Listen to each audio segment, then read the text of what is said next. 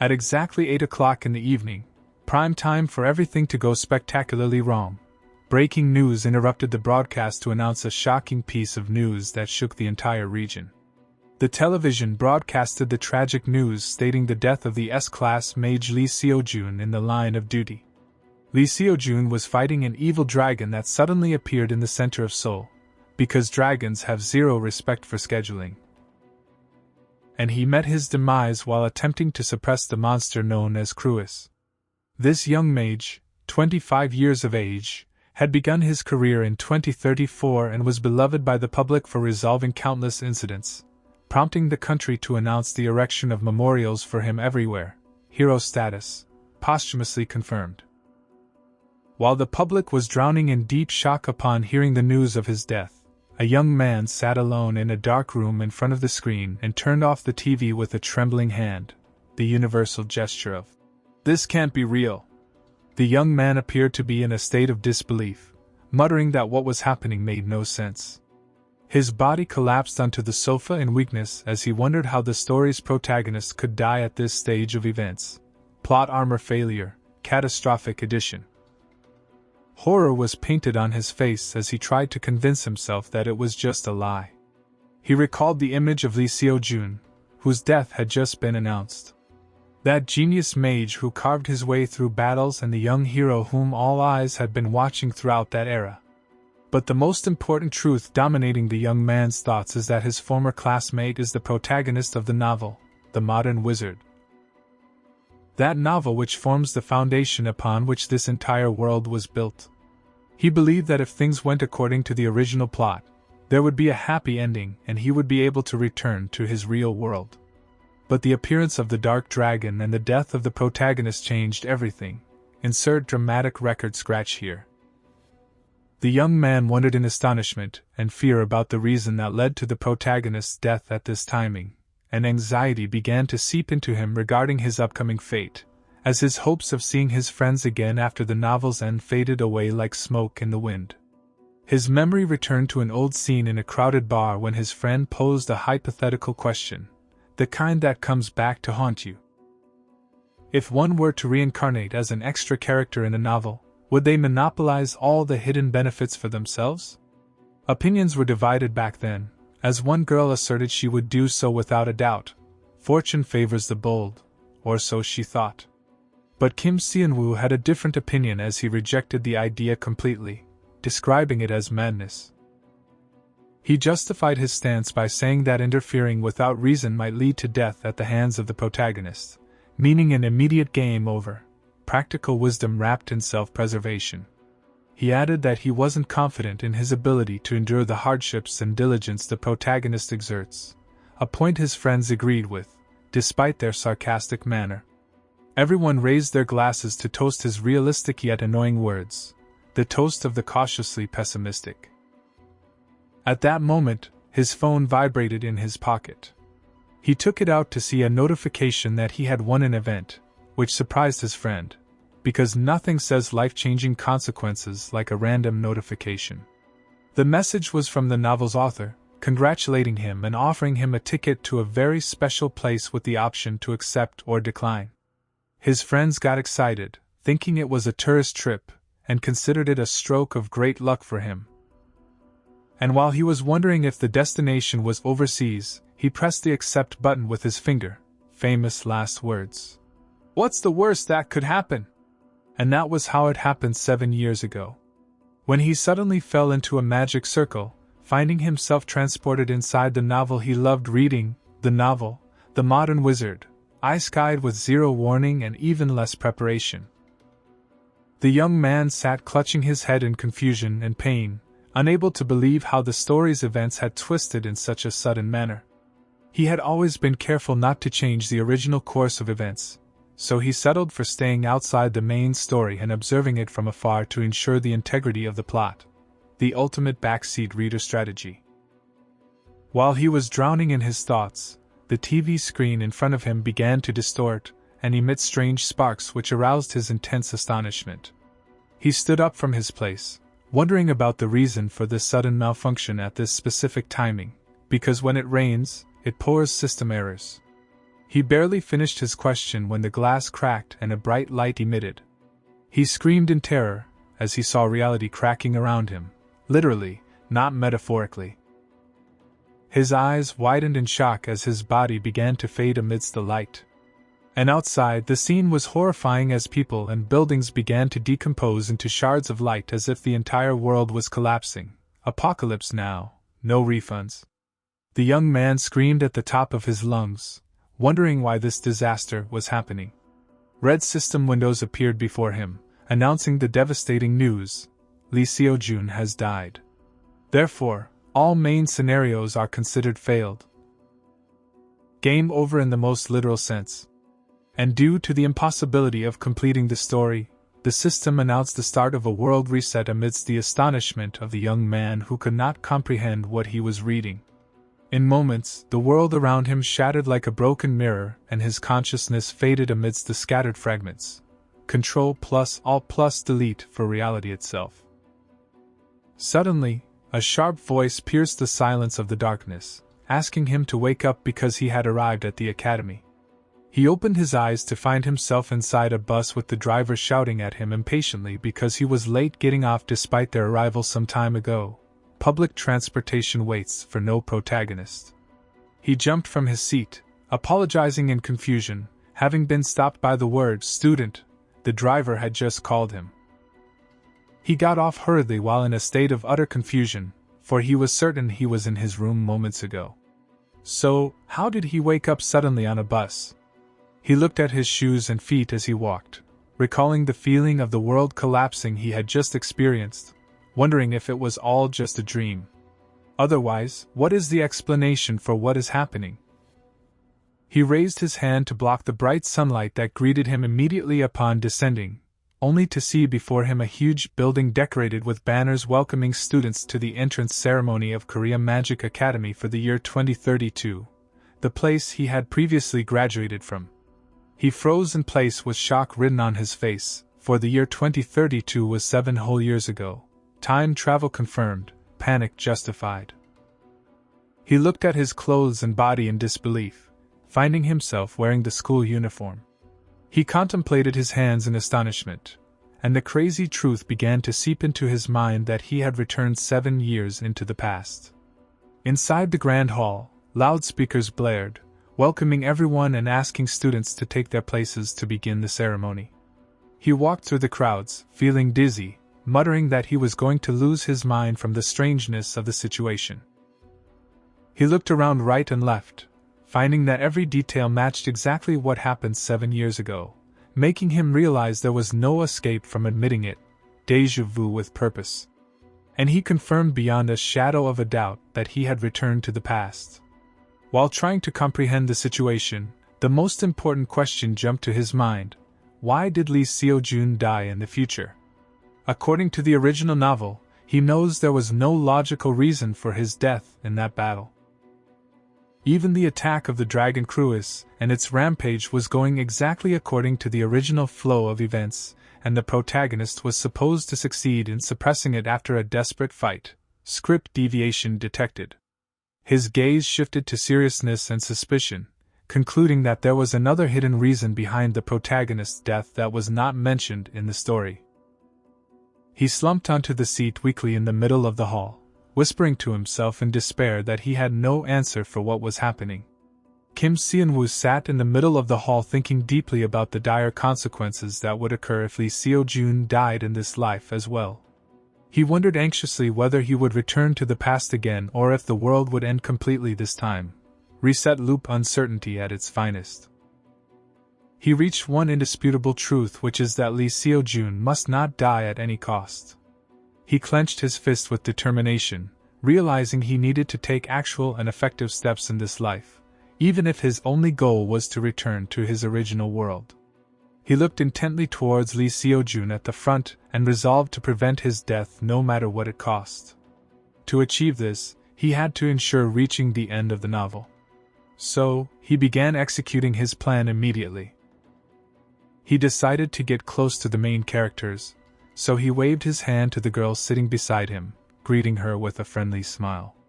This girl was Yura, the student ranked second in the second year. She looked at him coldly and asked if he knew her, muttering disapprovingly about his behavior, as if he knew her even though they had barely met. Ice Queen mode activated. Kim Seon-woo became confused by her sharpness, and she asked if he had something to say, so he answered in the negative, stammering. She turned her face away from him in annoyance, asking him to look away because his staring made her uncomfortable. He smiled nervously while wiping sweat from his forehead, realizing that the task of getting close to these elites would not be easy at all. Social navigation level. Amateur. His thoughts were interrupted by the sound of the announcement calling for the class representatives to ascend to the platform. 3 students went up amidst the whispers and admiration of the audience. Eyes were focused on Lee Seo-jun, the first place holder in the second year, as everyone praised his amazing aura and his direct training under Chairman Kim Jin-cheol.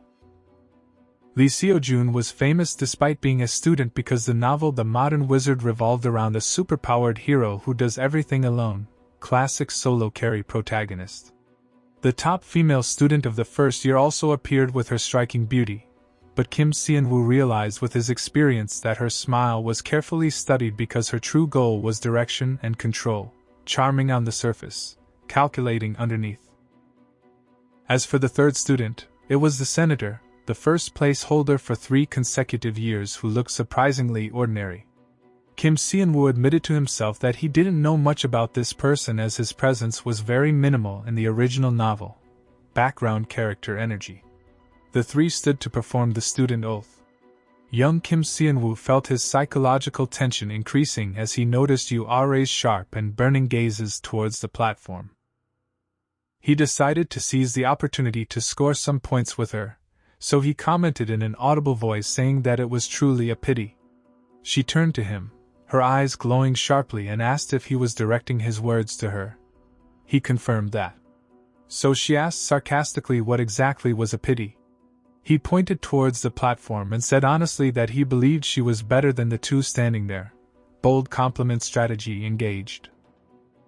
She gave him a cold look and mocked him, saying he was funny, asking what he knew anyway and if he had seen them use magic before. He retreated in fear, waving in denial, so she scolded him for speaking about what he didn't understand. But he surprised her with his calm reply while looking directly into her eyes, saying he could tell just by looking, which astonished her. Kim Seon-woo smiled confidently while trying to win Ura over, claiming he had a strong intuition that never missed. Confidence bordering on reckless. But her reaction was completely contrary to his expectations as she looked at him with disgust and asked sharply if he was mocking her, to which he replied with a playful denial that increased the intensity of the situation. She exhaled in annoyance and turned her face away from him, ignoring his attempt, making him realize that his method was not working. Charm offensive, failed spectacularly. So, he decided to change the subject and try another approach. He suddenly asked her if she was worried about her career path lately, which made her body shudder with surprise, wondering in her secret thoughts with astonishment how he knew that. The girl looked at the name tag pinned to his chest to read Kim Seon-woo. Suddenly, her eyes glowed a scary red, and she told him in a cold voice that she remembered his name, but she warned him strictly against speaking to her again from now on. Threat level, maximum. Kim Seon-woo stood stunned and embarrassed, clapping his hands together, as he admitted to himself that he had failed miserably from the start in his plan to get close to the important figures. Networking skills require immediate upgrade. Meanwhile, the new semester began with the placement test, a tradition resembling an introductory ceremony where students revealed their true abilities in front of the entire school. Tension and anxiety prevailed among the students as one expressed his extreme fear to his colleague, considering himself doomed compared to the skills of others, while the other tried to calm him down. Classic pre-exam panic. In contrast, Kim Seon-woo was observing everyone with a confident smile, describing them as cute children while setting his sights on a single goal, entering the top 10 in the second year. He based that confidence on his experience from his previous life where he received offers for promotion to B class, and thus felt that settling for an average level in front of these students would wound his pride. 7 years of extra training coming in clutch. Ura noticed that strange smile on his face and muttered, wondering about the reason for his behavior. Because nothing screams suspicious like mysterious confidence after public humiliation. While Kim Seon-woo was preparing to showcase his professional skills in front of everyone, the displays began with the first-year student who released her magic with power and speed, smashing the training dummies with crushing blows that left no trace of them. Annihilation complete, no survivors. The students were amazed by her level, which far exceeded her age, describing her skills as insane. Prodigy energy confirmed. Then came the turn of the second year, and Ura was called, stepping forward confidently, igniting a ball of flame in her hand. The girl released a massive fire explosion that destroyed the target in an instant amidst flying debris and flames, provoking the shock and admiration of the audience, who wondered in astonishment if she was truly the same age as them. Pyrotechnics level, professional. One student commented on the scene, thinking that Ura is considered a legend in her own right, but Lee Seo-jun's existence is the only reason that always overshadows her brilliance. Eternal second-place syndrome. Lee Seo-jun stepped forward and drew his sword with a blinding flash, moving with insane speed between the dummies, tearing them apart with superior skill and extreme precision. Protagonist mode fully activated. The dummies fell shattered simultaneously amidst the students' cheers and dazzlement. Kim Seon-woo looked at Ura, finding features of frustration and jealousy on her face. Despite her amazing performance, he realized she felt oppressed because the first place is always snatched from her by Lee Seo-jun, who possesses the skills of a professional mage, causing her permanent frustration, the burden of being second to a genius.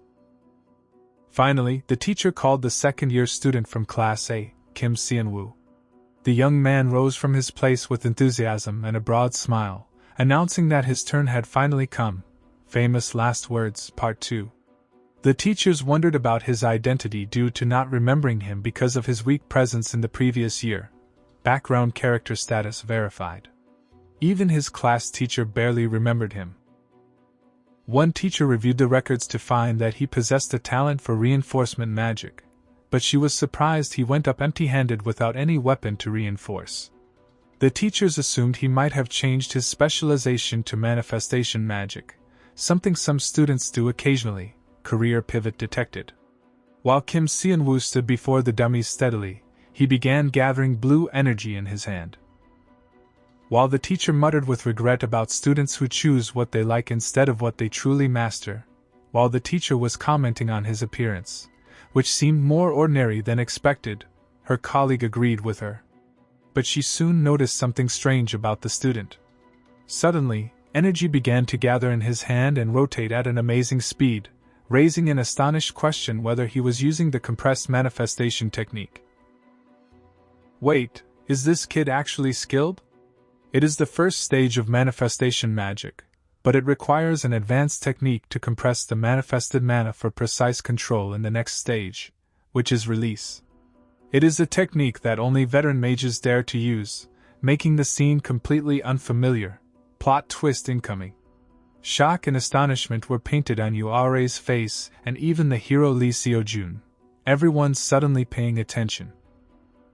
The teacher could not believe that a second-year student was capable of using a technique of this high level. A beam of blue energy launched with tremendous force, piercing the air to hit the targets in front of him. Students and teachers stood spellbound watching the training dummies. But suddenly, instead of a final explosion, the magic faded with a faint and funny sound, anticlimax of the century. Triggering a wave of laughter among the students who mocked him, thinking his energy ran out, and he couldn't complete the release phase, wondering about the point of manifestation without release, from hero to zero in 0.5 seconds. Kim Seon-woo stood frozen with embarrassment, muttering that he was done for, while blue windows suddenly appeared in front of him. System says, "Welcome to your nightmare." Windows kept appearing amidst his astonishment, and he screamed internally, wondering why the system opened at this specific time. Worst possible timing award goes to. Later, he sat in his room sighing in relief, surprised by the timing of the window opening. In his previous life, the system didn't open until much later than this, And he seriously wondered about the reason for the difference this time. Timeline deviation number 2. His memory went back to the moment of the test when the messages appeared before him. The system had announced unlocking interloper benefits and fully activating the system. The main scenario began and he received the achievement. Second round of life. And its reward of 3,000 points, followed by a strange achievement titled Clown Talent, which granted him 5,000 points, pain with compensation. The system told him that 232 people remembered his face, now granting him an additional 1,000 points while he was running in the background escaping the students' mockery. Infamy pays surprisingly well. Also, the character Lee Seo-jun showed interest in him in addition to 4 other main characters, earning him another 3,000 points. He sat on his bed unable to believe he collected 10,000 points in this short time, realizing that using these points required unlocking interloper benefits, accidental speedrun strategy. These benefits are a privilege unique to him as a person possessed into this world where the achievement system was activated, allowing him to check information via Windows. He can earn points through accumulating achievements, and also through the fame system whenever he becomes more known. Gamification of embarrassment. His favorite part is the point shop, which allows him to buy traits, skills, and items, which he considered an overpowered and unfair system, pay to win, but the currency is humiliation. Despite his happiness with the points, he felt resentful of the title. Clown Talent. Imagining himself in clown clothes amidst student laughter. The mental image nobody asked for. He realized then that he forgot an important fact, which is that at this time in the past, he severely lacked mana, and that was why the magic failed and faded in that embarrassing way. Nevertheless, this was the first time he received wide attention in both his lives, and he got points, too, even if he was still unconvinced by the clown title, silver lining wrapped in shame. He decided to check his current power, and asked to open the status window. The window appeared showing his name and points, but the shock was in his meager stats. Health 42, Strength 34, and Mana only 21, numbers that inspire zero confidence. He screamed in astonishment, wondering where all his previous investments went, realizing his stats had been completely reset, full factory reset applied. Kim Seon-woo screamed in heartbreak while trembling, wondering when he would be able to raise his stats that returned to zero again. But he stopped suddenly with a look of realization shining in his eyes, comprehending that he now holds a golden opportunity to redistribute his points and build his abilities anew in this life the way he wants. Min-maxing begins now. He recalled in his mind the 4 types of magic existing in this world: reinforcement, manifestation, support, and summoning, where reinforcement magic specializes in strengthening the body and weapons for close range, while manifestation magic is the traditional magic that relies on manifesting spells and releasing them. As for summoning and support, they focus on conjuring creatures and providing magical assistance. Seon-woo had chosen manifestation as his specialty for a very simple reason, which is that it looks cool and attractive when used, making him laugh shyly at his superficial motive: aesthetic over practicality, classic. Since he chose this path, he decided to give top priority to raising his mana stat. Suddenly, the system voice interrupted him to announce that 350 people remember his face now, granting him 1,000 points as a reward.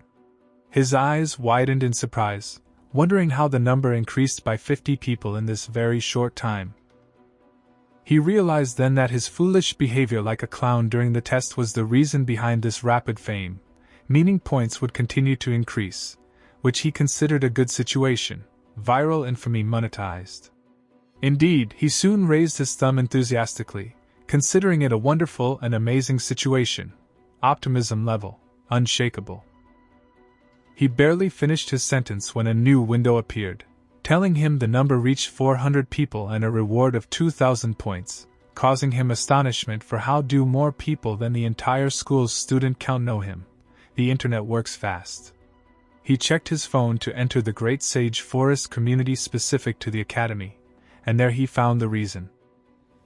A video titled, "Crazy S-Class Mage Scandal," had spread like wildfire, and comments were pouring in with mockery and accusations of corruption and bribery to enter the academy. Internet slander at peak efficiency. Although he felt embarrassed by the comments, receiving an additional 5,000 points made him smile with satisfaction. Profit over pride. Xianwu greedily wished more people would enter to watch the video to increase his points. He focused all his attention on the phone, his eyes shining with greed, planning to exploit these points to buy a specific item he aspires to. Capitalism meets magic system. The next day, he entered the academy amidst the whispers of students who recognized him immediately as the owner of the viral video. He didn't care about their looks, but rather encouraged them in his secret thoughts to talk more as the view counter exceeded 1,500 views, meaning his endurance of embarrassment all night was worth the trouble, suffering with a purpose. While he remembered the comments accusing him of illness and weakness, he was laughing madly with overwhelming happiness, for he earned another 5,000 points thanks to these insults. Toxic comments turned treasure. He opened the classroom door and silence prevailed for a moment before whispers began circulating his name again. Celebrity entrance, scandal edition. Suddenly, a student broke this atmosphere, pointing at him sharply and shouting, "You there? And here comes trouble." The blonde student approached him and put his arm around his shoulder rudely, mocking his funny performance yesterday and how he made everyone laugh hard. While his group was laughing in the background, another student asked him sarcastically how his mana ran out that fast, hinting that his family must have paid a bribe to accept him into the academy, bullying with conspiracy theories included. Xianwu immediately recognized this student. It's Park In-hwan, the character who played the role of the bully in Man in the beginning of the original story. Classic antagonist trope activated. Xianwu sighed in annoyance, realizing that getting involved with this type would bring nothing but trouble. So, he tried to ignore him coldly, strategic disengagement attempted.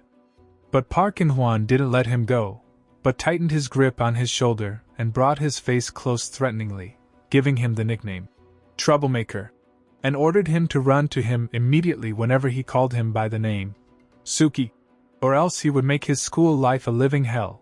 Bullying contract issued. Before the situation escalated, a calm and firm voice intervened, ordering Park In-hwan to stop. Everyone turned to see Lee Seo-jun standing with stern features, scolding the bully and reminding him that he warned him previously against harassing others. Protagonist intervention right on schedule. Park In-hwan retreated with annoyed features, mocking the genius who tries to play the hero role while commenting sarcastically that ordinary people like them have nothing to do but obey quietly. Bitter compliance delivered. Park In-hwan glanced at his opponent with a sharp look full of threat before ordering his group to leave, saying, "Let's go," leaving behind an atmosphere charged with tension. Retreat, but remember. Whispers prevailed among students in the hall, while Lee Seo-jun turned towards Kim Xianwu asking him with concern if he was okay. So Xianwu answered him briefly and thanked him. Gratitude kept minimal. Lee Seo-jun continued his conversation to confirm Xianwu's identity, referring to the video that spread of him the previous day. Xianwu laughed with tension and confusion, trying to pretend things were fine. But inside he felt severe embarrassment, wondering how he would live with this shame after the video spread widely. Internal crisis management ongoing. Lee Seo-jun noticed his anxiety, so he reassured him, saying there was no need for excessive worry, emphasizing that the blame lies with the malicious person who posted the video, not him. Hero showing empathy. As Lee Seo-jun was about to leave, Xianwu suddenly stopped him, calling his name. Opportunity seized. With a look full of seriousness, Xianwu surprised the hero with an unexpected request, asking him to join his team. Bold move after public failure. Xianwu's eyes shone, thinking that this was his golden opportunity to be on the same team as the hero in the first class of this semester. Strategic Alliance Goal Number 1. Signs of astonishment and disapproval appeared on Lee Seo-jun's face, who asked him surprisingly why he would choose him. Reasonable confusion detected. Xianwu approached him with a sly smile, whispering that this alliance would be beneficial for Lee Seo-jun as well. Negotiation tactics deployed. Lee Seo-jun stood thinking for a moment with his hand on his chin, trying to comprehend this strange offer. But he soon raised his hand, apologizing with a diplomatic smile, and told him apologetically that he had never considered him as a teammate. Rejection delivered gently. Seon-woo did not give up at this rejection, but hastened to say that there were two good reasons making it necessary for Lee Seo-jun to ally with him specifically. Persistence mode activated, round 2 incoming. So, the hero asked him curiously about those reasons. Lee Seo-jun smiled and decided to give him a chance to explain. Intrigued protagonist unlocked. Seon-woo raised his finger confidently, explaining the first reason, that he occupies the last place in the entire second year. Lee Seo-jun laughed sarcastically, asking if this was considered a convincing reason for an alliance. Valid question, honestly.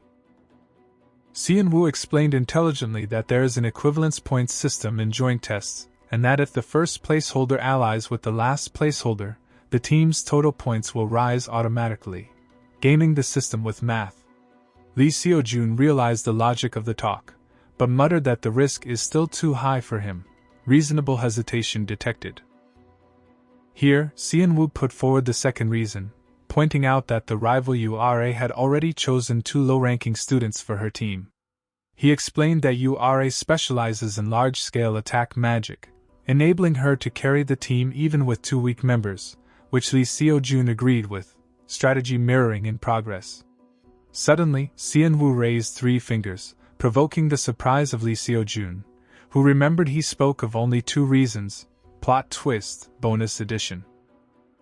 Seon-woo pointed to himself with his thumb with a broad smile and told him that he is in fact very skilled for a person in last place. Confidence bordering on audacity.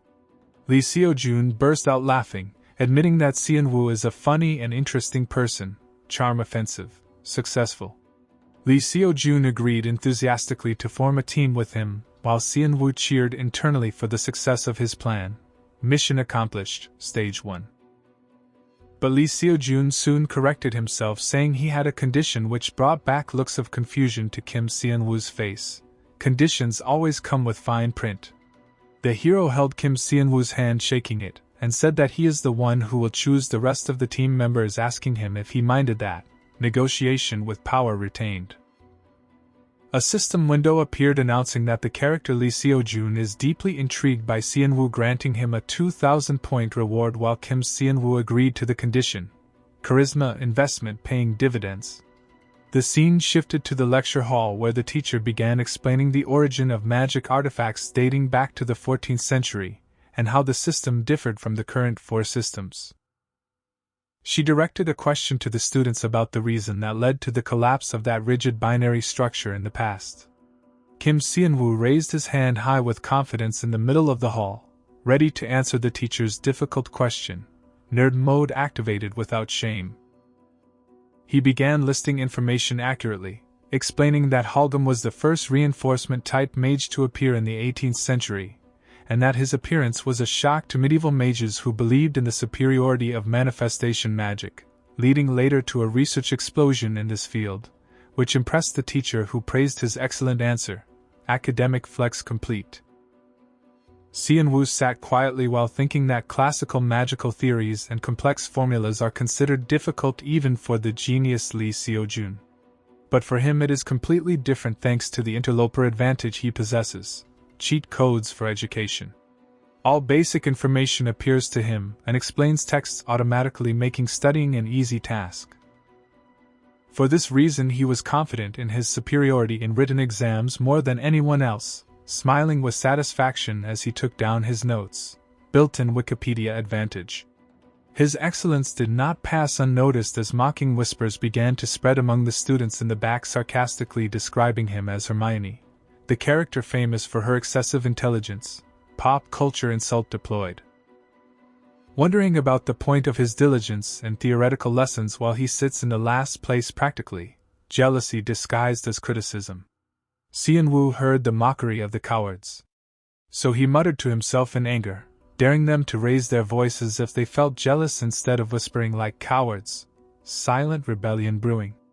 The class ended and the teacher announced the start of the lunch break. So the students rushed out of the hall, and while Xianwu was walking alone, a voice calling his name stopped him. So he turned around in surprise. It was Li Xiaojun calling him as he approached him with a friendly smile, inviting him to have lunch together to celebrate becoming teammates in the cafeteria. Friendship bonding arc initiated. And while they were looking for an empty table amidst the crowd, another student waved enthusiastically from afar, calling Li Xiaojun to join him. That student was Shin Yongjun, one of the main characters in this world and the protagonist's close friend, supporting cast member spotted. Yongjun welcomed his friend, joking about his lateness before noticing Xianwu's presence with him.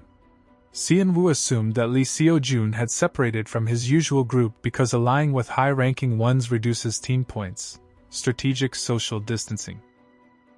But soon Yongjun recognized Xianwu's face, pointing at him in amazement that he was the owner of the viral video everyone watched, which Xianwu confirmed with an embarrassed smile. Fame follows everywhere. Yongjun asked curiously about when the two became close. So Li Xiaojun answered that they just agreed and that they would go to explore the dungeon together the day after tomorrow. Yongjun seemed confused, not comprehending what was happening, audible confusion detected. He leaned towards Li Xiaojun whispering and asked him seriously if he was confident in his ability to snatch the first place even without the handicap buff he gets when allying with the last placeholder, wondering why he went through this trouble. Valid strategic concern. Li Xiaojun's features changed to seriousness, explaining that the rival URA is seeking to win fiercely this time. Yongjun was shocked when he heard that URA had already included 2 low-ranking students in her team to boost her points. Competitive arms race escalating. The 3 sat down to eat where Xianwu tried to engage in eating, ignoring the tension of the situation, while Li Xiaojun agreed that URA is a character with a sharp temperament. Understatement of the year. Meanwhile, a beautiful student passed near their table and stopped suddenly when she noticed Xianwu's presence, remembering he was the person whose video was posted in Great Sage Forest. Viral celebrity status confirmed. Her friend asked her what she was looking at. So, the girl named Xiao Yuna became confused. She denied the matter quickly with an artificial and bright smile, claiming it was nothing. Suspicious deflection noted. But as soon as her friend turned away, Xiao Yuna's look changed to a sharp look full of suspicion, wondering in secret how this person managed to get close to Li Xiaojun. Jealousy radar pinging. The scene later shifted to the training hall where students were training on using magic. Xianwu stood alone, focusing his energy, deciding to try again to control the amount of mana precisely this time to execute the manifestation and release stages successfully. Redemption arc begins now. He gathered blue energy in his hand with intense focus, then released it powerfully to launch like a stable magic projectile, hitting the target successfully this time. Technical execution, flawless. Whispers spread among the students present in the hall as some expressed their surprise that Kim Xianwu's performance was not as bad as they expected, but rather admitted he was better than they thought. Reputation rehabilitation underway. Xianwu wiped the sweat from his forehead with a sarcastic smile, telling himself that he could hear all those comments clearly. Thin walls breed eavesdropping skills. He went back in memory in his past life when planning to distribute his points. He used to buy stats directly using the points he earned, but he collided with the fact that the cost of buying basic stats increases by 10 points for every 10 purchases, which is similar to the difficulty of leveling up in games the more you advance in rank, making continuing direct purchase extremely expensive. Exponential scaling strikes again. He realized now that relying on buying stats only is not a sustainable solution and decided instead to search for traits or items that help him raise mana gradually. Long-term investment strategy engaged. He opened the point shop and began searching for the word mana, browsing the long list looking for a specific trait that appeared in the middle of the original novel. Meta-knowledge exploited perfectly. And finally, he found his goal, the trait. Nature's Protection. Of grade A, which grants him a passive effect to absorb mana from nature and an active effect called Nature's Blessing, that increases mana acquisition by up to 150% depending on the surrounding environment, and its price was 50,000 points. Premium upgrade acquired. He did not hesitate to buy it given its strong effect in accelerating mana growth. No buyer's remorse here. He didn't stop there, but also bought the Returner's Watch of Grade B, an item that increases health and mana regeneration speed by 200%, double stacking buffs like a pro.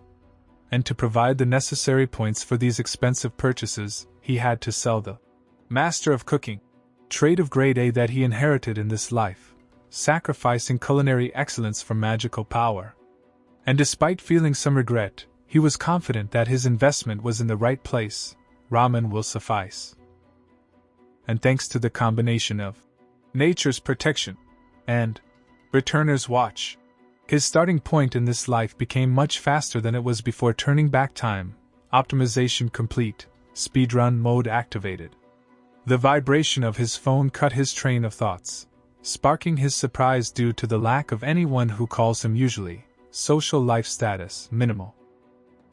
He opened the phone to find an invitation to join a chat group named Group 3, including Young Jin-tae, Lee Seo-jun, Yoon Hae-young, and Shin Ji-hook. Team roster revealed. Seon-woo looked at the names in confusion, for he knows none of them except Yoon Hae-young. Wondering if the rest were of low rank, he remembered that Yoon Hae-young would become a pivotal and strong character later in the story. Sleeper agent confirmed. But at this time, she hadn't realized her potential yet, so her current role is still small, undeveloped power waiting. Lee Seo-jun started the conversation by asking everyone to specify their main magical specialization so everyone would know their roles. Responses followed. Shin Ji-hook specializes in support, Yoon Hae-young in manifestation, ice element, and Young Jin-tae in reinforcement. Balanced team composition achieved. Seon-woo's turn came, who wrote honestly that he specializes in manifestation with no specific element. Generalist approach declared. To which Ji-hook replied with a sarcastic joke, pointing out that the entire school knows that already because of the viral video. No escape from internet fame. Seon-woo felt annoyed and embarrassed and pressed the phone hard while writing a brief reply, stating he was saying it for information only. Dignity preservation attempt failed. He lay back on his chair thinking about the upcoming strategy. The plan requires making Lee Seo-jun the main attacker while the rest support him. But to achieve first place, they have to outperform URA's team, making him wonder curiously about the members she chose in her team. Competitive intelligence needed. Meanwhile, in the outdoor training ground, a student was releasing her magic with tremendous power. The teacher stood watching her and giving critical notes, pointing out that she focuses too much on control and neglects release, and advised her to pump more power into the mana and make it launch faster. Coaching in real time. While URA was releasing a devastating fire spell, provoking the astonishment of the students present who described her power as insane, raw firepower on full display. The teacher watched her performance with admiration, admitting in secret that her skills are amazing and her talent is innate, natural-born mage confirmed. But she realized that URA, perhaps due to her young age, still needed polishing. Room for growth exists. The teacher noticed that URA's use of mana lacked efficiency slightly despite its power. Power without precision noted. Suddenly, the teacher turned in shock towards another direction where another magic beam launched with high precision and control. Unexpected talent detected. The teacher looked at the source of the magic to see Kim Seon-woo smiling confidently after executing his spell, and the teacher commented in a tone of satisfaction that it was not bad, rare praise earned. The teacher remembered when Kim Seon-woo used to pour all his focus on the manifestation stage, only leading to his stumbling and failure, and the release stage. But now, and despite the meager amount of mana he possesses, he managed to achieve a perfect balance between control and release, overcoming the mistakes of his past life. Technical mastery demonstrated. The teacher watched his performance closely, admitting in secret the difficulty for a student his age to realize his flaws and fix them with this proficiency, self-awareness beyond years. The teacher ended the lesson and thanked the students for their efforts, announcing the conclusion of the specialization class. The students dispersed, feeling relieved for the end of the hard training, while Seon-woo decided to leave to rest as well, exhaustion well-earned. But before he walked away, the teacher's voice stopped him, calling his name. Bonus interaction incoming. She approached him and asked with interest if he had been keeping up with his training lately. So he answered in the affirmative, confirming he trains in his spare time. Dedication confirmed. She continued her questions intelligently about mana cultivation, noting that he does that regularly, too, right? Observation skills sharp. Xianwu realized immediately that she noticed the obvious defect he had, busted by expertise. His technical skill is very high compared to the modest mana capacity he possesses. Disparity too obvious to hide. Xianwu acknowledged the correctness of her observation. Honesty policy maintained. The teacher smiled gently, advising him that mana accumulation does not rely on tricks, but requires continuous effort and long patience, wisdom dispensed freely. Xianwu got excited and showed his readiness to work hard, only for the teacher to interrupt him by extending her hand towards him. Unexpected gift alert. She presented him with a small bracelet, telling him it is an auxiliary tool that helps regulate mana breathing and maintain the body's condition. Teacher support unlocked. Legendary loot acquired. Xianwu hesitated for a moment, wondering shyly if he had the right to accept a gift like this. The teacher reassured him not to feel the burden as it is just an F-rank tool she made for training and didn't cost her much, humble brag or genuine generosity. Xianwu thanked her gratefully, promising to use it well while she bid him farewell to leave the place. Xianwu walked in the corridor, rejoicing at this unexpected loot he obtained. Free gear is the best gear. Suddenly, he glimpsed Ura standing leaning against the wall and staring at him with sharp looks, menacing aura activated. He tried to lighten the atmosphere and asked her playfully if he was allowed to speak to her now, referring to her previous request not to speak with him, poking the bear with a stick. She ignored his sarcasm and asked him directly about the truth of his joining Lee Seojun's team and how she knew about that. News travels faster than light here. She accused him sharply of trying to exploit Lee Seojun, the first ranker, to climb on his shoulders. But she announced defiantly that the first place would be hers this time no matter what happened, competitive spirit on overdrive. She gave him a final look, telling him to be realistic, then turned and walked away. Xianwu stood stunned by her reaction, wondering seriously about the reason for her excessive sensitivity and hostility towards him. Someone clearly needs a chill pill. Thursday morning arrived and Xianwu arrived panting at the gathering site at the forest entrance, thanking God for arriving on time. Cardio workout completed early. Lee Seojun welcomed everyone with a bright smile, noting that this is the first time the entire team gathers and urged them to do their best in the first semester. Leader morale boost deployed. Everyone got excited and cheered in agreement, but Shin Ji-hook looked at the team with a sarcastic smile, commenting on the strangeness of their formation that combines the first place holder and the last place holder together. Team balance questioned immediately. Then he directed his words to Xianwu, questioning his ability to keep up with them and reminding him of his failure to cast a single spell during the last test. Low blow delivered. Xianwu looked at him coldly, realizing that Ji-hook intentionally mocks him. Young Jin-tae intervened to end the situation with a light laugh, saying that since Lee Seojun is the one who brought Xianwu, he is the one who will handle him. Responsibility shifted.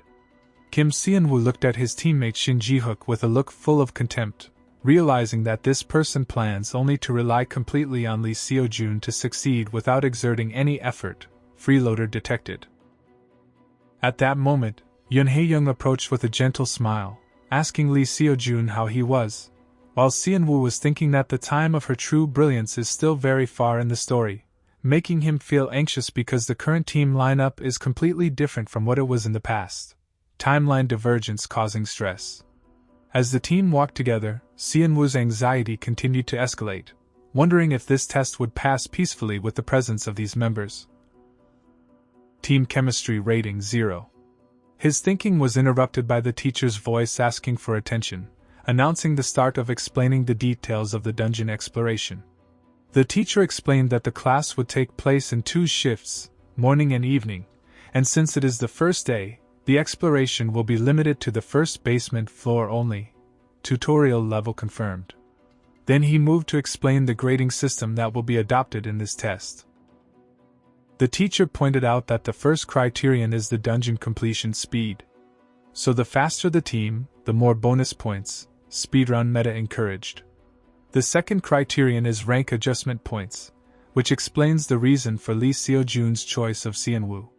As the high-ranking student gets more individual points, the lower the ranking of his teammates.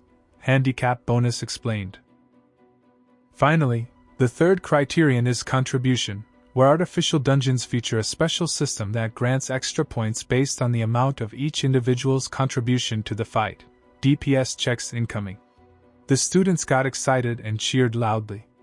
Then the teacher ordered them to enter as teams, emphasizing the priority of safety. In the monitoring room, Teacher Jang arrived a little late after admitting the students.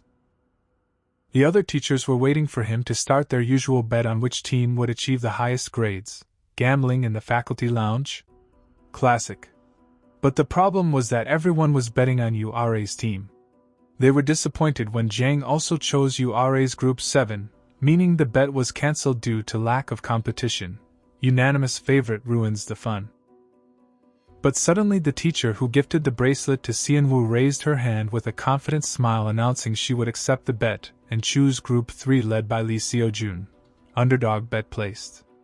Teacher Jang was surprised by her choice, explaining that although Lee Seo-jun and URA are leaders, the quality of low-ranking students in both teams differs. He explained his point of view that Lee Seo-jun's team is unstable.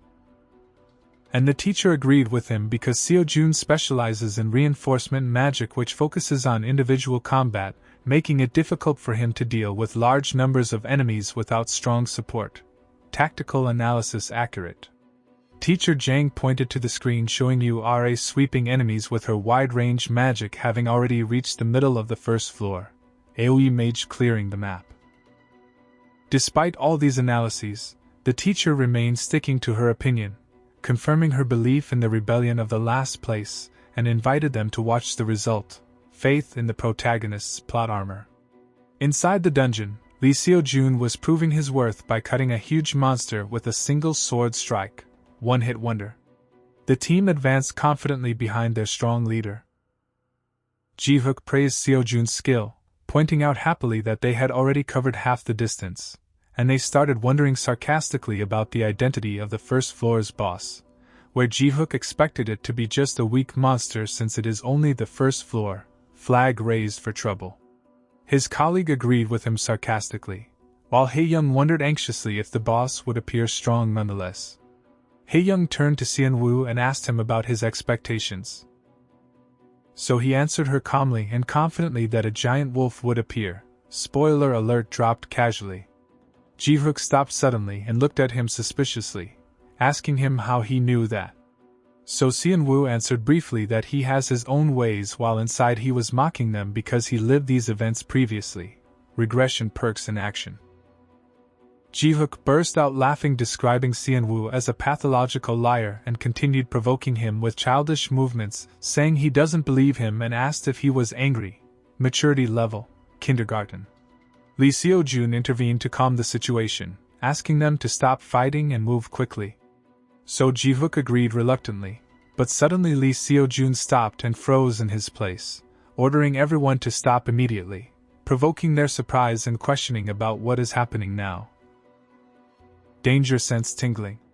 The team stopped suddenly when Lee Seo-jun noticed something strange on the ground, prompting his colleagues to wonder what was happening. Everyone looked down to find a magic circle glowing in blue, and signs of confusion appeared on their faces due to not knowing the type of this circle. Unidentified magical object spotted. Young Jin-tae wondered anxiously about the reason for a magic circle's presence in this place, and if it was dangerous, while Shin Ji-hook ruled out that the academy would put something dangerous in their way. Naive assumption number 1. Kim Sian-woo approached cautiously and knelt on his knees to examine the circle, while Lee Seo-jun warned him, asking him to pay attention, but Sian-woo reassured him that he would just examine the matter. While staring at the circle, Sian-woo realized immediately that it was not dangerous but rather just a simple barrier. Tech support arriving. While Ji-hook was looking at him suspiciously, wondering how he knew it was a barrier. He was confident of that because he saw exactly the same barrier open in front of him in his previous life. Deja vu saving the day. He placed his hand on the barrier confidently to confirm what he told them. So, Shin Ji-hook corrected himself, saying he knew that too. Backpedaling masterclass. Anxiety prevailed among the team members as they wondered if this meant they couldn't pass and had to go back looking for another way. But Lee Seo-jun stepped forward and drew his sword, asking everyone to step back because he would try to cut the barrier by force. Brute force solution attempted. He raised his sword high and began gathering his strong golden aura in preparation for the attack. He brought the sword down with a crushing blow that caused a huge bang and flying sparks, causing a crack in the barrier. Impressive but futile. Ji-hook and Hae-young cheered enthusiastically, wondering if the blow succeeded, but soon their hope was disappointed when the smoke faded for the barrier to remain intact as it is, causing them frustration. Magic beats muscle this time. Lee Seo-jun did not give up, but tightened his grip on the sword, saying he felt it might work if he focused his blow better. At that moment, Shin Ji-hook decided that the time had come to intervene. Thinking sarcastically about how they view him as a support person only, he advanced towards the circle, asking them to wait a little. Ego step up initiated. Shin Ji-hook placed his hand on the magic circle, but was surprised that the magic circle was not as easy as he thought. Estimating that solving this complex formula by traditional methods might take 40 minutes, but he decided to finish the matter as soon as possible. Calculations indicate failure. Seon-woo intervened and announced confidently that he would solve it. While Shin Ji-hook looked at him in amazement, Ji-hook screamed trying to stop him and asked him what the hell he was doing. Doubt meter maximizing. Seon-woo ignored him and activated his special feature. Interloper benefits. So, the magic circle began responding to him immediately. Admin access granted. Digital windows began appearing in front of him, and the system began interpreting the complex magic formula and analyzing it at super speed. Full information appeared before him. Korea Magic Academy, Artificial Dungeon, First Floor, Circular Barrier, Low Difficulty Boss, Giant Wolf, Dungeon Wiki opened. Seon-woo smiled slightly, for the validity of his previous lie about the giant wolf was confirmed and he managed to understand the barrier mechanism completely. The blue barrier split in front of him with a bright light announcing the opening of the path. Everyone stood stunned while the barrier was fading, unable to believe what their eyes were seeing. Jaws dropped successfully. Seon-woo turned to them with a confident smile, saying he had succeeded. Shock was clear on Lee Seo-jun and Ji-hook's faces, and they wondered in astonishment if he really succeeded that fast. Speedrun strat validated. A system window appeared before Seon-woo, announcing that the character Lee Seo-jun feels amazed towards him and that his interest in him has increased. Finally, the system announced that Lee Seo-jun's interest level in him reached level 1, granting him 5,000 points as a reward. Friendship bar leveling up. While Seon-woo stood wondering to himself what this interest level is, dating sim mechanics in a dungeon, a giant wolf appeared from the shadows at the top of the stairs, imposing its terrifying prestige on the place. Boss music starts playing. This was the first floor's boss, the giant wolf, which looked fierce and ready to pounce at any moment. The team members swallowed their saliva in fear, realizing in astonishment that Kim Seon-woo's prediction was completely accurate. As if he read the future. Prophet status confirmed. The wolf pounced with tremendous speed towards them. But Lee Seo-jun was on the lookout as he jumped in the air, brandishing his sword in a perfect combat stance. And with a lightning movement saturated with energy, he dealt a fatal blow that cut through the air and hit the monster with extreme precision. Finish him. Lee Seo-jun landed on the ground steadily while the huge body of the wolf fell behind him, ending the battle in moments as expected from a genius like him. MVP performance delivered. Fear turned into mockery, as Yoon Hae-young began to laugh considering hunting the floor boss was as easy as an ordinary monster. Arrogance restored. The team left the dungeon through the gate, announcing the end of the test. The teacher in charge received them with the results, congratulating Group 3 for getting second place in the first week. Silver medal achieved. Lee Seo-jun was shocked and asked about the first placeholder for the reply to come that Group 7 led by URA had finished the test a full 30 minutes before them. Gap widening dangerously. Seo Jun smiled bitterly, realizing that Ura's team is not an easy opponent. The team members became frustrated upon hearing Ura's amazing time, which reached 4 hours and 11 minutes, and anxiety began to seep into them regarding the narrow difference between them and the third place, competition heating up. Lee Seo Jun placed his hand on Seonwoo's shoulder and told him that the credit goes to him because they managed to get second place because of him, leader acknowledging the carry. Seonwoo denied that the credit belongs to him, but Seo Jun assures him that without his speed in breaking the magic barrier, they would have been much later. While Seo Jun emphasized that he should have ensured first place, Yoon Hae-young objected, refusing the leader's blaming of himself. Seonwoo gathered the team around him, calming their fear and reminding them that this is just the first floor of the first week and that the opportunity to turn the tables still exists. Motivational speech delivered. While the team was preparing to leave, they heard footsteps approaching for a red-haired teacher to appear, calling Kim Seonwoo. Seonwoo turned to recognize her immediately. She is the teacher in charge of the support magic department, Headhunter approaching. She told him seriously that she came to make him an offer. Suddenly, she grabbed his hand with intense enthusiasm and shouted, asking him to transfer to the support department immediately. Recruitment aggression level, high. Seonwoo looked at her in astonishment and lack of comprehension. He pulled his hand calmly and answered her with complete coldness that he doesn't want to. Rejection delivered instantly. The teacher went crazy at his categorical refusal without even listening to the conditions, asking him to wait and hear the offer first.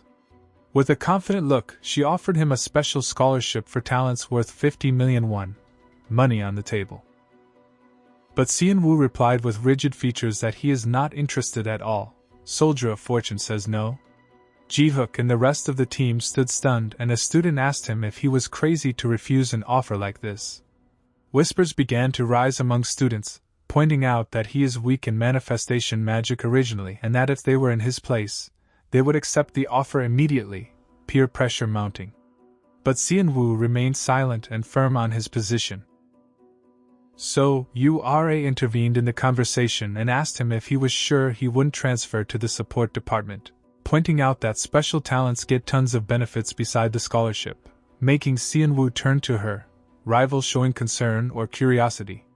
Seonwoo smiled confidently and said he would stick to manifestation magic after thanking her, stubbornness level, maximum. His response left Ura in a state of confusion and amazement, unable to understand the reason for his insistence on a path he seems not to master. While Kim Seonwoo was engrossed in cleaning the corridor, Seo Yuna approached him with confident steps, looking surprised to see a student doing this work. She greeted him, so he raised his head and replied to her calmly. Seo Yuna called him enthusiastically, saying, "Sunbae Kim Shin-wook." Thinking she knew his name, awkward moment loading. Seonwoo corrected the name for her with a strange smile, explaining that he is Kim Seonwoo and not Shin-wook, identity theft avoided. So she asked him curiously about the reason for him cleaning. He answered her simply that the place was dirty, so he decided to clean it, making her eyes shine with admiration. Simple acts win hearts. She clasped her hands together and praised his kindness and noble morals, describing him as a wonderful person. Halo effect activated. She bid him farewell with a bright smile, wishing him a happy day, then left the place. As soon as she moved away, Seo Yuna's features changed to boredom, thinking to herself that what Seonwoo does is pointless on the surface. Two-faced nature revealed. But suddenly, a system window appeared in front of Seonwoo, announcing the completion of this snail bride achievement and rewarding him with 1,000 points. Cleaning lady skills verified, making him smile sarcastically, wondering how he would explain to her that he cleans only to get this achievement. He finished his work and grabbed the bucket, leaving feeling satisfied for getting the points. Grind never stops. At that moment, a student appeared peeking at him from behind the wall with a mysterious smile. Stalker alert. The scene shifted to the lecture hall where the teacher was explaining about different monster types, displaying a 3D image of a terrifying monster. He explained that there are human, beast, flying types, and many other classifications. But he stopped at an important point, noting that the most dangerous of these types at all are the demonized. Nightmare fuel incoming. He directed his question to the students about the reason for the danger of these beings. Xianwu raised his hand and answered confidently that it is because they cannot be distinguished from humans unless they voluntarily abandon their disguise or reach the brink of rampage. Sleeper agents of doom. The teacher praised his answer, adding that they are absolute evil rooted in society, drinking human blood and controlling monsters.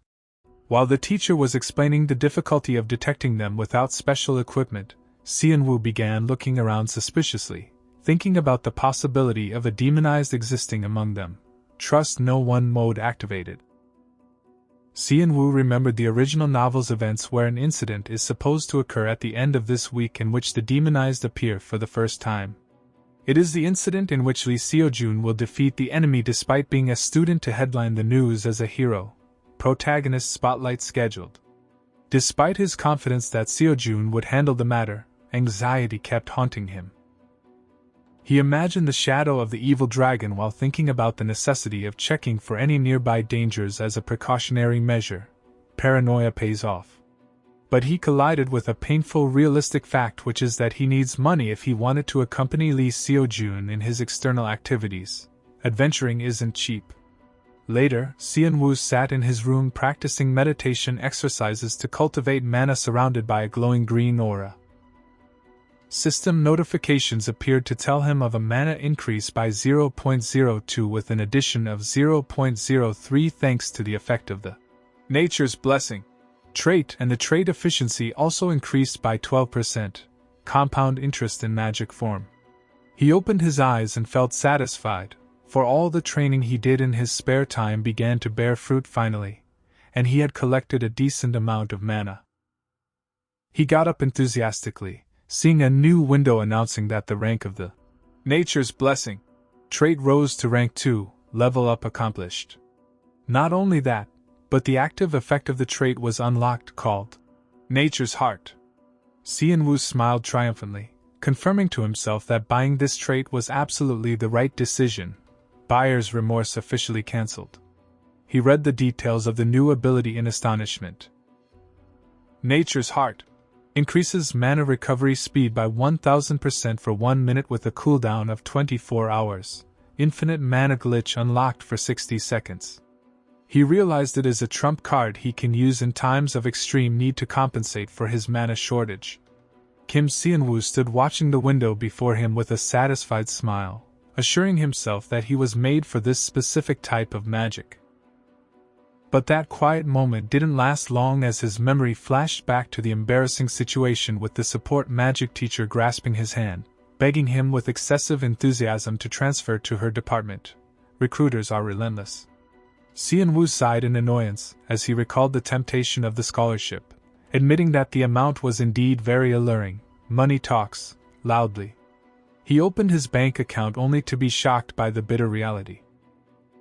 His balance did not exceed 30,801, making him realize with sorrow that student life meant perpetual bankruptcy. Ramen diet confirmed indefinitely. He began to think seriously about quick ways to earn money, wondering if there were any short-term gigs he could take on. He reviewed the available options such as entering dungeons and hunting monsters to sell the loot, but he ruled that out due to the extreme danger. Dying doesn't pay well. Then he considered climbing towers, believing he was capable of handling the lower levels.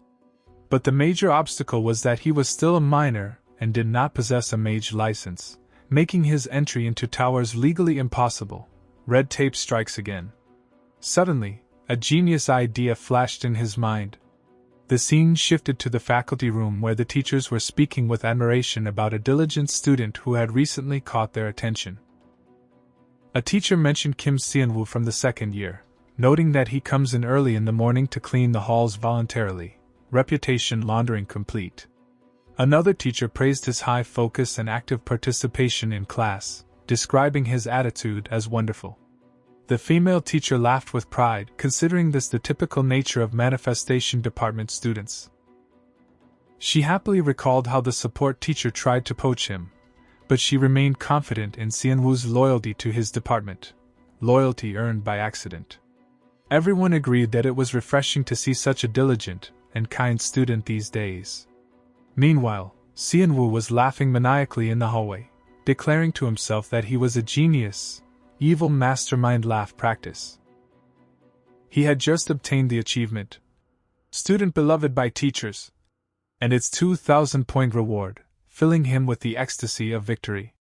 He opened the point shop and began searching for a specific item.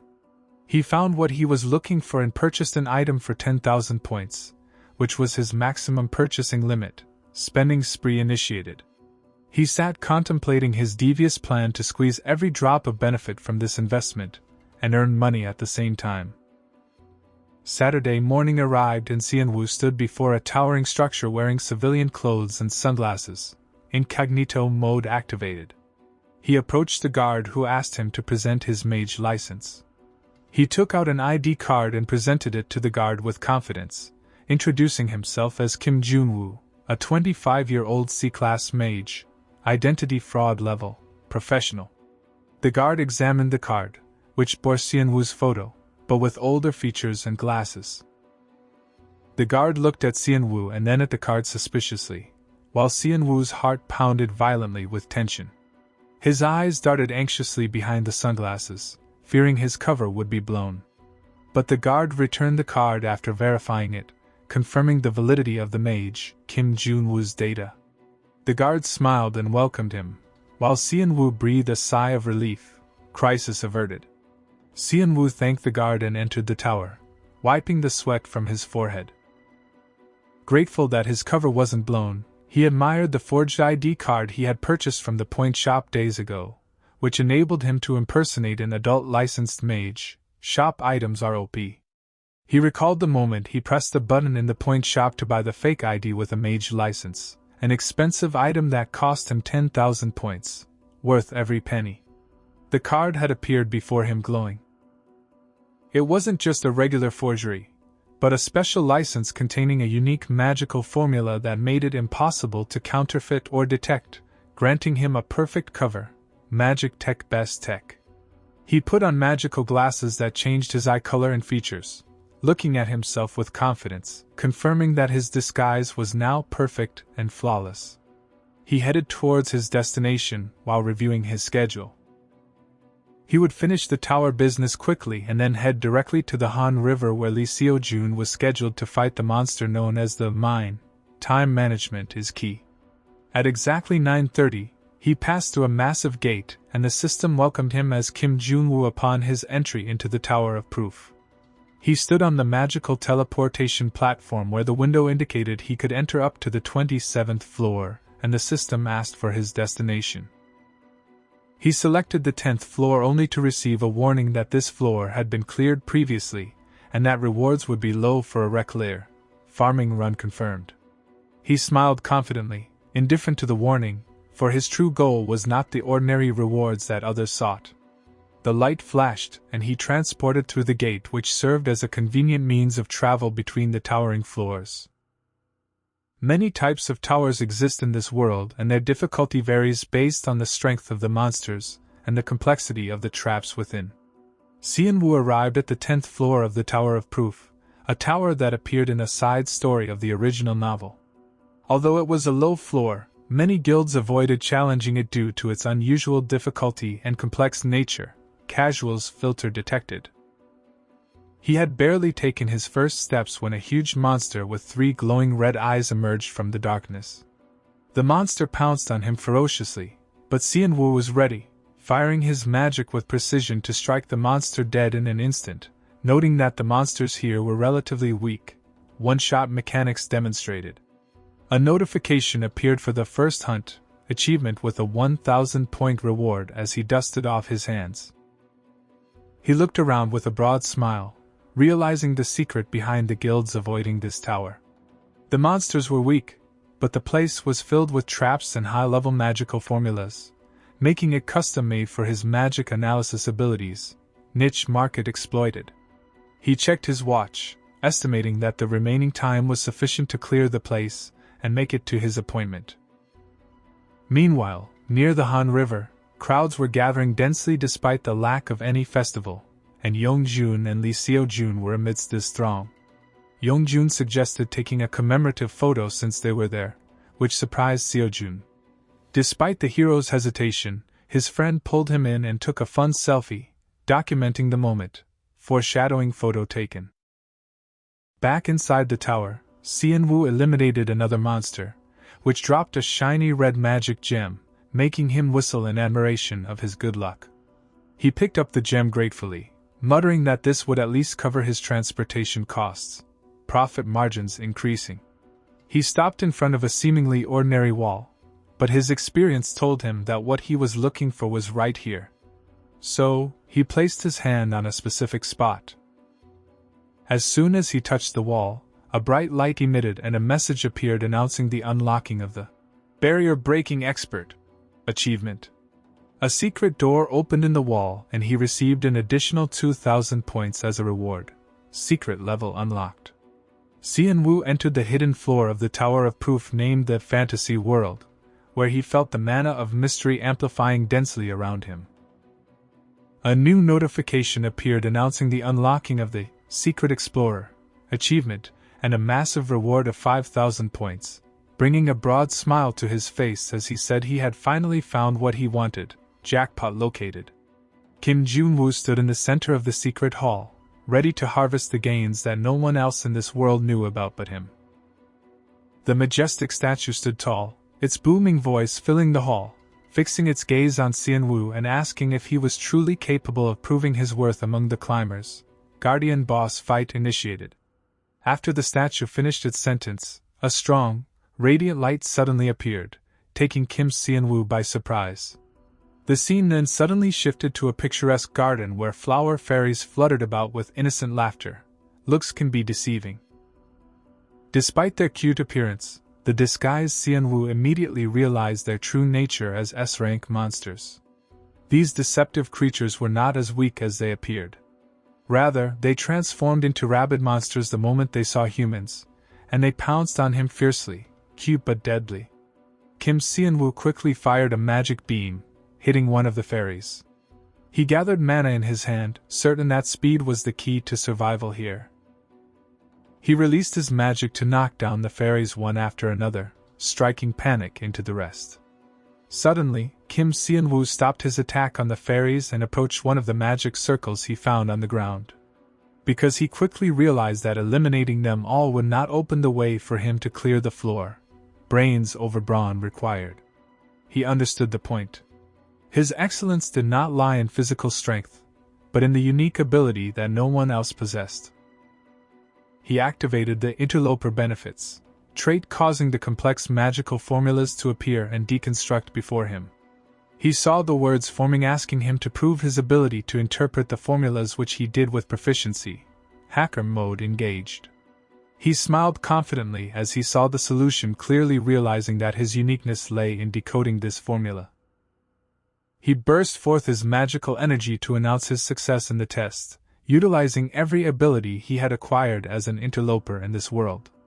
The system announced the unlocking of the achievement, recognized by the Tower of Proof, and a hefty reward of 10,000 points.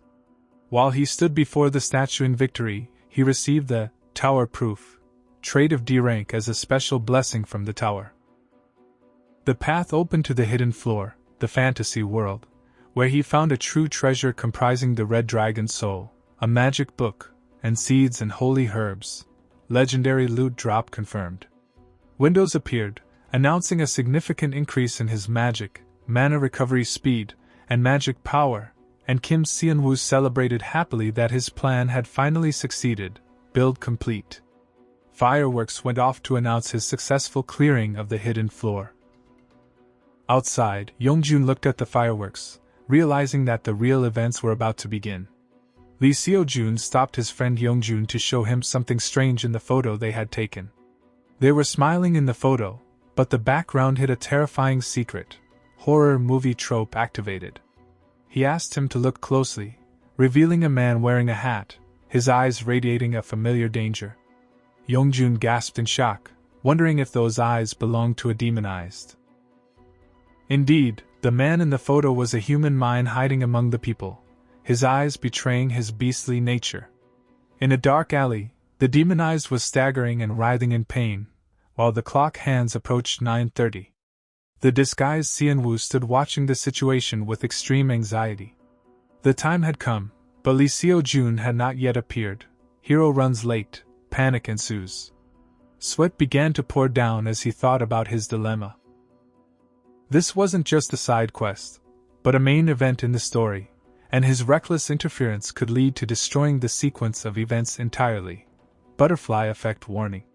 The demonized bumped into a student on the street, and while the student asked anxiously if he was okay, the disguised Xianwu's eyes widened behind his glasses as he watched the scene, surprised by what happened. The demonized launched a sudden, brutal surprise attack, piercing the student's chest as blood gushed out, leaving him panting from pain and shock. Gore warning, things just got real. With a powerful blow, he knocked the student away amidst the horror of the passers-by. The student fell to the ground hard, screaming in pain. Suddenly, a dark aura exploded from the demonized's body, tearing his clothes to reveal a muscular physique and massive demonic energy, announcing his complete transformation. Final boss form revealed. The monster turned towards a nearby girl, casting his terrifying shadow over her. Screams of panic rose among the people who realized they were facing a demonized in a state of rampage, and they began calling for help and reporting the incident immediately. Xianwu didn't hesitate for a single moment, launching himself at lightning speed towards the monster. Hero moment seized. He decided at that moment to throw the original story scenario to the wind. Script deleted, improvisation activated. The priority now was saving lives. Then he rushed towards the monster, his eyes shining with firm determination to protect these people first. Hero mode engaged, no hesitation. Elsewhere, the Special Forces agent of the Mage Association confirmed the validity of the report as soon as he saw the photo taken by the students, intelligence gathering at light speed. He had no doubt that those red eyes belonged to a dangerous demonized. Yongjun confirmed to the agent that the target had been spotted nearby. The agent realized the scale of the disaster. The place was crowded due to the festival, and this type of monster grew stronger the more blood it consumed, a buffet of chaos waiting to happen. Li Xiaojun was surprised when he felt a terrifying demonic energy, and the agent felt a massive flow of mana, confirmed the battle location, and headed towards it at maximum speed. Reinforcements inbound, ETA, unknown. Back at the battlefield, people were still in a state of chaos, wondering about the safety of the area. Suddenly, the giant monster appeared before the panicked girl who froze in place, begging for mercy. The monster raised its huge fist to bring it down on her amidst her screams. And Kim Xianwu muttered that the table had barely saved the girl, and he thanked God because the girl was still okay. Divine intervention or just lucky furniture? The girl seized the opportunity and fled quickly, and Xianwu realized the monster was intent on targeting the girl. Xianwu analyzed his opponent quickly, realizing he was facing a demon of at least B rank, meaning a direct attack was certain suicide. David versus Goliath, except Goliath is on steroids. So, he decided to channel all the mana he possessed into a single strike. He focused his energy, and aimed at the monster's weak point with precision. A powerful magic beam launched, hitting the monster's head directly and causing a resounding explosion. Headshot attempted. Xianwu was surprised when the monster's burning face appeared with half of its face shattered.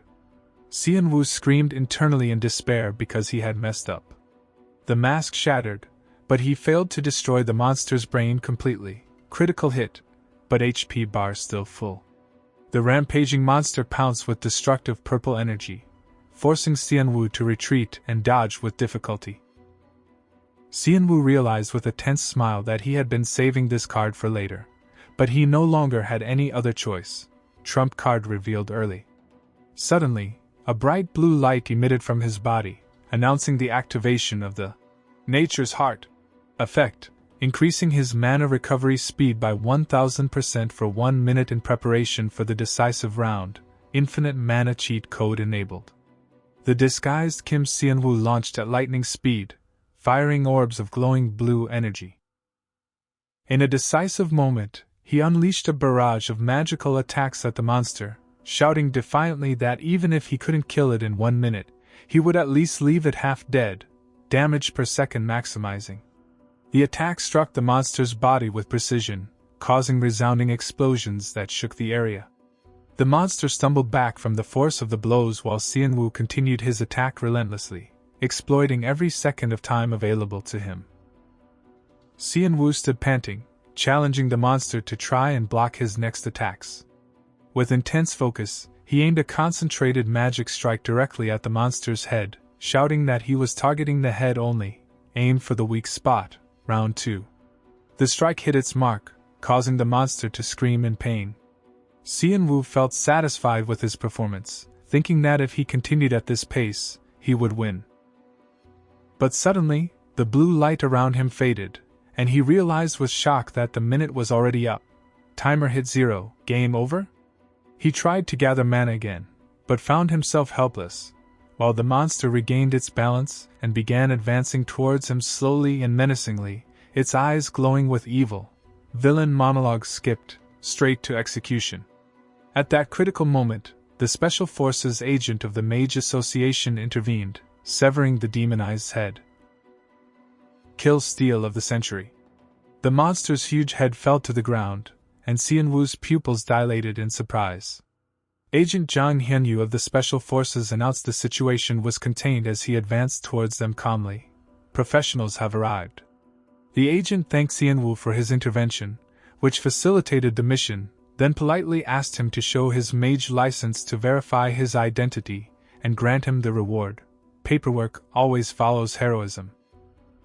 Xianwu presented the fake card confidently, and the agent examined it with surprise, noting that he was rank C despite having assumed he was at least rank B based on his performance. Underestimated and over-delivered. Xianwu was surprised by the arrival of Yongjun and Li Xiaojun at the scene. Xianwu screamed internally, blaming Xiaojun for his delay, protagonist late to his own party. While watching them with a tense smile, Xiaojun began to feel something strange as he looked at the disguised Xianwu, muttering that he felt like he had seen him before. Plot armor tingling. Xiaojun asked the disguised Xianwu if he knew a person named Kim Xianwu. He added that he was a student at the Magic Academy.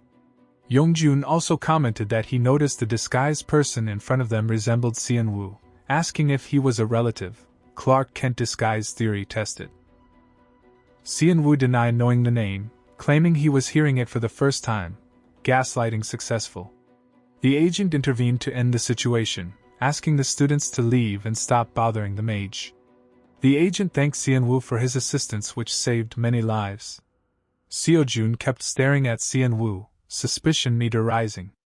Xianwu felt tense and replied to the agent that he had only done his duty. Xianwu bowed to the agent and bade farewell, thanking him for saving his life. While the agent informed him that reporters and agents were on their way to deal with the chaos. A system window appeared announcing Xianwu's participation in subduing the B-rank villain Zhang Han, which surprised him. Then a warning message appeared stating that a slight change in the original story had been detected, granting him a reward of 5,300 points, making him wonder anxiously if he had deviated too much from the original path. Butterfly effect ripples detected. The surprises continued with the system announcing an increase in causality by 0.2 points. Xianwu read the explanation of causality in amazement. There were points earned when resolving main events, the amount increasing with the magnitude of the change in the story, and they could be used to activate authority. Xianwu wondered in amazement if this meant he could truly save Li Xiaojun this time, especially after seeing in the list that reaching 100 causality points would grant him the Deus Ex Machina ability to achieve anything he desired. God mode unlocked at level 100. Kim Xianwu stood stunned before the system screen, reading the details of the absolute authority. Deus Ex Machina. That unlocks upon reaching 100 causality points, allowing him to achieve anything he desired. A fateful question immediately jumped to his mind. Was this ability his ticket back to his real world? But he made up his mind quickly, realizing that hesitation was no longer an option and that he must protect Lee Seo-jun and acquire more causality points. He resolved to actively intervene in the course of the story from now on to change fate, destiny rewritten.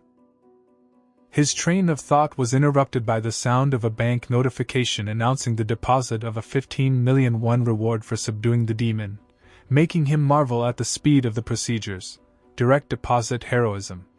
He looked at his new spear and decided that since he had been through a hard event-filled day, it would be better to use this money to get proper rest in a comfortable place instead of returning to the dorms, treating himself to luxury.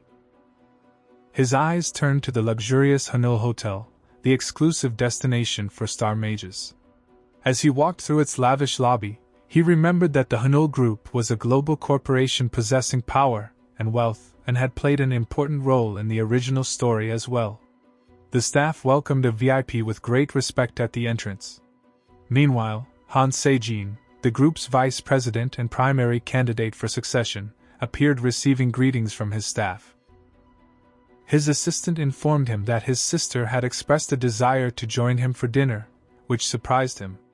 Se-jin remembered his sister, Han Se-yeon, whom he hadn't seen in a long time, and agreed to her request. Simultaneously, Seon-woo also recalled the existence of a character named Han Se-yeon in the novel. He sat in his luxurious room reviewing his loot, deciding to sell the spear because it was too eye-catching and he couldn't use it freely, fencing stolen goods 101. He also decided to keep the reinforcement scroll as it would be useful later. But as for the holy herb seeds and the 5 herbs, he planned to sell them specifically to Han Se-yeon. He lay down thinking that he had to wait until tomorrow to execute his plan. The morning sun rose, bringing breaking news as channels broadcast a report about a person who had recently attracted attention after clearing the hidden floor of the Tower of Proof. The news stated that this individual, who was merely a C-rank mage, had astounded the public by subduing a rampaging demon at the Han River Park immediately after exiting the tower. The Mage Association announced its praise for the heroism of Mage Kim Jin-woo, stating that they were currently reviewing his rank for a potential promotion.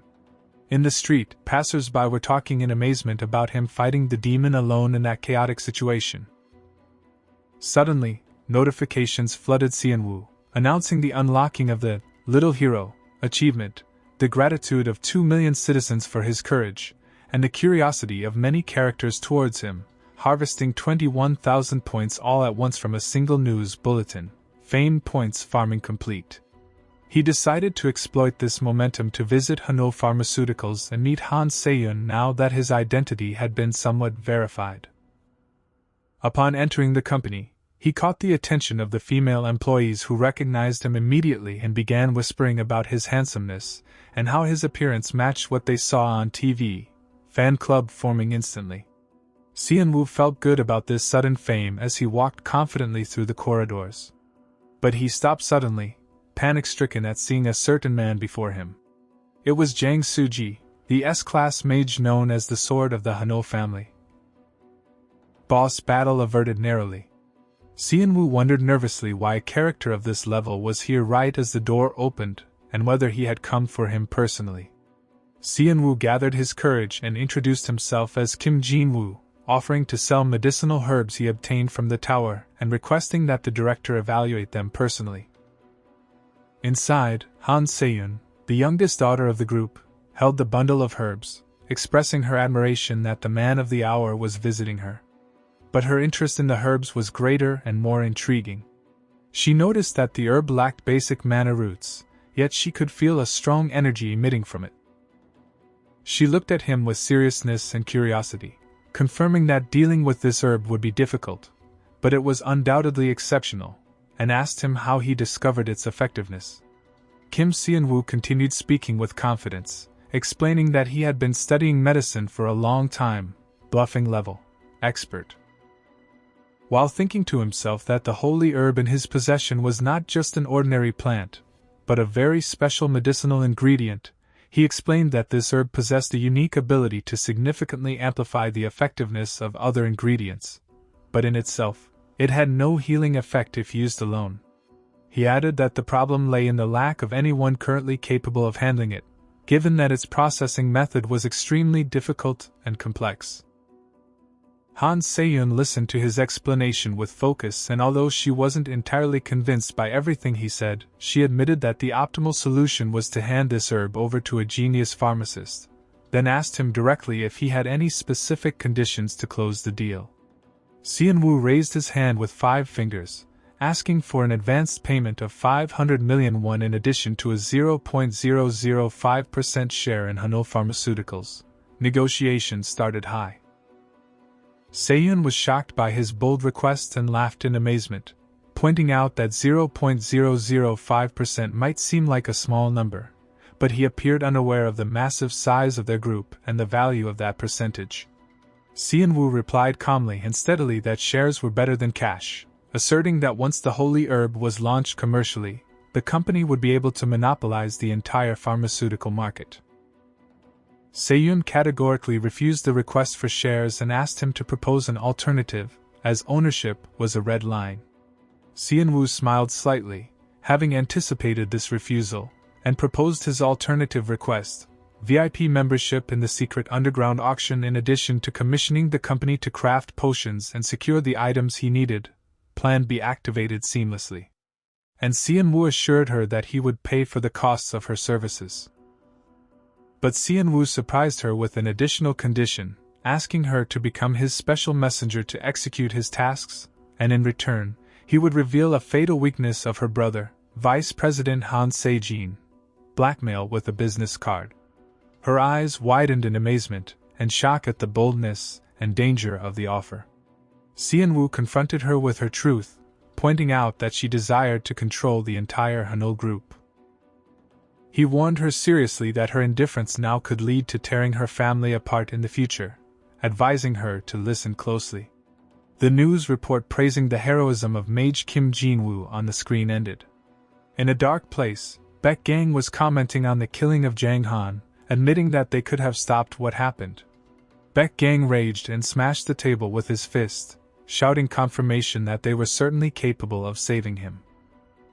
His comrade tried to calm him, reminding him that the orders not to intervene came directly from that person. He justified his stance by saying that helping a rampaging comrade amidst a crowd of humans would have exposed them all to danger and blown their cover. Baek Gang was not convinced and screamed in sorrow and anger, wondering how long they would continue living hidden in the shadows like this. He vowed, his eyes glowing with vengeance, that he would kill that bastard Kim Jin-woo himself. Villain revenge arc initiated. His comrade asked him coldly if he was sure of his decision, alerting him that Jin-woo had become very close to their special client. Baek Gang replied with mockery and confidence, asking if he was ignorant of their client's true identity and danger.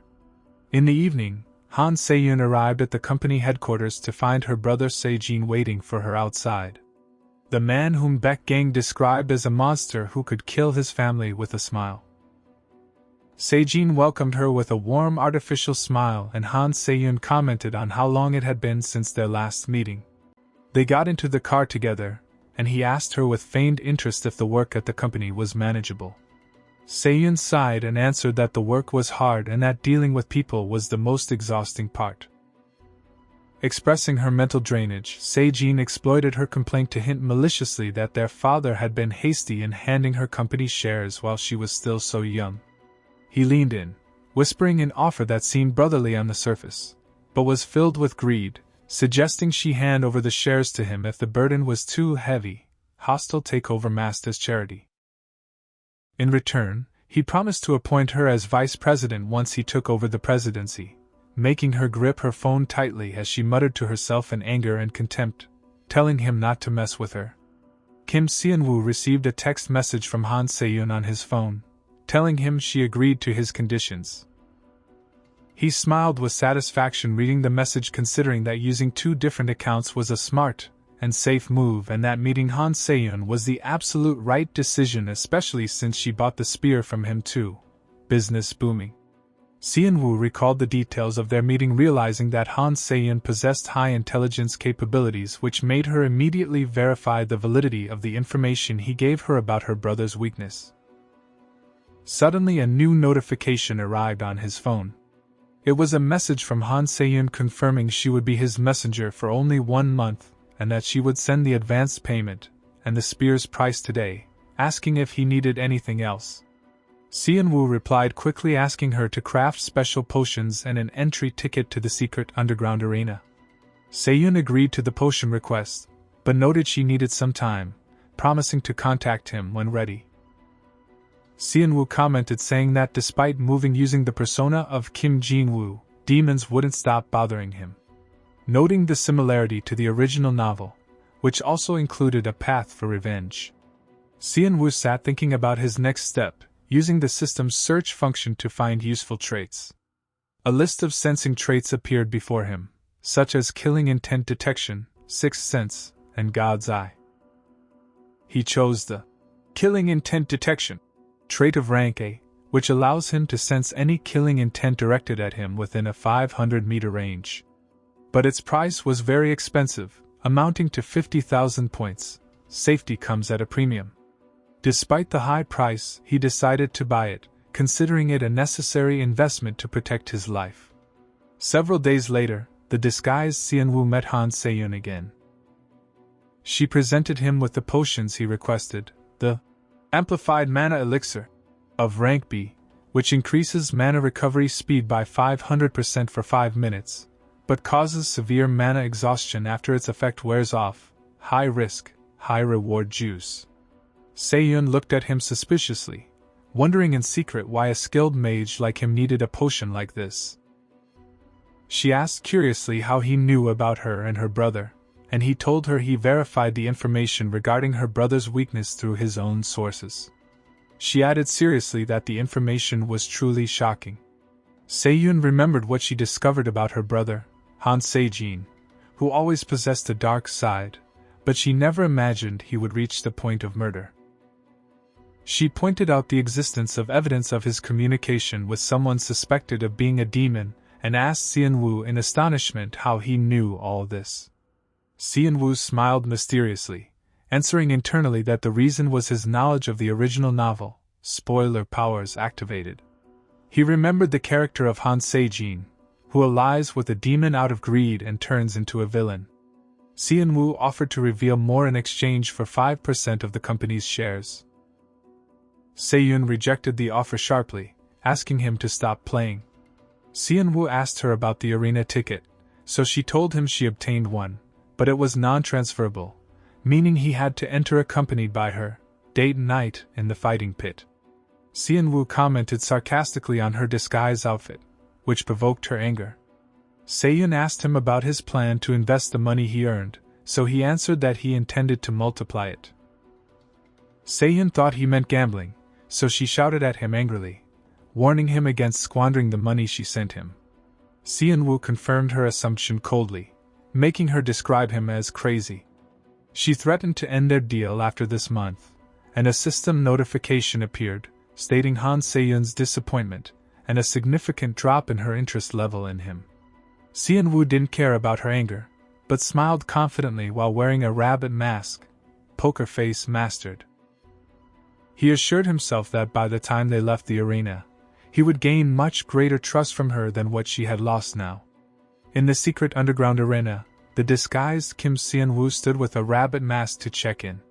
He heard someone welcoming him as a VIP member, while Seon-woo was fully aware of the identity of the man standing before him. A person approached him wearing a red demon mask known in this underworld as Haryong, the S-class villain and organizer of this bloody arena. Final boss vibes detected. Seon-woo bowed with artificial politeness, commenting internally that Haryong's presence here was natural being the organizer. Haryong wished them a pleasant time with a malicious smile behind his mask. Haryong left the place while Seon-woo warned himself against getting involved with him.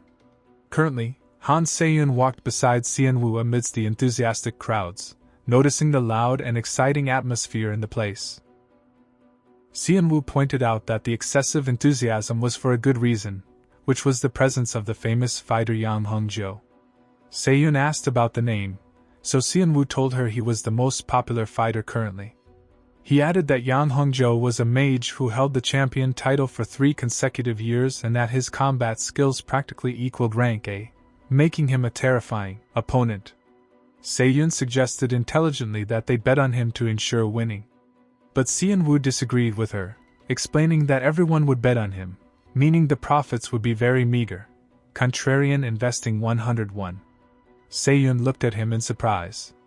So, he assured her that the goal was to make money and therefore they must do the opposite. Contrarian investing 101. Xianwu approached the betting window and asked to place a bet.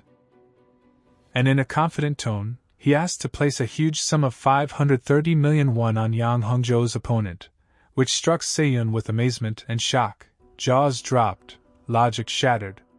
Even the employee in charge of the bet froze in place from the horror of the amount and the risk. Se-yun asked Xianwu, stuttering, if he was serious, and about the identity of the opponent he was betting on with all this confidence. Se-yun was surprised when she realized that Xianwu didn't even know the name of the opponent he would bet on, blind faith or pure madness. Later, the employee informed Haryong that a guest bet a sum of 530 million won on the unknown opponent, a rookie fighting his first match today. Haryong wondered what kind of person did that. The employee told him that person was wearing a rabbit mask. Haryong remembered him as that VIP member. Haryong was watching the bet with interest, commenting that this amount is considered chump change for these rich people, wondering if he was just a wealthy person with bad taste, money to burn, brains to spare? Elsewhere, Baek Gang rose from his place in shock when his comrade announced that the name Kim Jinwoo had appeared in the fighting arena, and told him he attended with Han Se-yun. Baek Gang smiled a beastly smile, expressing his happiness at finding his target he was looking for. He ordered his men to prepare the car immediately, vowing revenge for Jang Han tonight. Villain monologue complete.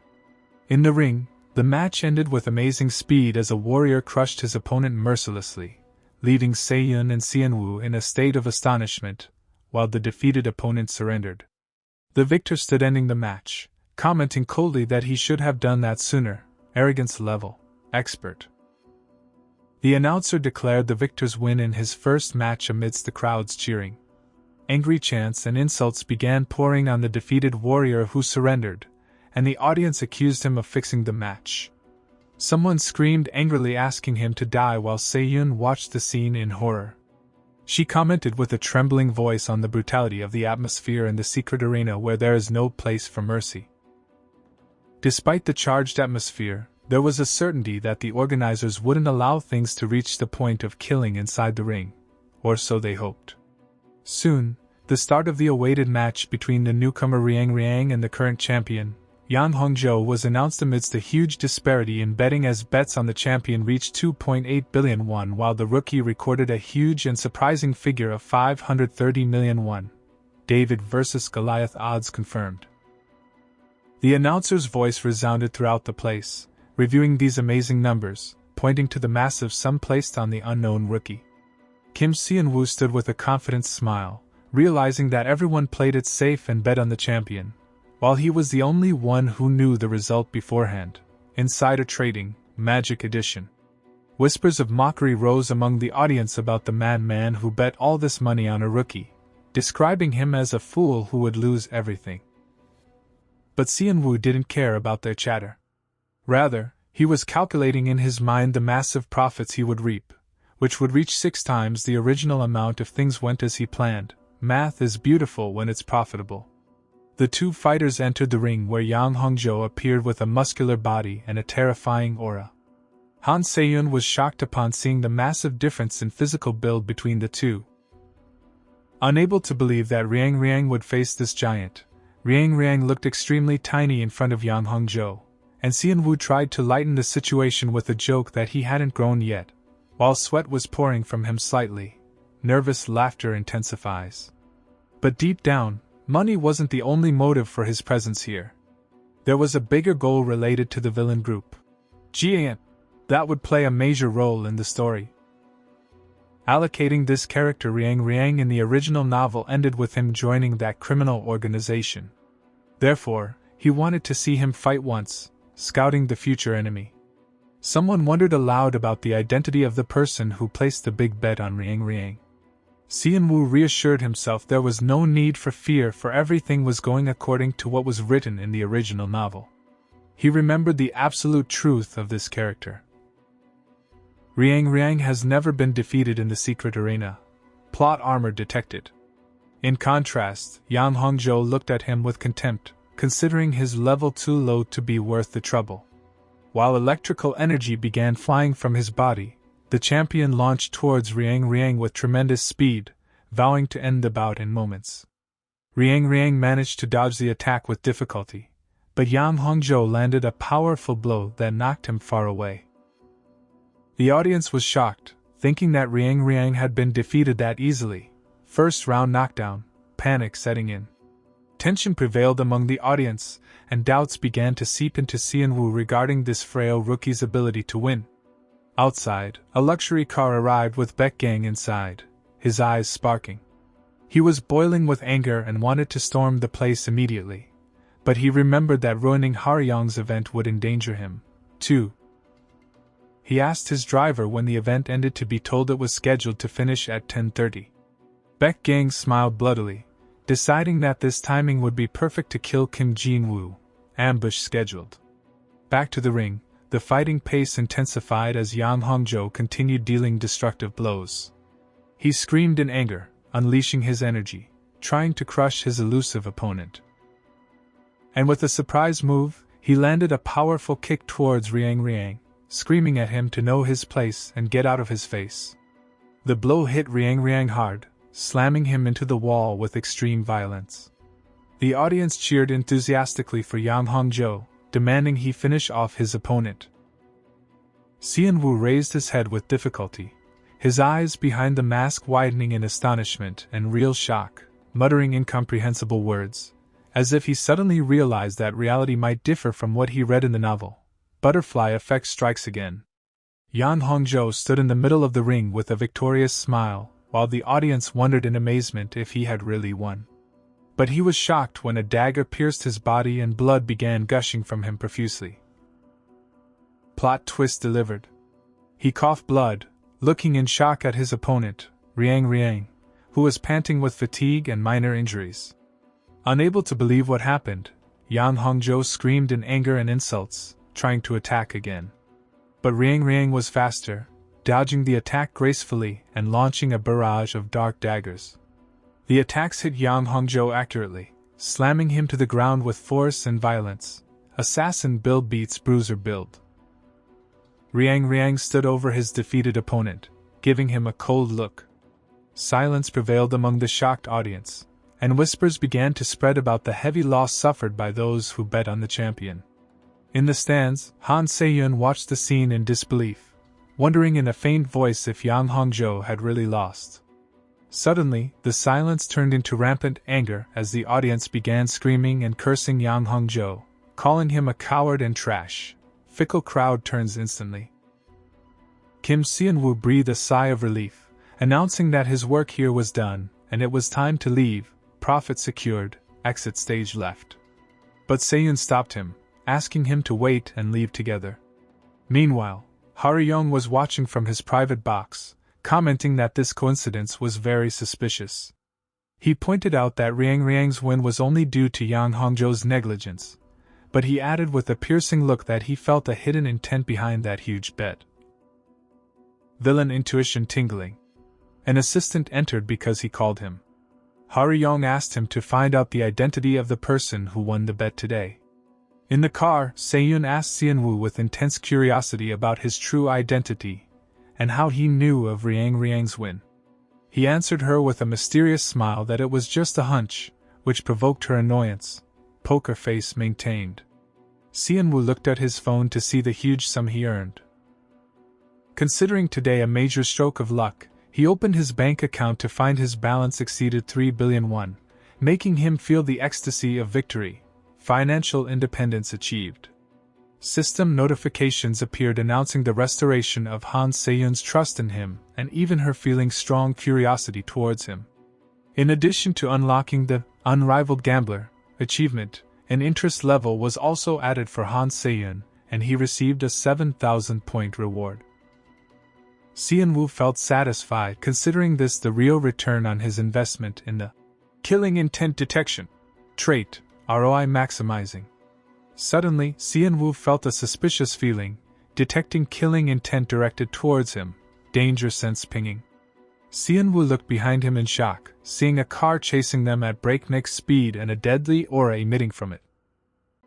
Xianwu realized that humans always carry a dark side, confirming this by the fact that the original story itself included Mind's attempt to avenge Zhang Han. Seiyun asked him anxiously about the reason for his looks. While he watched the pursuing car wearily, he turned to her seriously and asked for an urgent favor. Xianwu's car swerved suddenly to change its path, surprising the driver of the chasing car, who informed his master of the route change. Baek Gang ordered his driver to stop the car immediately, his eyes shining with flying evil. Vowing to kill Xianwu, Baek Gang stood watching his target from afar, ordering himself to kill that bastard in this place. He noticed Han Seiyun's disappearance from the scene and began doubting the fact that this frail young man was the one who killed Zhang Han, as his body seemed completely untrained. Underestimation error loading. Meanwhile, Xianwu was emptying the content of a small bottle into his mouth while Baek Gang noticed the weak energy emitting from him. Xianwu wiped his mouth, complaining about the terrible taste. Medicine always tastes bad, then called out loudly, ordering his pursuer to come out. While the details of the bottle he drank appeared. Amplified Mana Elixir of rank B, which increases mana recovery speed by 500% for 10 minutes, with side effects causing exhaustion later. Power-up consumed. Suddenly, a blue aura surrounded Xianwu's body as he announced confidently that he knew about being watched for a while. Baek Gang was surprised by his opponent's sudden energy change and emerged from the trees, considering the threat still minimal nonetheless. He praised Xianwu's ability to detect him and notice his tail, while summoning burning fire spears around him in preparation for attack. Fire Mage build confirmed. With a resounding scream, Baek Gang launched a barrage of fire, ordering his opponent to die. Xianwu gathered energy in his hand and blocked the attack skillfully. Baek Gang smiled, realizing he had 2 remaining chances to attack. While flames were raining down on Xianwu, his eyes widened with focus and caution for the attack to hit, causing a resounding explosion. Han Seiyun realized in the car that the battle had begun. The scene went back a little inside the car before getting out. Xianwu was watching the back anxiously, telling her someone was following them, which panicked her. He took the bottle out of his bag, and while she wondered who this pursuer was and if it was a rival company, he confirmed it was something like that. Xianwu asked her to head to a place empty of people because he intended to catch this pursuer. Trap setting initiated. She asked him anxiously if he was capable of facing and defeating him. So, he admitted it wouldn't be easy. He warned Seiyun that the opponent's mana far exceeded rank B and asked her if she was truly confident in his decision. Xianwu smiled confidently, confirming that and asked her to help him. She stopped the car suddenly, declaring she would trust his skills. Back to the current fight, Xianwu jumped, dodging the flying spears while Seiyun screamed, asking him to return safely. Xianwu considered dodging simple and not a problem, recalling his experience as a reinforcement-type mage in his first year. Muscle memory activation. Baek Gang mocked him, thinking he only knew how to run, and decided to intensify his attack. He launched a massive storm of fire spears, asking defiantly how his opponent would act now.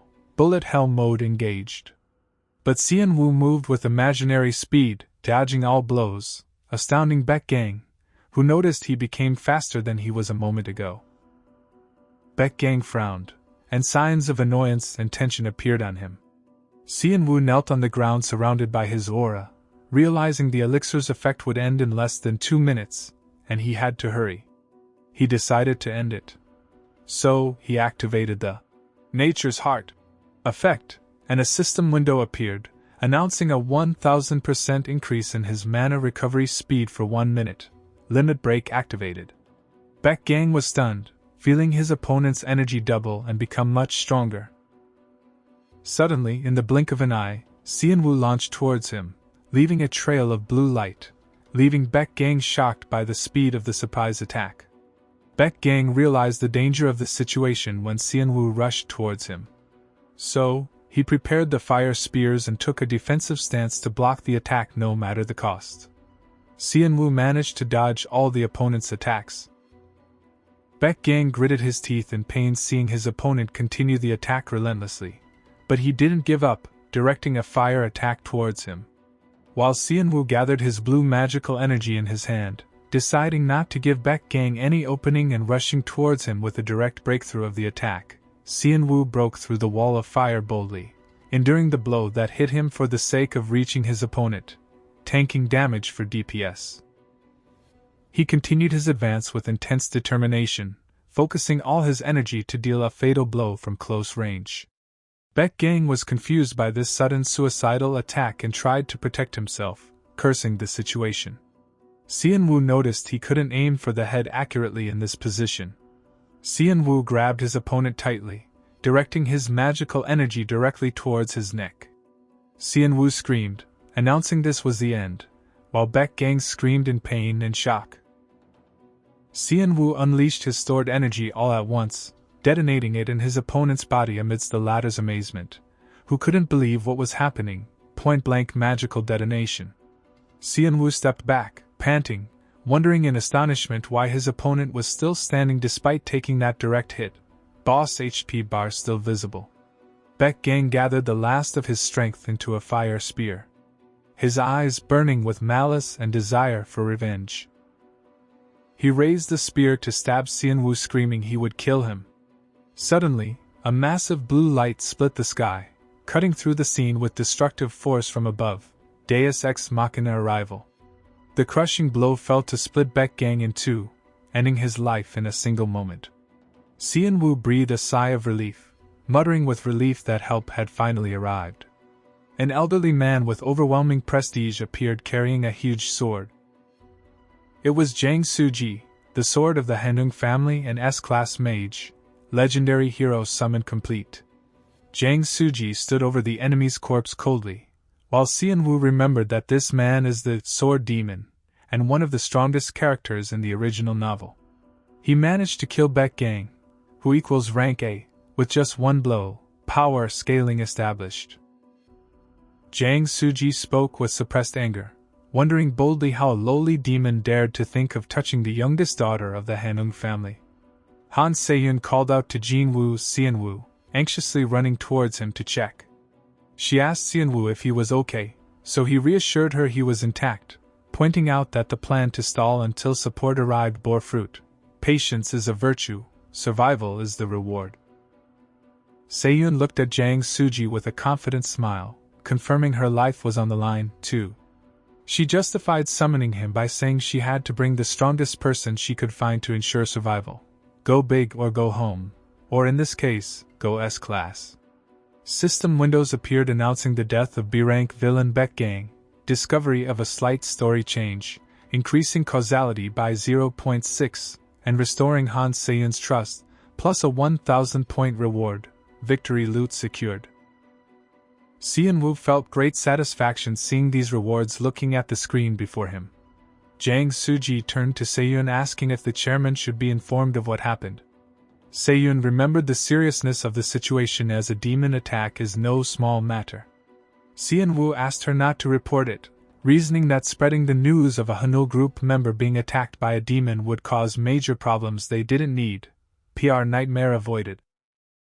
Xianwu explained seriously that revealing the truth now would lead to chaos, confirming to himself there was no need to ruin the original story more than necessary, keeping the timeline intactish. Han Seiyun agreed with him, noting that spreading the news would make things extremely complicated and annoying. She turned towards Jang Suji and asked him to keep the matter a secret between them. Suji responded to the young lady's request obediently, confirming his understanding, loyalty verified. 3 days later, Xianwu lay in his room recalling events where Han Seiyun offered him any information he needed as a reward for protecting her during the Baek Gang incident. The information he requested related to the release schedule of the Holy Herb Potion into the market.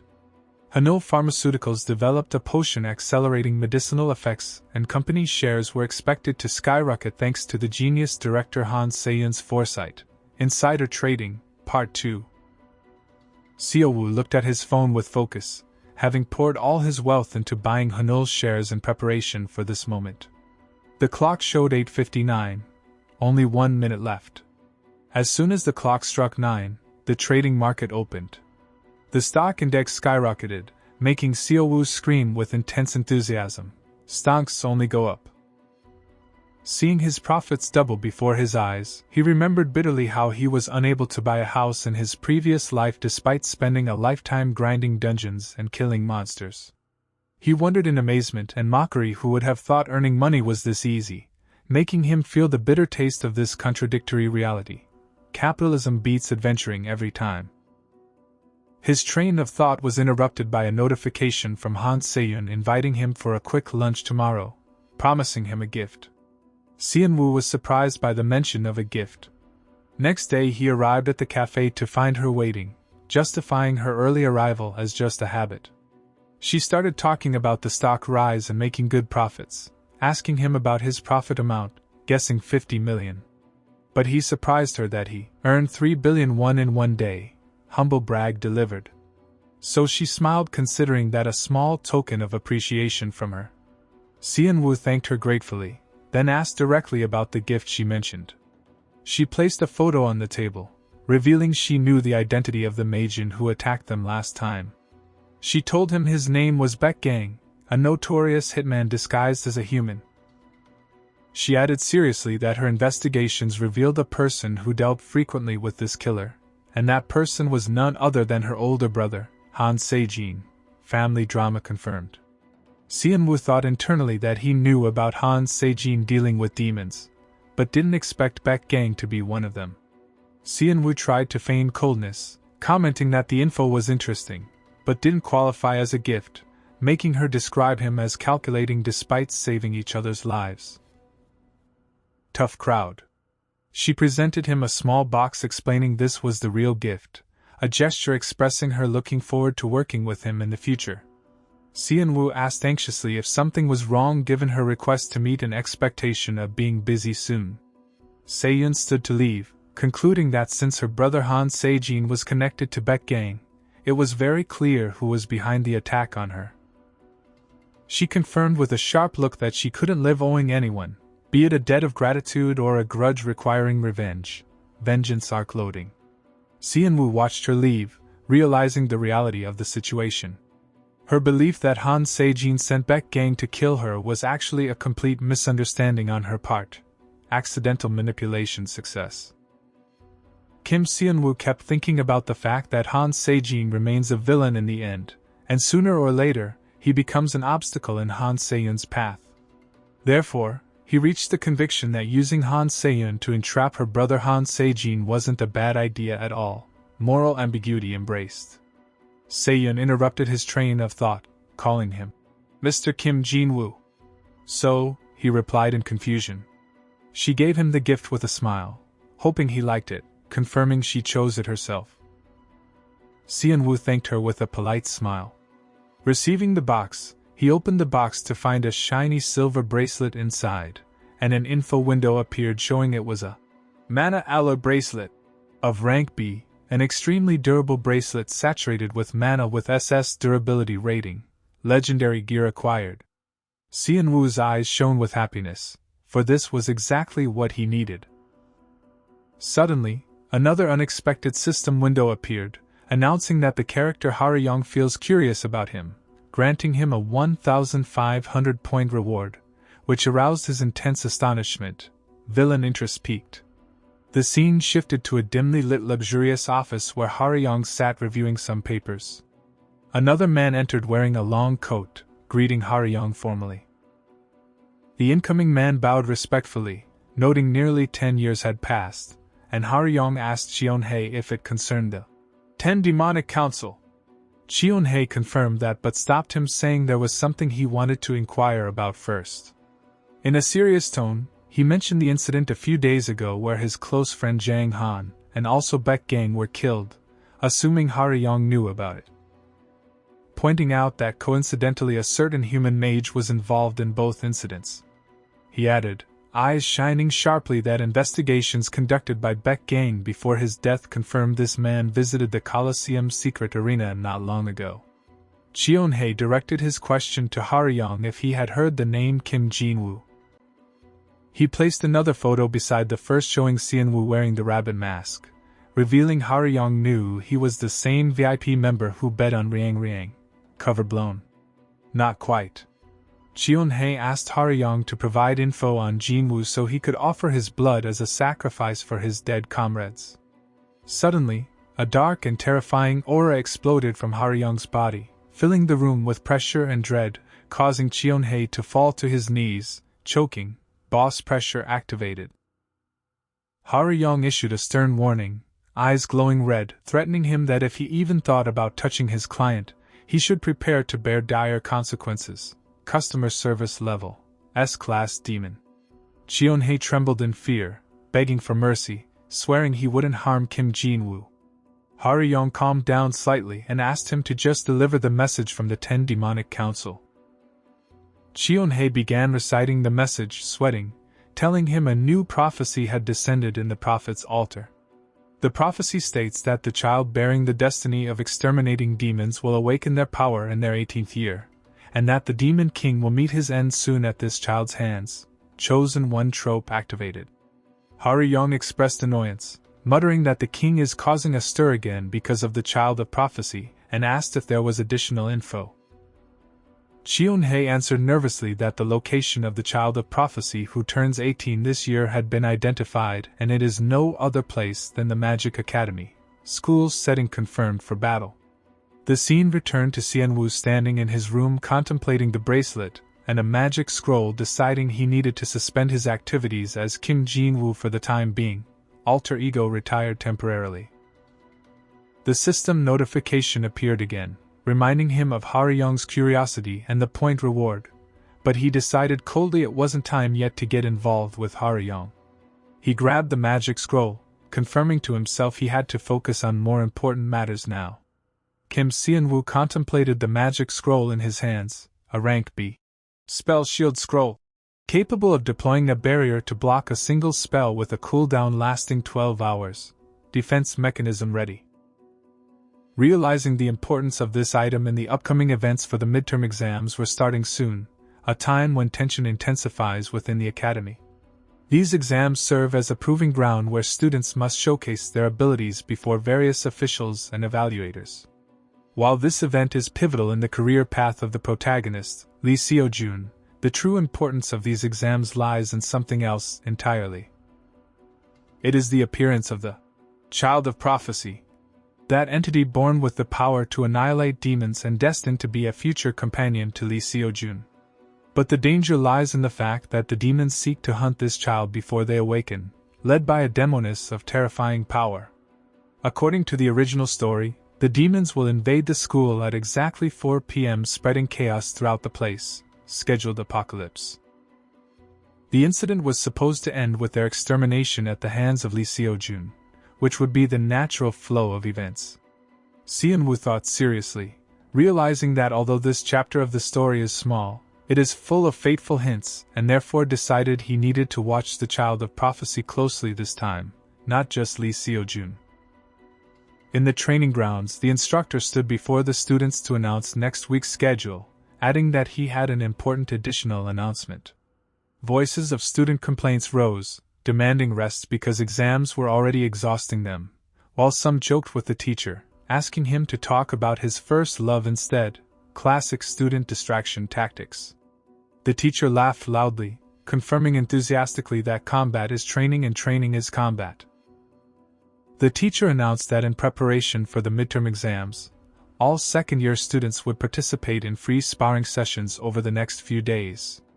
Whispers prevailed among the students while the teacher explained that if a student didn't find a partner, they were free to observe or train alone, and Seon-woo began looking around to assess the situation.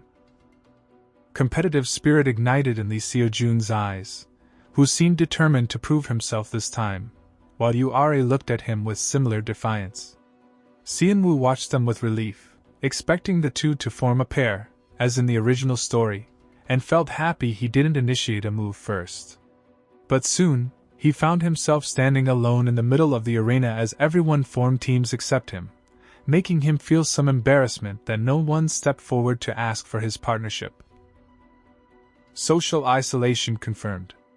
Admitting that it was very natural, for despite showing talent in theories and dispelling barriers, no one wants to be stuck with the school's last placeholder as a training partner, assuring himself that none of that mattered because he had already made his decision regarding who his partner would be. His gaze shifted to a heated fight scene where Lee Seo-jun took a heavy hit that made him stagger. Seo-jun wiped sweat from his face with a tense smile, commenting that it was close and he almost died. In front of him was Yuare, surrounded by a terrifying fiery aura, asking him sharply if that was all he had, declaring that the first place would be hers from now on, rivalry heating up literally. Seo-jun warned her with a confident smile against getting ahead of events, while his energy began to glow in preparation for a response. The two rushed towards each other in a violent clash as Seo-jun shouted that he wasn't done warming up yet. Yoon Hae-young was watching this amazing scene from a distant balcony, wondering in astonishment if these two were really Lee Seo-jun and Yu Are. The powers of the first and second-ranked students in the school collided, causing a massive explosion of energy and light. The observing Yoon Hae-young looked at her hand emitting a faint coldness, trying to convince herself not to be affected. But she admitted in secret that comparing herself to these true geniuses brought her nothing but a feeling of pity for herself, inferiority complex activated. She remembered when students were talking about her where one suggested Yoon Hae-young as a training partner, pointing out she was ranked 82, but his colleague rejected the idea immediately and categorically. He justified the refusal by saying that despite her deep knowledge of theories, she was terrible at practical application, book smarts versus street smarts. While Yoon Hae-young stood alone with sadness written on her face, while a teacher commented on her from afar, feeling sorry for students going through her situation where their physical talent fails to keep up with their intelligence, but muttered that she was at least a kind person. Yoon Hae-young stood before the training dummy, panting heavily, showing signs of exhaustion and frustration after her last failed attempt, biting her lip in suppression. Fragile ice shards fell to the ground and scattered powerlessly after hitting the wooden target, proving again that her magic lacked the required solidity and focus. She clenched her fist tightly, screaming inside herself, asking for the reason and why it doesn't work no matter how much hard effort she puts into continuous training. Her thinking was interrupted by a calm voice criticizing the form of her ice manifestation, describing it as fragile, causing her to turn in shock towards the source of the voice. She saw Kim Seon-woo standing behind her with serious features and soon recognized him in astonishment, calling his name. Seon-woo didn't stop there, but approached her, continuing his scathing criticism, pointing out that her ice wasn't cold enough and her precision was terrible, proving her basics were weak in all aspects. While she listened to him with shock and extreme embarrassment, harsh truth delivered. At that moment, Seon-woo realized deep down that this cruelty was his way of taking responsibility for his actions. In the original story, thanks to Lee Seo-jun's advice during the previous dungeon exploration, Yoon Hae-young was supposed to evolve and reach rank 6 by this time. But due to his interference and changing the course of events, she missed that opportunity and her growth stopped, making him feel guilty towards his comrades. Butterfly effect guilt trip. Seon-woo decided to help her grow in his own way. So, he told her coldly that she was a complete mess right now. But if she followed him, he would ensure she could at least carry her weight in the team, confirming to himself the necessity of helping her, even if he had to use this method, tough love coaching style. Hae-young didn't accept his words, but pointed at him angrily, accusing him of being that type of person. She interpreted his behavior as trying to destroy her self-esteem just because he didn't have the skill to back up his words and prove himself. Seon-woo replied with a provocative smile, asking if that was the truth or if it was just a tantrum because she was unable to refute a single word he said. Hae-young knitted her brows in extreme anger as his words struck a sensitive chord. She pushed his shoulder sharply, expressing her disappointment, saying she thought he was a decent person during the dungeon exploration, but it seemed she was completely wrong about him. Xianwu felt some anxiety, wondering if he had pressured her more than necessary, and tried to apologize, stuttering that maybe he went a little too far, but she interrupted him sharply. Magical energy glowed around her body as she announced her determination to settle the matter with a fight first, challenging him to see how cool the school's last placeholder was. Duel accepted. Xianwu's eyes shone with happiness, for she had swallowed the bait exactly as he planned, and he accepted the challenge, enthusiastically, asking her to attack. Xianwu laughed confidently as ice shards launched towards him, passing by him without him being able to respond to them. Haeyoung announced the start of the fight seriously, her eyes glowing with focus. Xianwu dodged her successive attacks gracefully as ice shards shattered on the ground where he stood a moment ago. Xianwu noticed with a smile that her manifestation density changed as soon as she got serious, praising her level. But he soon returned to criticism, pointing out that her attack pattern was too simple, reminding her that the power of ice magic lies in utility and variety, provoking her to ask if he wanted to see a different pattern. She raised her hands high to summon a massive ice spear from above, screaming defiantly. "How about this?" Xianwu looked up in astonishment.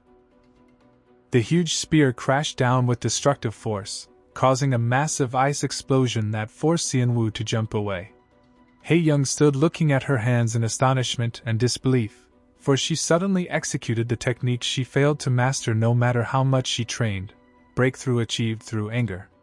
The huge ice wall remained a witness to her new power. While Xianwu landed on the wall safely, Xianwu looked at her, realizing that someone like her needs the proper stimulation to unleash potential abilities. He smiled with satisfaction, confirming to himself that provoking her was exactly the right solution. While she looked at him with a different gaze, Kim Xianwu stood steadily atop a massive ice pillar. While Yoon Haeyoung screamed at him angrily, asking how he planned to win by just running away, Xianwu replied with provocative coldness, deducing from her anger that she didn't want to be his partner while rushing towards her with all his might. And at that moment, he explained to her the weakness of mages specialized in manifestation, explaining that once the distance between them and the opponent is closed, taking them down becomes extremely easy, mage class weakness exploited. Xianwu pounced on her with lightning speed, blocking her ice attacks skillfully while she tried to retreat in panic. Before she could cast another spell, he had already reached her, but stopped his attack at the last moment. Xianwu announced the end of the match with a calm smile, while Haeyoung looked at him in shock, unable to comprehend her rapid loss. Haeyoung fell to the ground weakly, admitting her complete defeat. She raised her head towards him and with a look full of seriousness and desperation admitted that she might really need to learn magic from him. Xianwu extended his hand to her, telling her gently that she didn't lack talent but was only ignorant of how to direct that talent correctly, and he offered her help, asking if she wanted to undergo this experience with him. Mentor arc confirmed. Haeyoung looked at his outstretched hand and remembered his words about unleashing her talent. She grabbed his hand tightly, announcing she would trust him just this once. A system window appeared, announcing the addition of character Yoon Haeyoung's interest in him and her favorability rising to level 1, while she asked him to teach her well as her teacher. The scene shifted later to the start of training, where Xianwu took out a small ice crystal, announcing that what they would do from now on is attribute adaptation training. He explained to her that all magic starts from adapting to the mage's own attribute, and explained that adaptation means in essence understanding the attribute deeply, which determines the ability to manifest and demonstrate magic. Xianwu emphasized seriously that without these basics, her skills wouldn't evolve no matter how hard she trained. Haeyoung said nervously that she knew theoretically what adaptation training was, but seemed worried about his method. Suddenly, she found herself buried in a huge mountain of ice inside the hall, trembling from the biting cold, screaming that she had never heard of a training method like this before, extreme immersion therapy. Xianwu stood laughing with a demonic smile, explaining that feeling the attribute with the body is the fastest and easiest way to learn, advising her to hurry up and adapt before the ice melts. In another dark and oppressive place, demonic energy was rising fearfully. Cheon-hae asked if everyone had gathered, to which his followers answered in the affirmative. A group of demons knelt before him, confirming they gathered active demons around the Magic Academy as ordered. Cheon-hae announced sternly that the time to find the child of prophecy and infiltrate the school had been set for next week. One follower explained that intelligence from the collaborator inside the school indicated security becomes lax during the midterm exam period. One demon smiled maliciously, announcing that the time had finally come, but the female follower interrupted him, wondering about Lord Haryong's absence and lack of assistance. Cheon-hae answered with angry features that the matter failed because Haryong claimed he had a more important matter for the future of their race. The follower expressed deep concern, noting it was impossible to kill the child of prophecy, relying only on 4 B-rank demons. The other follower mocked her, calling her a fool, wondering if they really needed help to kill one child, while she scolded him that lax security wasn't everything, asking what he would do when scouts from all guilds flocked to the school and asking sarcastically if he really thought he could handle it alone. Cheon-hae acknowledged the correctness of his followers' words, but corrected with a malicious smile, noting that the story differs completely if they detain those who might intervene in their plan. Suddenly, massive purple energy began to form around them, creating a huge barrier, isolating the area from its surroundings, which they knew as the Great Demon Barrier. Cheon-hae stood proudly inside the barrier, granting them permission to attack and destroy as they pleased, confirming he would be by their side to support them, but emphasized sternly in the end on the ultimate goal, killing the child of prophecy, mission objective set. Meanwhile, inside the academy, Seon-woo continued training Hae-young, directing her to focus on the attribute first, then the form. He asked her to memorize the sensation with her entire body so she could imagine the ice even in his absence. And suddenly, a perfect ice spear formed in her hand. Hae-young looked at the spear in astonishment. Unable to believe she finally succeeded in mastering manifestation, she screamed with overwhelming joy, announcing she made an ice spear with her own power. Seon-woo smiled proudly, pointing out that her improvement in this amazing way after only a few days of training proves what he told her previously, that she possesses talent. A system window appeared, announcing Yoon Hae-young's trust in him and receiving 1,500 points. While she cheered enthusiastically, calling him Teacher Kim Seon-woo, declaring she would believe everything he says from now on, loyal disciple acquired. But her enthusiasm soon turned into suffering as she found herself buried to her neck in ice while Seon-woo asked coldly if the situation was bearable. Chill factor, absolute 0. She tried to pretend to be strong, asking him to add more ice, but her red face and shivering betrayed her severe pain, bravery or frostbite, hard to tell. Seon-woo encouraged her to endure a little, confirming all this was to help her grow. While Hae-young was shivering from cold and Seon-woo watching her seriously, promising himself to make her stronger so she could help the hero in the future, a student was watching the scene from the upper balcony in shock. Seo-yoon wondered in horror what on earth they were doing and if it was possible this was bullying, misunderstanding loading. She saw the scene from her perspective as excessive school violence that couldn't be ignored and decided to report to the teachers immediately. But before she moved, Teacher Lee Hae-young appeared behind them, commenting with a calm smile that seeing talented students grow is always a beautiful sight. Seo-yoon pointed down in panic to tell the teacher what was happening, but the teacher interrupted her calmly, confirming she knew what was going on and that it was a tribute adaptation training. The student was stunned and asked if this was really training. So, the teacher confirmed she had been watching them since day one.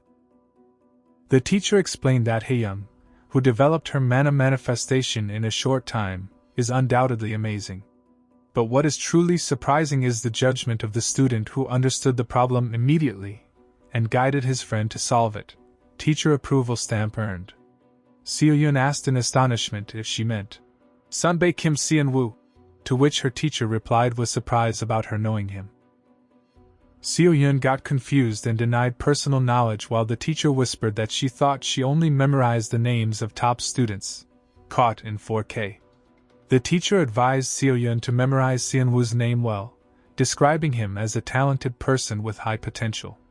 Despite Seo-yun reminding her he currently holds the last place, adding that people only see final results and don't care how a person develops their skills. The teacher suggests she give him a chance to prove his skills. The teacher smiled confidently, saying she would look forward to the upcoming midterm exams. Meanwhile, Seon-woo stopped suddenly in front of the system screen, muttering that it was over. He was looking at a special discount ad on an item called Space-Time Pocket, a sub-pocket capable of storing up to 30 kilograms, discounted for a limited time. Gamer loot alert. Seon-woo realized his desperate need for this item, as stored items can be summoned anywhere, making it extremely useful in combat and daily life, especially for hiding his weapons. Kim Seon-woo looked at the screen before him, admitting that the appearance of such an item in the special discount store is good. But there is a problem. The item was the space-time pocket capable of storing 30 kilograms. Offered at a 50% discount, making its price 20,000 points, while he only has 8,500 points currently. Broke gamer problems. Seon-woo collapsed, crying, screaming in oppression, wondering why these discounts always happen at times when he has no points. He regained his composure and began calculating, realizing he needed to collect 11,500 points within 5 days and needed a guaranteed way to collect them. Suddenly his phone rang with a notification from teacher Lee Hae-young asking him to come to the faculty office immediately. He arrived at the office to find 3 students: Ura, Park In-hwan, and Kim Seon-woo. The teacher welcomed them, announcing they were selected for the Manifestation System Special Class for the 2nd year, an advanced class for students with high potential regardless of grades. Seon-woo thought that Lee Seo-jun is in the Reinforcement System Special Class, meaning joining would enable him to interact with him more. Networking opportunity secured. Park In-hwan interrupted, raising his hand, announcing his categorical objection to Kim Seon-woo joining the special class. Villain monologue incoming. In-hwan pointed his finger at Seon-woo angrily, considering it unfair to be placed him the 5th placeholder in the same group with a person holding the last place in school. In-hwan turned to Ura, asking her to say something too, as the 2nd placeholder. Ura replied coldly, asking why she should, adding that everyone should mind their own business regardless of who joins. Ice Queen strikes again. In-hwan trembled with rage and embarrassment, muttering that this was why she had no friends. While the teacher asked Seon-woo about his opinion on his colleague's objection, Seon-woo answered with a confident smile, saying if rank was the problem, all he had to do was raise it. Mic drop moment. Then the teacher agreed to his challenge, asking him to prove his skills in the midterm exam before joining the class. The scene shifted to the Coliseum arena. Seon-woo and Yoon Hae-young walked together, as she wondered in astonishment if reaching rank 80 or higher was even possible. He assured her that if they stuck to the plan, it was completely possible. While she promised to follow his instructions, the 2nd-year midterm exam was a cooperative battle where a student allies with a partner to fight the summoned creature, Green Giant. Boss battle initiated. Seon-woo explained it could be defeated immediately by targeting weak points represented by purple crystals, but their locations change and are hard to distinguish. He added that most students get good grades just by throwing their bodies to endure the enemy. Tank strategy explained. He corrected himself, saying only true geniuses have cases where they completely eliminate the monsters. The battle began and Seon-woo asked Hae-young to make a path for him, to which she agreed immediately. Hae-young released her ice magic powerfully to freeze the ground before them. Seon-woo skated quickly on the ice while the green giant rushed towards them. Spectating students mocked him, remembering him as the person humiliated previously, wondering if he would suffer from mana depletion again. Haters gonna hate. A system window appeared announcing that 254 people felt anticipation towards him, granting him 1,000 points. While he realized everyone expected his humiliation, interloper benefits activated, showing purple weak points clearly on the giants' bodies before him. Cheat codes enabled. Seon-woo jumped in the air, his eyes radiating energy. Deciding he had no intention of playing the clown this time, he launched a barrage of precise and fast magic beams towards the giants. His attacks pierced the air, hitting targets accurately while giants were rushing towards him. Kim Seon-woo looked at his hand, still radiating magical energy, and a satisfied smile appeared on his face, telling himself things ended easier than expected. Too easy, suspiciously easy. But that moment of relief didn't last long as his features suddenly turned to shock and horror as he glimpsed something completely unexpected in the stands. He saw Cheon-hae, the attack mastermind and demon leader, looking at his watch coldly amidst the audience. Final boss spotted early. And while Seon-woo was launching his final magic attack to finish the green giant, his mind was elsewhere entirely trying to comprehend the disaster he was seeing. Sweat began pouring from his face as he thought in astonishment about the reason for the attack mastermind's presence at the school at this early time. Timeline broken. According to the original story, he knows demons were supposed to begin their invasion of the school at exactly 4 p.m. after exams ended, causing widespread chaos and destructive explosions. His train of thought was interrupted by Yoon Hae-young's voice, screaming in panic for him to watch out, warning him of the imminent danger. The green giant raised his huge club and brought it down with terrifying force towards the distracted Seon-woo. Seon-woo flew far away from the force of the impact. Reality check hit hard. Hae-young used an ice spell to slow the monster's movement. Hae-young ran towards him, grabbing his shoulder, shaking him hard and screaming at him to regain consciousness and focus on the battle. But the giant didn't give them a chance to rest, rushing towards them again with intent to crush. Seon-woo regained focus in a fraction of a second and screamed at the monster to get lost while gathering massive magical energy in his hand. He fired a concentrated and destructive magic beam that pierced the giant's body in an instant, ending its existence completely amidst everyone's astonishment. Overkill delivered. Comments ignited on the exam live stream where students couldn't believe what they just saw, wondering in astonishment if this was really the last place student.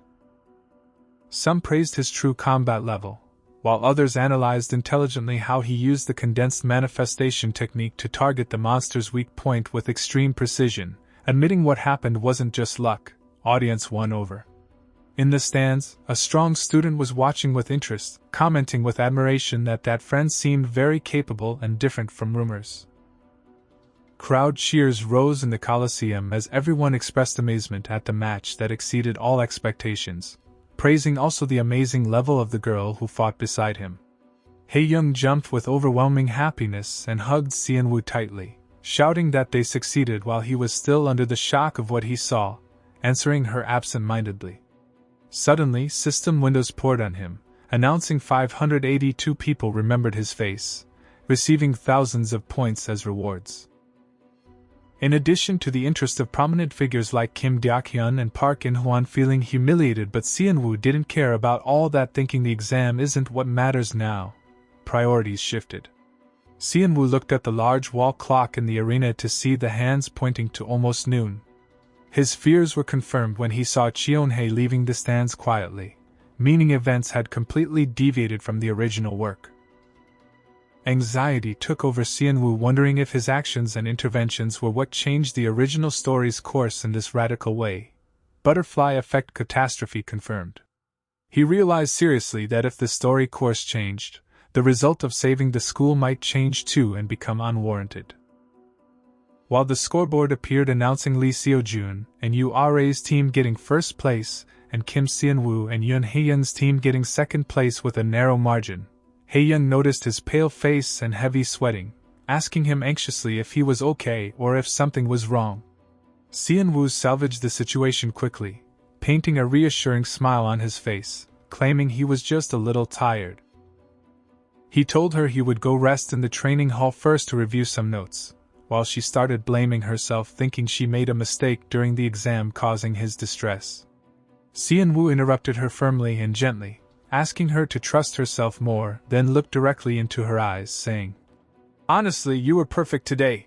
His level, Max Hae-young's face turned red from his frank compliment, and she thanked him with a shy and happy smile. Seon-woo bid her farewell, asking her to get some good rest, and assured her not to worry about training if she felt tired. Once she disappeared from his sight, his smile faded and was replaced by a serious and anxious look, thinking about the next step now that the timeline of events twisted and the future became unknown. Kim Seon-woo stood watching the arena with a scrutinizing eye, telling himself the necessity of checking how far events deviated from the original story. He muttered that if the plot was still on track, something should happen now. And suddenly, he glimpsed Lee Seo-jun amidst the crowds. Seo-jun was completely surrounded by guild representatives who rushed towards him with their cards and tempting offers as the Northwest Guild representatives screamed begging him to join, while the Haedo representatives swore he wouldn't move a step until Seo-jun agreed to join their guild. Protagonist popularity contest. Voices rose and offers overlapped as one female employee raised a banner expressing her love for him, while another offered a ticket for a luxury apartment and an instant gift upon joining Sigma Guild, describing him as King Seo-jun. Seo-jun tried to evade them with a tense smile, explaining politely that he was only 18 years old and thus not old enough to join any guild yet. But the representatives did not give up and insisted he at least take their business cards to contact them later, besieging him from every side. Nearby, someone was watching this frantic scene as one scout commented to his colleague that he had abandoned observing the third-year exams just to come and watch Lee Seo-jun. Suddenly, another voice called out looking for Kim Seon-woo, informing him that Mr. Jang and Cole was looking for him to discuss a matter regarding his grades. The scouts turned towards Seon-woo and whispers began to circulate among them about the student occupying the last place in the entire school. Yet they acknowledged that his performance was stable and his growth curve looked very promising. Seo-jun noticed what Seon-woo intended at that moment. Seo-jun seized the opportunity and ran quickly, breaking through the crowd, apologizing that he couldn't keep the teacher waiting and promised to listen to their offers at a later time. Escape artist success. The scouts were disappointed by his escape, grumbling about the lost opportunity after being on the verge of catching him, and finally decided to go monitor the rest of the third-year exams instead of wasting time. On the other side, John Hyun-soo, the agent in the anti-terrorism special forces, asked his commander if Lee Seo-jun's fighting was good in his eyes. Commander Kim Deok-hyun answered calmly that the performance wasn't bad. John Hyun-soo recalled that Seo-jun's skills were befitting of being the third disciple of Chairman Kim Jin-cheol, known as the strongest mage. But the commander corrected himself with an analytical look, noting that Seo-jun was still green and lacked real combat experience, which made Hyun-soo joke that he was already evaluating him as if he were part of the special forces, reminding him that they were only here to present a recruitment offer for after graduation. The commander asked him to be quiet and asked why he came with him in the first place, to which Hyun-soo replied with a cheerful smile that he regretted not being able to chat with him during the Han River Demon incident. The commander sighed thinking about the word experience, and commented that if Lee Seo-jun had been the one fighting the demon back then, he might have gained that practical experience he lacks. Then he suddenly changed the subject, asking Hyun-soo for his opinion on the student who came in last place, Kim Seon-woo, praising his amazing combat sense that was hard to believe came from a student at the bottom of the rankings. The commander explained with a piercing look that what Seon-woo did wasn't just instinct, but an innate talent for instantly dissecting the target's weak points. He emphasized seriously that this ability is something that cannot be refined except through long and arduous experience. The two laughed sarcastically, wondering where an 18-year-old student would get that kind of deep experience, describing the idea as just a joke, irony detector overload. But suddenly, Commander Kim Deok-hyun's features changed as if he remembered something important. Linking in his mind the student Lee Seo-jun and the mysterious mage Kim Jin-woo, who appeared in the river incident, he muttered to himself in astonishment, thinking it was still very strange for an 18-year-old youth to be able to use the compressed manifestation technique with such proficiency. While Hyun-soo decided at that moment that he must remember the name Kim Seon-woo well. In a quiet corner away from sight, Seo-jun and Seon-woo sat on the stairs where Seo-jun thanked his colleague gratefully, admitting he would have been stuck there forever without his intervention. Seojun asked him why he wanted to return here where all these people are. So Seon-woo answered that it was good to take an early look at the exam they would undergo next year. Seojun expressed his worry that the scouts would corner them again. But Seon-woo reassured him that the scouts had all headed to the seats reserved with the teachers and that they had entered from a separate entrance, and wouldn't encounter them. Seon-woo looked at Seojun in deep thought, realizing his colleague didn't want to be categorized within the first place in the school, humble hero problems. Seojun agreed with him, suggesting they settle for watching quietly so as not to be discovered. And while they were watching the arena, Seon-woo thought to himself that the timeline of events had indeed twisted now.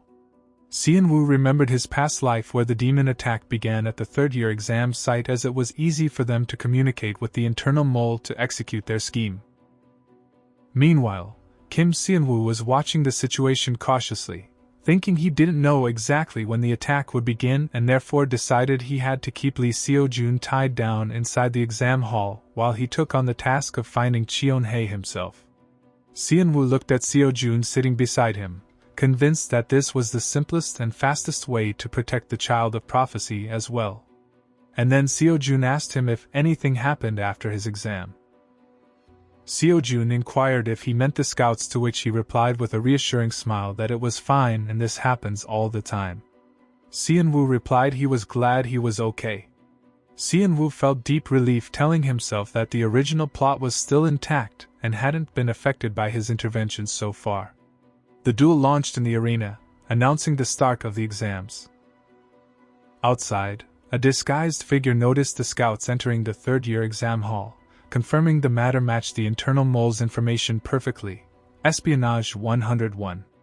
Cheon-hae asked coldly about the progress of the rest of the plan. His assistant answered him, revealing a hidden bag among the bushes, confirming that monster summoning circles had been hidden in every corner of the school as ordered, traps set. She added that since the monstrous Jinsen would go berserk upon seeing humans, he had been placed in a secluded area where no one goes. Cheon-hae praised the work of his follower Yang Hyun, which went like clockwork, while the assistant attributed all credit to the directives of her master Cheon-hae. Cheon-hae held a glowing energy, orb, announcing in a voice filled with evil that the time had come to begin hunting the child of prophecy. Villain monologue time. Suddenly, a bolt of magical energy pierced the arena floor, causing shock and panic among the students as a female student screamed in pain. Student Park Min-ae announced her immediate surrender and withdrawal from the match due to the sudden danger. For the referee to announce Kim Chang-hun's victory in the final match, Lee Seojun cheered with intense enthusiasm, expressing his great enjoyment watching the third-year exam. He praised the skills of Sunbae Kim Chang-hyun, which he considered a model example of manifestation magic, and the disciplined movements of Sunbae Park Min-ae. While Seon-woo was looking around with anxiety and tension, Seon-woo was scanning the crowds with his eyes throughout the match, but found no trace of Cheon-hae, making him wonder suspiciously about what was happening. Stealth mode engaged. Seojun noticed his anxiety and asked whom he was looking for. Seon-woo salvaged the situation, claiming he was only checking if there were any guilds looking to recruit him. So Seojun laughed, reassuring him he would definitely get an offer from somewhere. Seon-woo looked at Seojun, thinking about the massive growth this hero achieved compared to the beginning of the semester. Seojun asked his colleague curiously about the type of training he did to get that amazing power. Suddenly, a strange buzzing sound began to fill the place, and Seon-woo's features changed to shock. His eyes widened in horror, realizing that what was happening now was impossible, for this event never happened in his previous life. Timeline divergence confirmed. Students began wondering in panic about the reason for a barrier suddenly appearing, and if they messed something up in the school, demanding the teachers be summoned. Confusion prevailed among everyone about whether there was an accident, while the hidden bag outside began to glow. The bag opened, emitting dark energy, and ominous black portals opened everywhere. A malicious smile appeared on Cheon-hae's face as he ordered the attack. Hordes of monsters and goblins streamed from the portals, attacking students brutally as cries for help and terror rose throughout the place. Invasion initiated. Sirens went off and the system announced a monster invasion of the school, demanding students and outsiders evacuate immediately to the safe zone, while a huge purple barrier covered the entire school, isolating it from the outside world. Dome trap activated. Shionhei stood with a malicious smile in front of the huge barrier. Proud of his planned success as teachers, scouts, and powerful mages were completely isolated inside the barrier, making the arena free of any real threat to him. He stomped his foot on the ground confidently while hordes of goblins gathered behind him, announcing coldly that in the absence of any rescue, the child of prophecy would have no choice but to reveal their identity to face the danger. But suddenly a sharp red flash cut through the air, interrupting his speech and surprising him from behind as signs of shock and astonishment appeared on Chionhei's face, who didn't expect this attack. Interruption jutsu. Two men in formal suits appeared. Kim Deokun holding a huge red spear and Jang Hyunsu holding a sword, having exterminated the monsters surrounding the place in a single moment, announcing the arrival of the Special Forces. SWAT team arrival. A state of astonishment and relief prevailed among the students present outside, who cheered, unable to believe the Special Forces had come to their rescue. It turned out these elites were originally there to watch Lee Seojun's match. And here they were now forming an impenetrable defense line to repel the monster attack and save people. Kim Seon-woo watched the scene, guessing that team leader Kim Deokun was the one leading this force, and a teacher turned to Lee Seojun to reassure him, telling him they would join them as soon as the barrier was lifted, and asked him not to be afraid and trust his teacher. Seon-woo thought to himself that the addition of the Special Forces might turn the tables in their favor. But he realized one problem still remained. Seon-woo contemplated the towering purple barrier encasing the school, wondering how to remove this huge obstacle, isolating them from the real battle. Meanwhile, a student was banging on the barrier with his fist, desperately, screaming for help from the mages and cursing his luck for not being inside the stadium at the time of the attack. Support teacher Kim Yoonjin intervened seriously, explaining that lifting the barrier immediately required the presence of another A-rank support mage, but she expressed her despair at the lack of anyone with these specifications among them, as high-ranking support mages are very rare. She shouted at the crowds, asking them to look harder, warning that doing it alone would take her 30 minutes, which is too long for those trapped inside. Ticking clock established. Seon-woo heard the duration and felt anxious. Realizing that holding out for 30 minutes against those monsters was nearly impossible, and that if it took all that time, lifting the barrier would be meaningless, Seon-woo remembered Chionhei's power, admitting his barrier skills were world-class. He recalled the events of the original novel where even the hero Lee Seojun couldn't defeat him except through a surprise attack, confirming the impossibility of breaking the barrier by traditional methods. Seon-woo decided he had no choice but to intervene himself, and began moving forward. But suddenly, a female voice interrupted, offering help as a young woman appeared, introducing herself as Yang Yongyun, an A-rank support mage, claiming she was luckily nearby. The woman smiled confidently, saying she would solve everything, but Seon-woo recognized her immediately. She is the disguised Yang Hyun. Seon-woo stopped in his tracks, realizing that exposing her identity as a demon at this moment would only arouse suspicion towards him and wouldn't solve the problem. Tactical dilemma. Yang Hyun began activating her magic, asking teacher Kim Yoonjin to support her to lift the barrier. So, the teacher agreed gratefully. Magic circles began glowing around them, and it seemed to everyone that the barrier lifting process was proceeding smoothly. Students breathed a sigh of relief, thinking the teachers found a solution, and they would get out soon. But Seon-woo replied in the negative. He grabbed Lee Seojun's arm tightly and pulled him, ordering him to follow immediately because he would explain later. At that moment, teacher Kim Yoonjin felt something strange in the mana flow. She realized with shock that while she was trying to lift the barrier from one side, it was being locked with double tightness from the other side. Her eyes widened in horror, discovering the truth.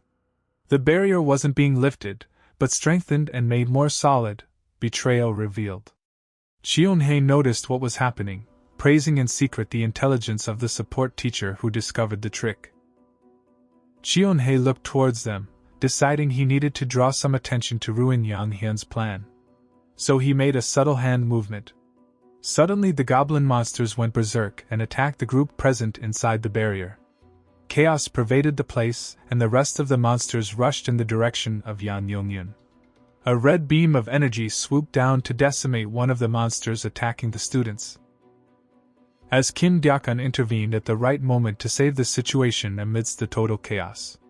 Kim Deok-un turned towards the student he saved, asking her condition.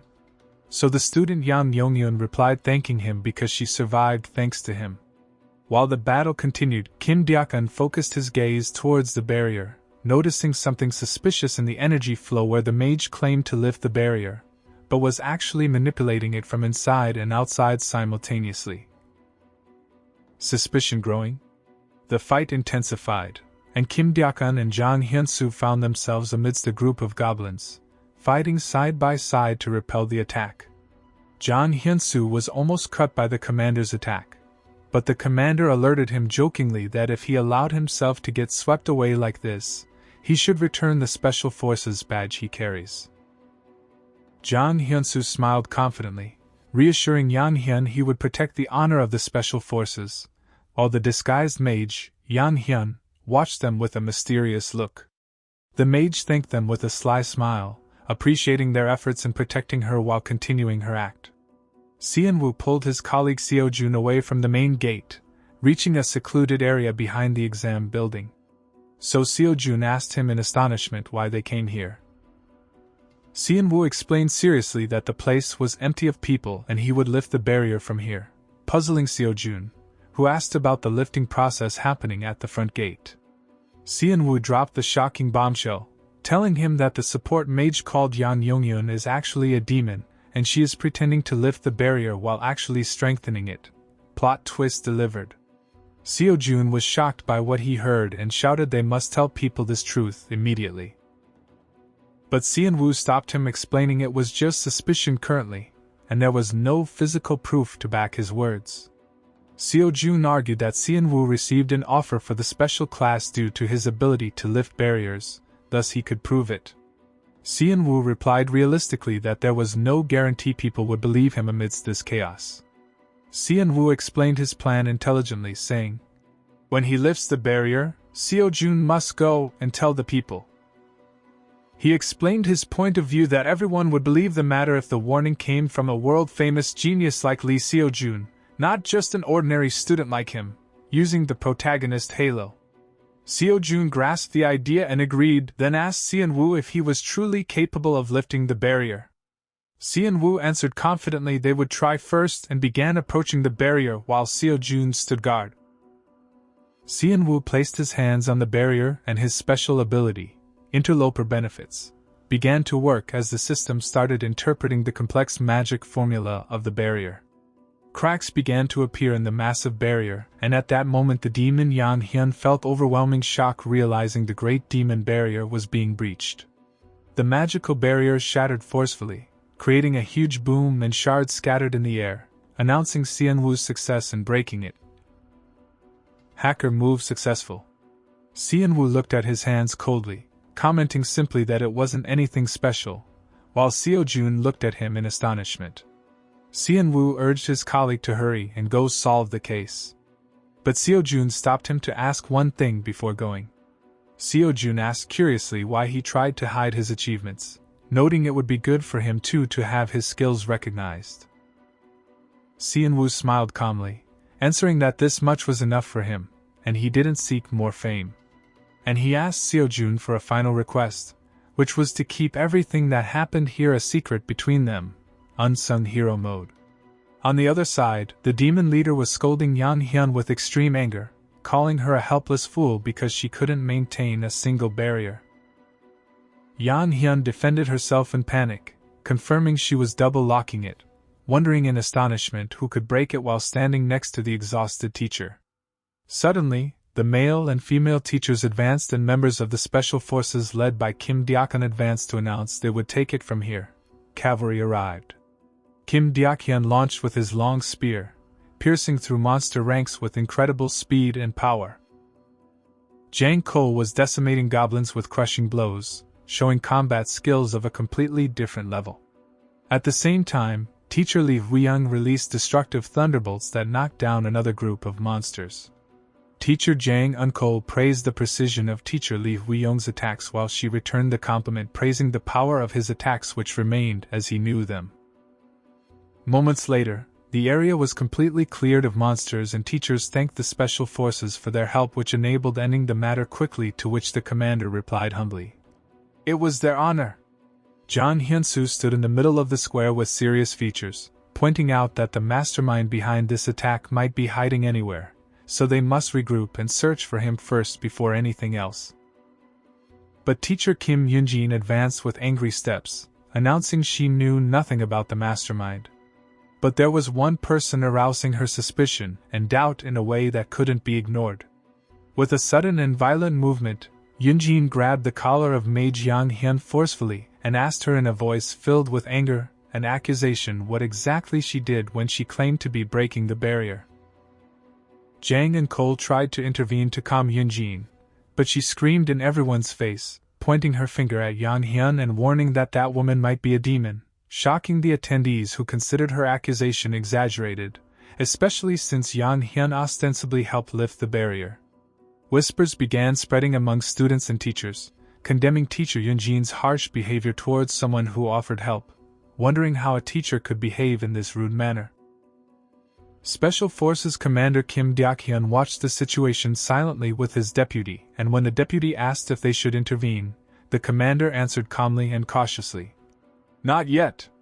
Yan Hyun exploited the situation with malicious intelligence, smiling slightly and justifying her delay in breaking the barrier by saying she had to slow her pace to match the terrible skills of teacher Yoonjin, increasing the teacher's rage.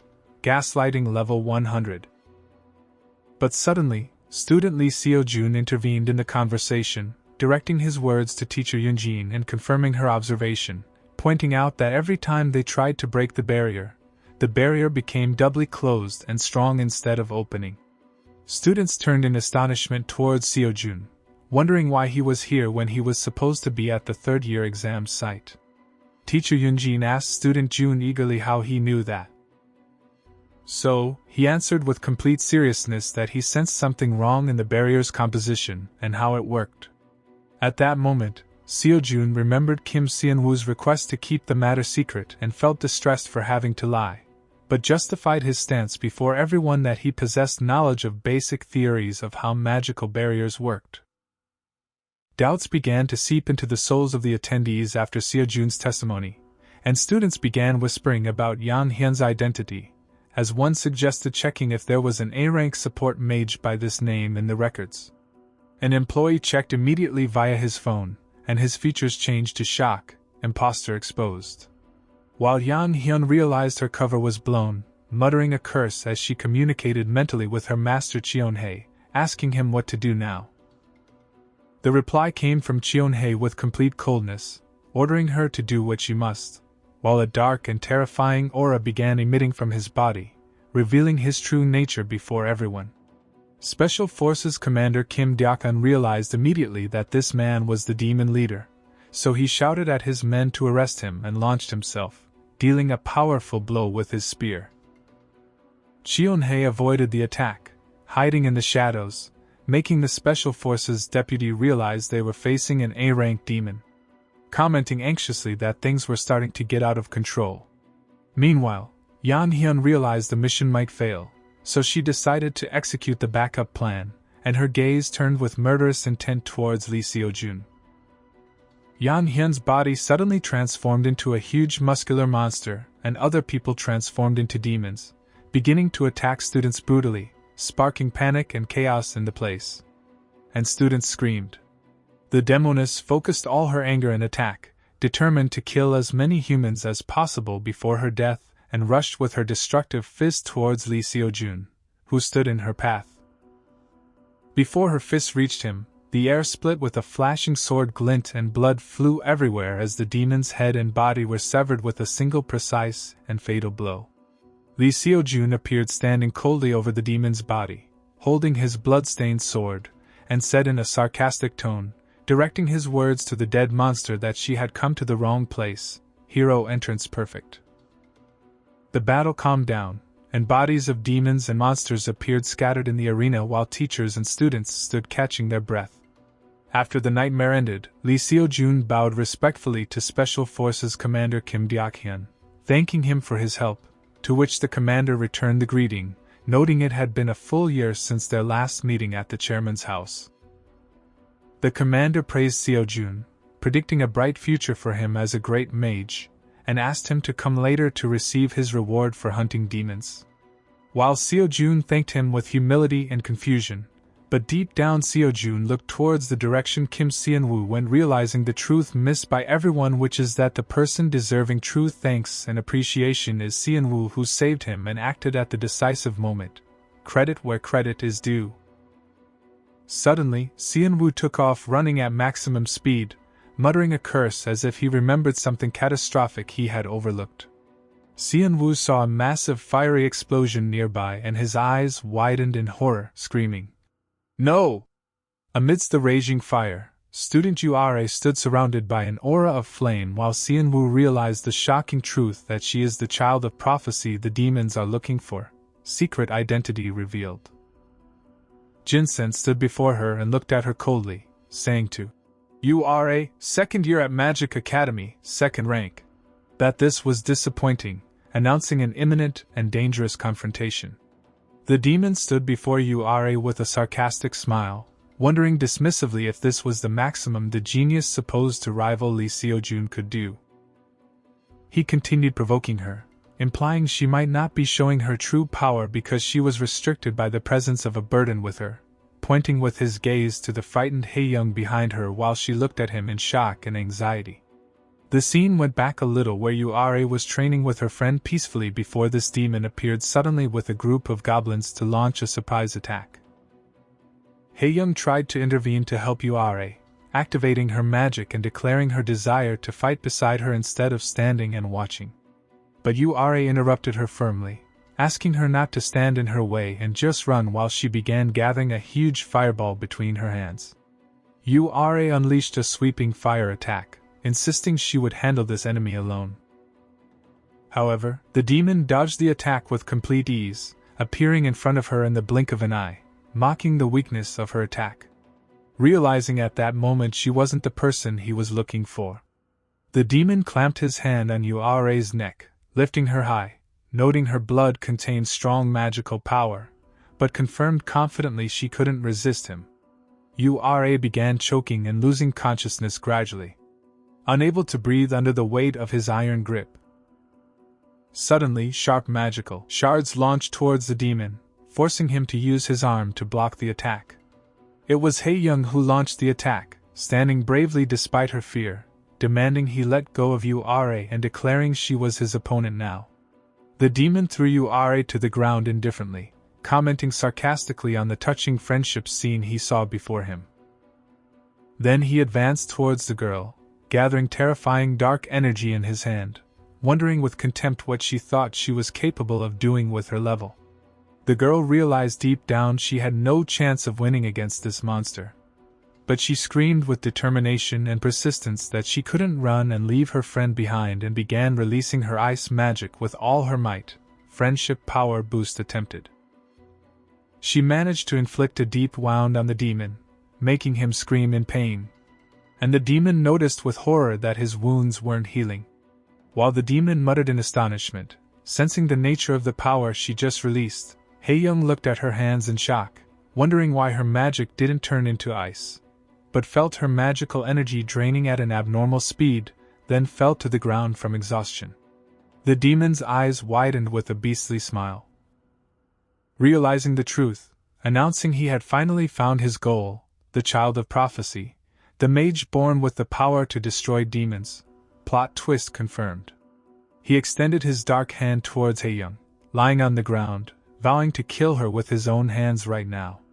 But before his hand reached her, a firm voice interrupted, saying this wouldn't happen. And Kim Seon-woo intervened at the decisive moment, standing between the demon and the girl, confirming that the child of prophecy is a very important person and cannot be allowed to die. Seon-woo activated the Heart of Great Nature, trait for a strong blue aura to radiate around him, and smiled confidently, telling the demon that he was the only one who would die in this place. Final stand ready. Jin-san unleashes a torrent of dark energy, screaming for the boy not to get in his way. The attack collides with Sunwoo's defenses, creating a massive explosion of purple and black smoke that engulfs the area.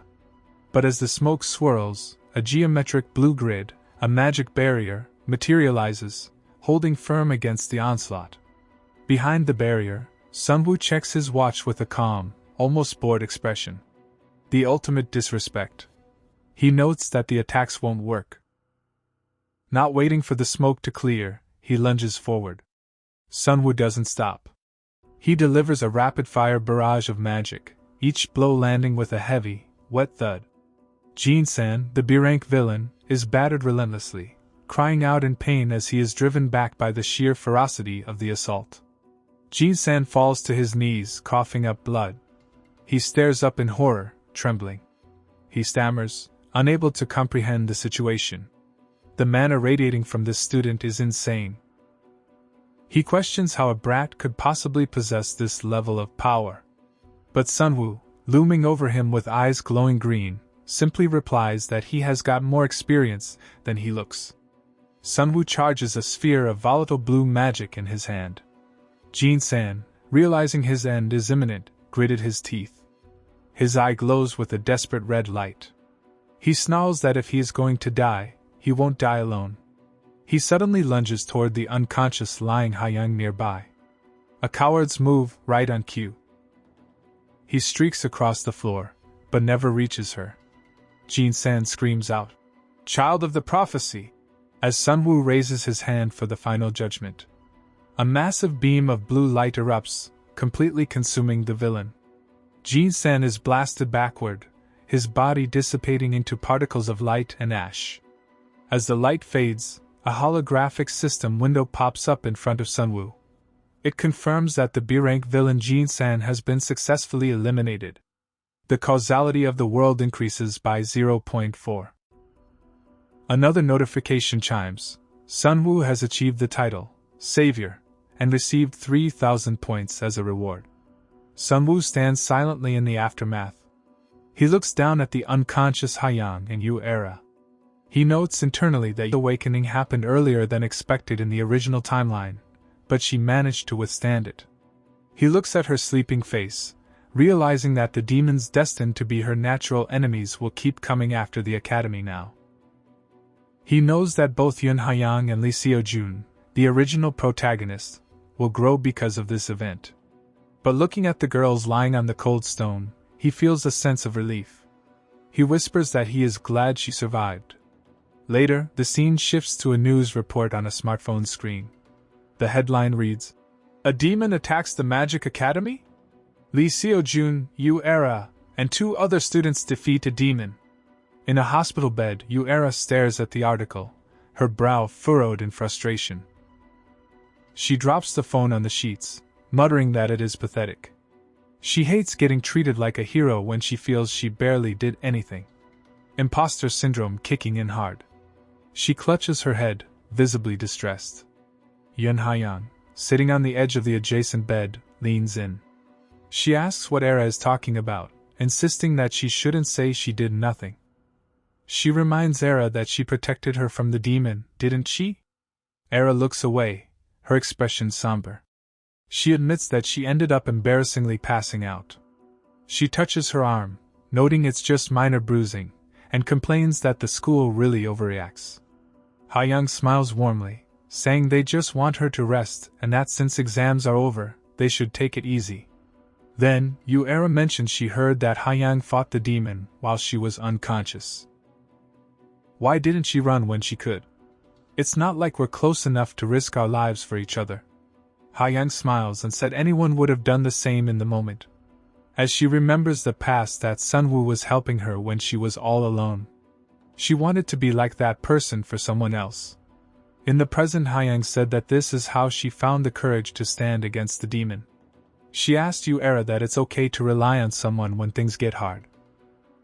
Era clenches the bedsheet and mutters the word rely.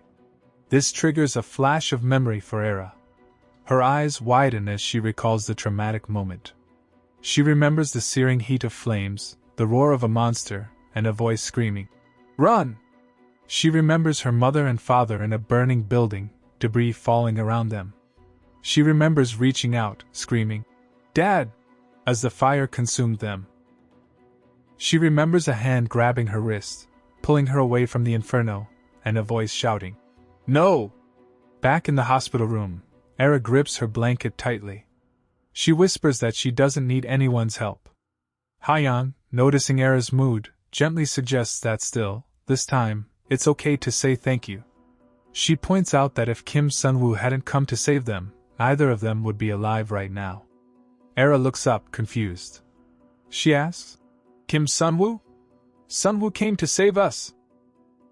"What do you mean?" She has no memory of Sunwoo's decisive role in the fight. Before Hyung can explain, the door slides open. Kim Sunwoo walks in, dressed in casual clothes, looking perfectly fine. He greets them with a cheerful, "Hey," and asks if everyone is okay. He walks over to Era's bed and hands her a thick white envelope. Era asks what brings him here. Sunwoo replies that he came to give her something. He explains it is the demon subjugation reward, 5 million won. He says it is her share. Era stares at the envelope, offended. Her eyes flash red with anger as she asks why he is giving this to her.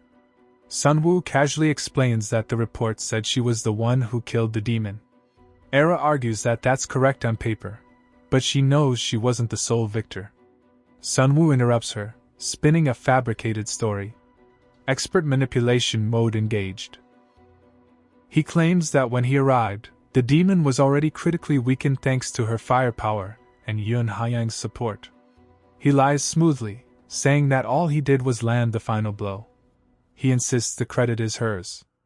Era pushes back, refusing to take money earned off someone else's help, calling it embarrassing. Sunwoo sighs and suggests she split the 5 million between herself and Yoon Hyang. He turns to leave, but Era calls out to him. Her face is flushed, cheeks dusting pink. She looks down at the envelope and quietly thanks him for saving her. Era closes the curtain for her bed. Sunwoo leans against the wall, thinking to himself. He had planned to get close to Era through Yoon Hyang, but wonders if he moved too early. A system window appears, notifying him that Era's interest in him has increased. Her affection level has risen to 1, and he receives 2,000 points as a reward. Hyang chuckles, realizing she was acting cold earlier because she was embarrassed. He checks his system interface again. A special discount notification pops up. A spatial pocket that can store up to 30 kilograms is available at 50% off for the next day. The price is 20,000 points, exactly the amount he currently has. With a satisfied grin, he buys it immediately. Retail therapy, hero style. Meanwhile, back in the hospital ward, Era is pacing the hallway. Her face is serious now. She thinks about Sunwoo's story. He claimed the demon was weakened, but she knows that's a lie. Until the moment she passed out, the demon was still at full strength. It hadn't even gone berserk yet. That means Sunwoo killed it on his own. She recalls the image of Sunwoo standing over the barrier, surrounded by blue energy. She realizes he isn't a manifestation type or a support type user. He suddenly showed talent in every field as if he were a prodigy. She thinks back to the beam of light that decimated the enemy. Era wonders why someone with abilities like that would live such a low-key life. A dark thought crosses her mind. Did he also lose his family to the demons, just like her? Is that why he hides his power? She clenches her fist, determined to find out. Detective Era is on the case. Sunwoo finds Hyang standing by a large window at the end of the corridor, watching the sunset. He approaches her and asks quietly, "You haven't told anyone else about that, right?" Hyang turns to him, calm and collected. She confirms that he hasn't told anyone. On screen, we see a text message Sunwoo had sent her earlier. It reads, "About that power you awaken while fighting the demon, don't tell anyone yet." Sunwoo has successfully found that Haiyang herself awakened a dormant power during the blackout. Haiyang smiles brightly, buying into the narrative completely. She raises a finger and agrees, saying that attracting attention now will only make training harder. And above all, she says with determination, she wants to study this new power of hers herself. Sunwoo plays along, encouraging her spirit. Internally, however, he is focused on his true goal. He narrates that compared to the original story, Yun Haiyang awakened her demon-slaying power about a month earlier. He envisions a purple, demonic aura rising around a shadowy figure. He knows that building up her strength early will be a huge help in the future battle against the Demon King. With this manipulation, he can safely raise one of the protagonist's future companions. He shifts his attention to Yun Haiyang. He tells her he will make a training plan for her, and that they should work on it together. He invites her to ask anything she is curious about. Haiyang looks at him, clutching her fists, her face turning red. She hesitates, then says there is one thing. She looks up at him with sparkling, admiring eyes. She asks if it's true that he ran straight to the training grounds the moment the barrier was lifted. She asks shyly, "Did you do that for me?" Sunwoo freezes. He looks confused, scratching his cheek awkwardly, not realizing that his actions have been misinterpreted as a romantic gesture. Haiyang blushes deeply, touched by what she thinks is his devotion, remarking that he always looks out for her. She clutches his sleeve, her heart clearly racing. Sunwoo stares blankly, realizing that while he managed to hide his power, he might have accidentally created a completely different kind of misunderstanding. Kim Seonwoo stands close to Yun Haiyang, holding her hands gently. Haeyong's face is flushed, and the atmosphere suggests a romantic confession, but Seonwoo quickly shatters the illusion. He tells her firmly that the situation is not what she is thinking. He explains that during the midterms, he was merely betting on her potential, and during the demon incident, he only rushed over because he saw the explosion. He clarifies that his actions were calculated moves, not born of affection. Haeyong listens, her blush fading into a look of realization as she sighs, finally understanding the dynamic. Seonwoo asks if she was perhaps thinking of something else, sporting a knowing grin. Flustered, Haeyong stammers, denying any romantic misunderstanding and claiming she was just joking. Seonwoo accepts the deflection but internally notes that he expected this reaction, acknowledging that Yun Haeyong's character is naturally naive and cheerful.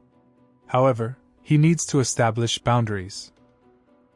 He thinks she needs to be where she is supposed to be, at the top, and asserts that he will be the one calling the shots in their partnership. She clenches her fist and tells herself she cannot misunderstand his intentions again. Haeyong then hands Seonwoo a brown envelope containing 7.5 million won. She explains that it is his lesson fee and confirms that they will keep working together. Haeyong beams, calling him teacher, and promises to do whatever is needed. Seonwoo warns her that he is going to train her strictly. As he walks away, he smiles to himself, thinking that kids these days don't know the value of money, but he is happy to have secured a chaotic but useful ally. However, the moment isn't quite over. As Seonwoo checks his phone later, his eyes widen in shock. A notification pops up on his screen. User has deposited 15 million won. He stares at the device in disbelief, realizing that Sejun was so desperate to give him. Seojun checks his own phone with a smirk. The scene shifts to the academy after the midterms have concluded. Seonwoo steps into a lavish, tiered lecture hall, his sneakers squeaking against the polished wood floor. This is a place he was never able to enter before his regression, the special class for the talented. The room is filled with the academy's top performers.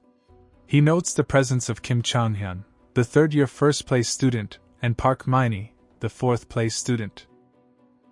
In the front row sits the first-year, first-place genius, Choi Seo-yun. As Seonwoo walks down the stairs, Sejun calls him out. Era turns to see him. But the atmosphere turns hostile. A blonde male student, Park In-hwan, blocks his path with a sneer. He looks down at Seonwoo, asking if a little rat has snuck in. In-hwan's crony, draped over his shoulder, laughs along. Inhwan questions if Seonwoo thinks he can sit at the same table as the elite just because he landed the last hit on a dying demon. He calls it presumptuous.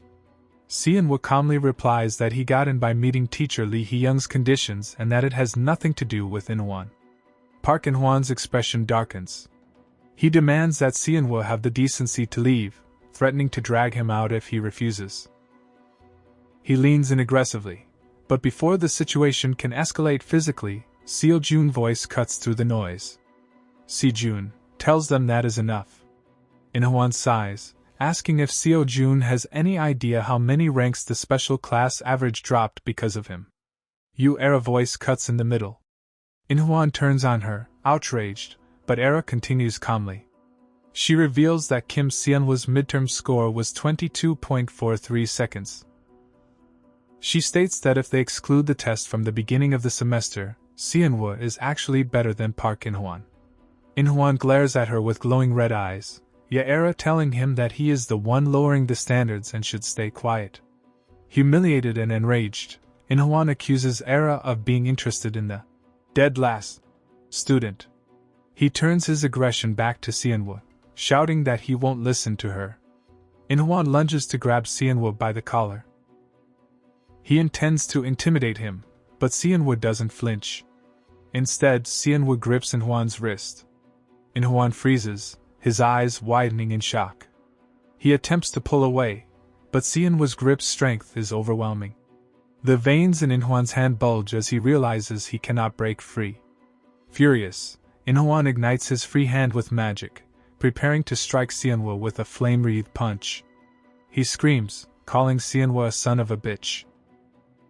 But before the fist can connect, a sheathed sword flies through the air, striking Inhwan squarely in the head with a dull thud.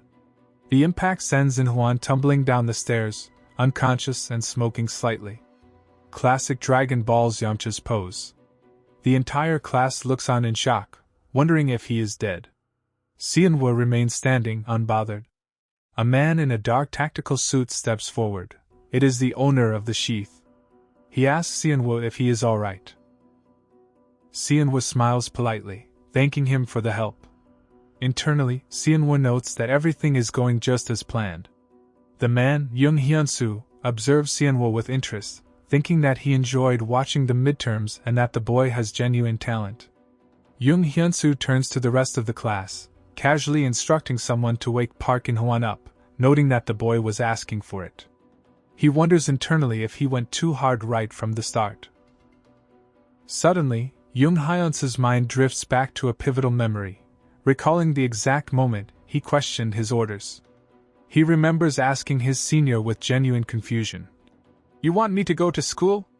The memory is vivid. His senior was simply leaning back in his chair, looking unbothered but speaking with grave seriousness. He replied, "Demons, who had been hiding out separately, suddenly attacked the Magic Military Academy as a group. There are more than a few suspicious things about it." Jung Hyun-soo, piecing the puzzle together even back then, said, "You're right. Demons usually act alone without a directive from the king. It is also incredibly strange how easily they infiltrated the school." His senior nodded, confirming the grim reality that there must have been an insider helping them bypass the defenses. Then, dropping the final directive, he looked Hyun-soo in the eye and asked him to go to school to hunt down the traitor, to find the demon's insider and their objective. He then introduces himself formally as Jung Hyun-soo from the Special Task Force, dispatched from the Association for this special class. The students murmur in confusion, wondering if the involvement of the Special Task Force means they will be deployed to subjugate demons or suppress terrorism. Jung Hyun-soo laughs off the concern, assuring them that they wouldn't throw fledglings into real battle. He explains that under his guidance, they will be carrying out a mission to search a monster-infested area. A holographic map appears behind him, showing a forest zone marked with danger signs. He warns them that it can be dangerous and to report anything suspicious immediately. However, Seonwoo knows the truth behind the instructor's words. He knows that in reality, this is far from a dangerous area. It is just a secret training ground exclusively for the Special Task Force. He knows there is one dungeon there, but it has been completely cleared out. The area is heavily monitored by surveillance magic circles to identify suspicious individuals. He reasons that the special class has more freedom of movement than other students, so the insider is likely among them. Seonwoo watches Young Hyunsu, reading the agent's expression perfectly. He knows Young Hyunsu suspects the student. Seonwoo acknowledges internally that it is true there is a demon insider at the school, but that person is sharp and will lay low for a while. Seonwoo isn't interested in exposing the insider yet. His focus is on the hidden stage concealed within the dungeon. A visual of a glowing, ornate sword appears in his mind. His goal is to ensure that Lee Seo-jun obtains this S-rank item. Young Hyunsu calls for attention, slamming his sheathed sword onto the floor.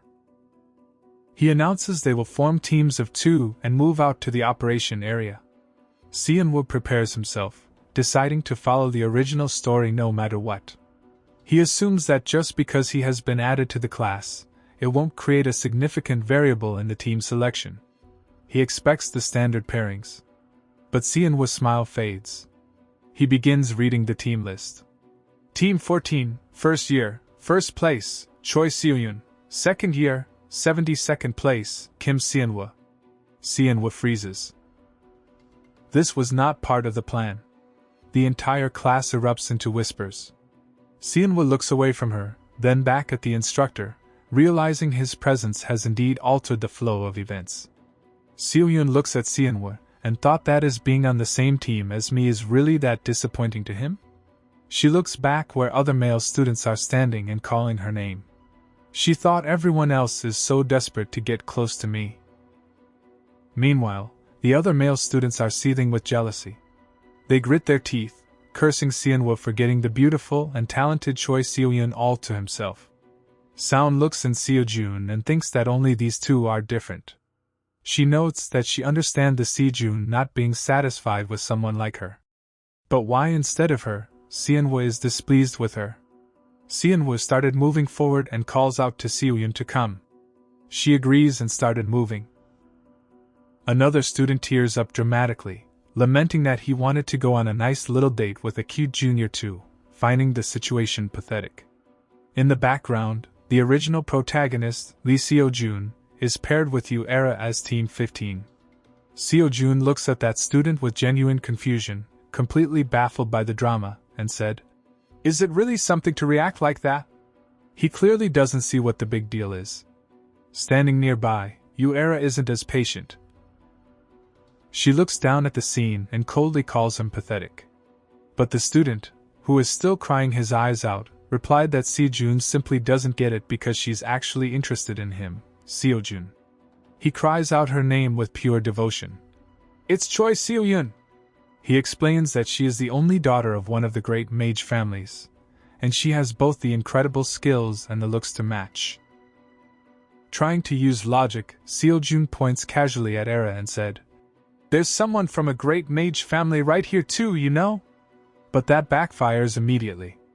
Era snapped, shooting him a glare, and said, "Don't drag me into this." The student, physically shaking with emotion, replied that it's not the same at all. He insists that my Seoyun is different from Era. Suddenly, another student comes into the frame, bowing respectfully, and said, "I'll serve you well, boss." At this moment, the first student's name is finally revealed. It's Shin Yangjin.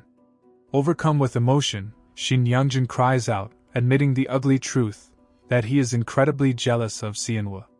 As Seoyun and Seonwoo walk together through the quiet expanse of the forest, the tension is palpable. Seoyun looks over at Seonwoo, her expression unreadable as she internally processes their situation. She thought to herself, well, whatever. If they are both unhappy about this forced pairing, it's actually better for her. Mutual dissatisfaction makes things easier to manage. Her mind begins to dig into his background. She remembers vividly seeing Seonwoo sitting with Seojun in the past. Back then, she thought that he was just the school's dead last, a complete nobody with zero potential. But then, the timeline gets weird. He got close to Seojun, and suddenly, against all odds, now he is even in the special class. The evidence starts piling up in her head. She remembers him training Haeyoung, displaying capabilities that don't match his rank. Putting the pieces together, she narrows her eyes and thinks that his actions are blatantly suspicious. A blue system window pops up in front of him. Character Choi Seo-yoon is now curious about you. You have acquired 500 points as a reward. Seonwa feels a piercing gaze burning a hole in the back of his head. He turns to see Seo-yoon staring at him intensely. Her expression is unreadable, but her interest is undeniable. The two of them stand alone in the moonlit forest as the operation begins. Seonwa tries to break the ice, pointing into the dark woods and suggesting they go check it out. Seo-yoon smiles, but the expression doesn't reach her eyes. She agrees quietly. As she walks past him, her internal thoughts are revealed. She admits she doesn't know what Seonwa is plotting, but she is determined that it won't work on her. Outwardly, she cheerfully says, "Let's do our best together, senior." But as the shadows of the trees swallow them, her thoughts take a darker turn. She resolves that things will not go the way Kim Seonwa wants them to, setting the stage for a battle of wits within the silent forest. The dark woods of the training ground were deceptively calm as Choi Seo-yoon leaned forward with a bright, practiced smile and told Kim Seonwa that they should do their best together, senior and junior. Her tone was sweet and polite, her cheeks faintly flushed, but Seonwa stayed wary even as he stared at her smiling face. Things in this world never went the way people wanted, and he knew better than anyone what kind of girl Choi Seo-yoon really was.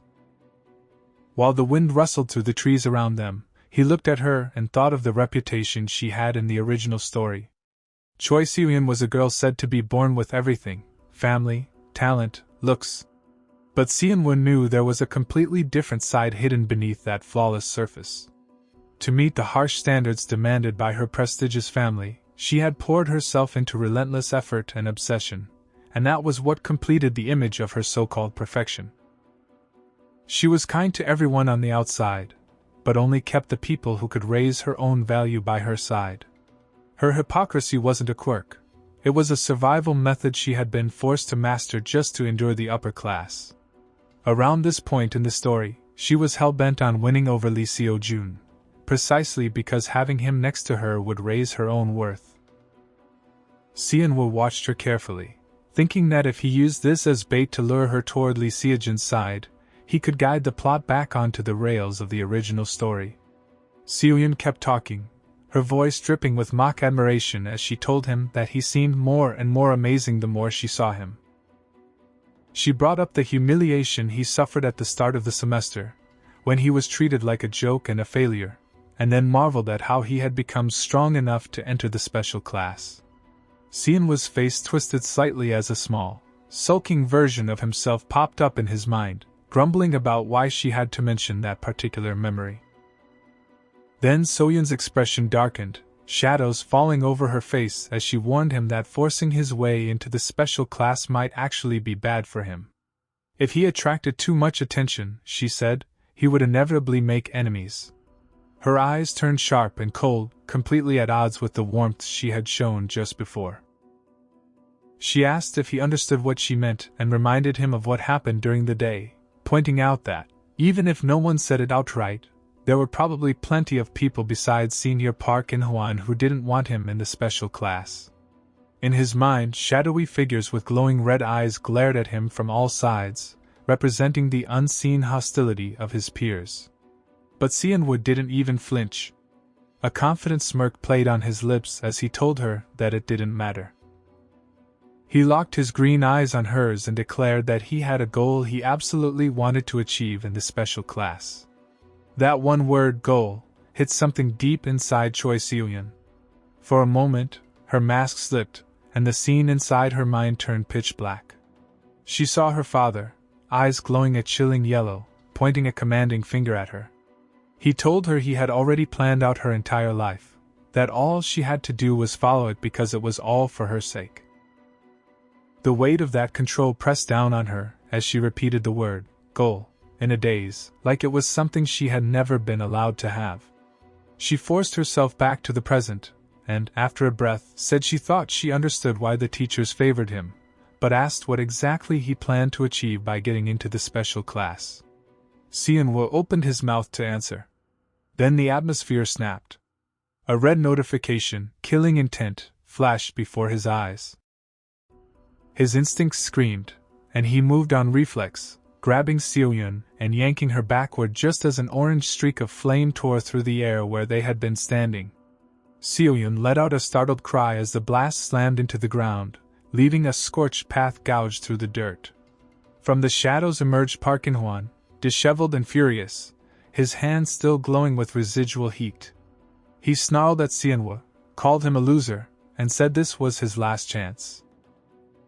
If Seonwoo valued his life, he needed to keep his head down at school from now on. Seonwoo didn't budge. In a flat, cold voice, he asked what would happen if he refused. In-hwan's answer was simple: then you die. Blue mana began to swirl and condense in Seonwoo's palm, crackling with focused intensity. In-hwan, enraged by that defiance, prepared to fire again. But the situation wasn't just between the three of them. In a dark room filled with monitors, members of the Anti-Terror Special Task Force were watching the training grounds through countless purple eyes floating around the forest. A red-haired operative leaned her head on her hand, complaining about the team leader's orders and wondering if there really was a demon spy among these kids. To her, they just looked like children playing with monsters. Her colleague watched another screen showing students fighting for their lives and reminded her that, if a demon spy existed, they would try to make contact while unsupervised, so they had to report immediately if anyone acted suspiciously or tried to leave the training ground. Then his eyes widened as he noticed one particular feed. Whatever those kids were doing, they weren't playing, they were fighting for their lives. Back in the forest, Seonwoo closely tracked Park In-hwan's movements. For all his trash personality, In-hwan's output speed really was something. Being the 5th rank in the second year wasn't for nothing. If this dragged on, it could mess up Seonwoo's overall plan. Just as tension was about to snap, Choi Seoyun stepped between them. Frost mana exploded outward from her, and she shouted at In-hwan to stop. If he wanted to fight, he could do it during actual training. She called his behavior an embarrassment to the school and told him to put his inferiority complex away, scolding both Park In-hwan, and even bringing up how he had already gone after senior Lee Seo-jun and now senior Kim Seonwoo. That was what pushed Park In-hwan over the edge. He screamed, demanding to know why everyone was siding with that guy. He spat out a crude insult at Seoyun as his fists burned bright, then smashed his power into the ground. A massive explosion of fire erupted, sending a violent shockwave ripping through the clearing, and a magic circle that had been maintaining the area's safety dissipated. In the surveillance room, the task force immediately noticed the spike in mana and the vanished circle. The senior officer realized the situation was spiraling. They had promised the school that the students would not be harmed, and he wasn't about to break that promise over a student brawl. When a subordinate protested that he'd exposed the operation, the officer simply said he would stop them and be right back, ordering the rest to keep monitoring the other sectors and report anything unusual. He identified the students on the screen, Park In-hwan and Kim Seonwoo, the same troublemakers from earlier in the day, along with Choi Seoyun of one of the top 5 magic families. Nothing was allowed to go wrong with those names involved.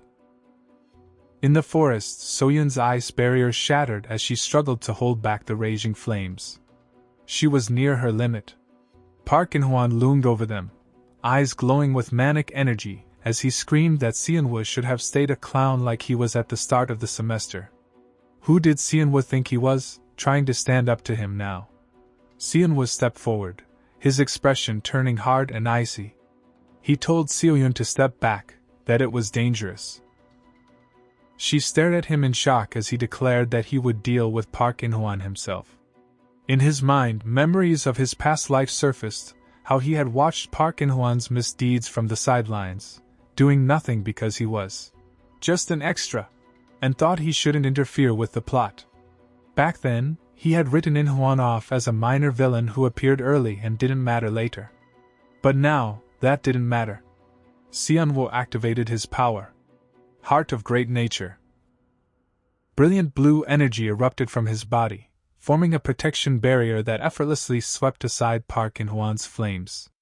In-hwan froze, horrified, stammering as he demanded to know why Se-in-woo possessed magic this powerful. Se-in-woo's gaze was merciless. If In-hwan had a problem, he should have fought him head-on, but instead he dragged others into it. In the blink of an eye, Se-in-woo closed the distance, grabbed In-hwan by the face, and slammed him into the ground with a bone-rattling thud. In-hwan lay there trembling, eyes wide with terror, as Se-in-woo loomed over him with multiple orbs of condensed mana floating behind his back like loaded guns. He told In-hwan to give him one reason, just one, why he should forgive him. Completely broken, Park In-hwan burst into tears. He babbled that he was wrong, that he wouldn't pick a fight again, that he admitted everything and begged to be forgiven just this once. Behind him, Seo-yun called out to Se-in-woo and said he was wasting his mana. Se-in-woo clicked his tongue and muttered that he hadn't really planned to seriously injure In-hwan anyway. He grabbed a fistful of In-hwan's blonde hair, yanked his head up, and told him to get as far away from here as possible. If Se-in-woo ever saw him again, he would kill him. In-hwan scrambled up in a panic, shouting that he understood and would disappear right away. Before he bolted, he nervously asked if they were going to keep what happened here a secret and begged them to keep it to themselves. Then he ran, fleeing blindly into the darkness.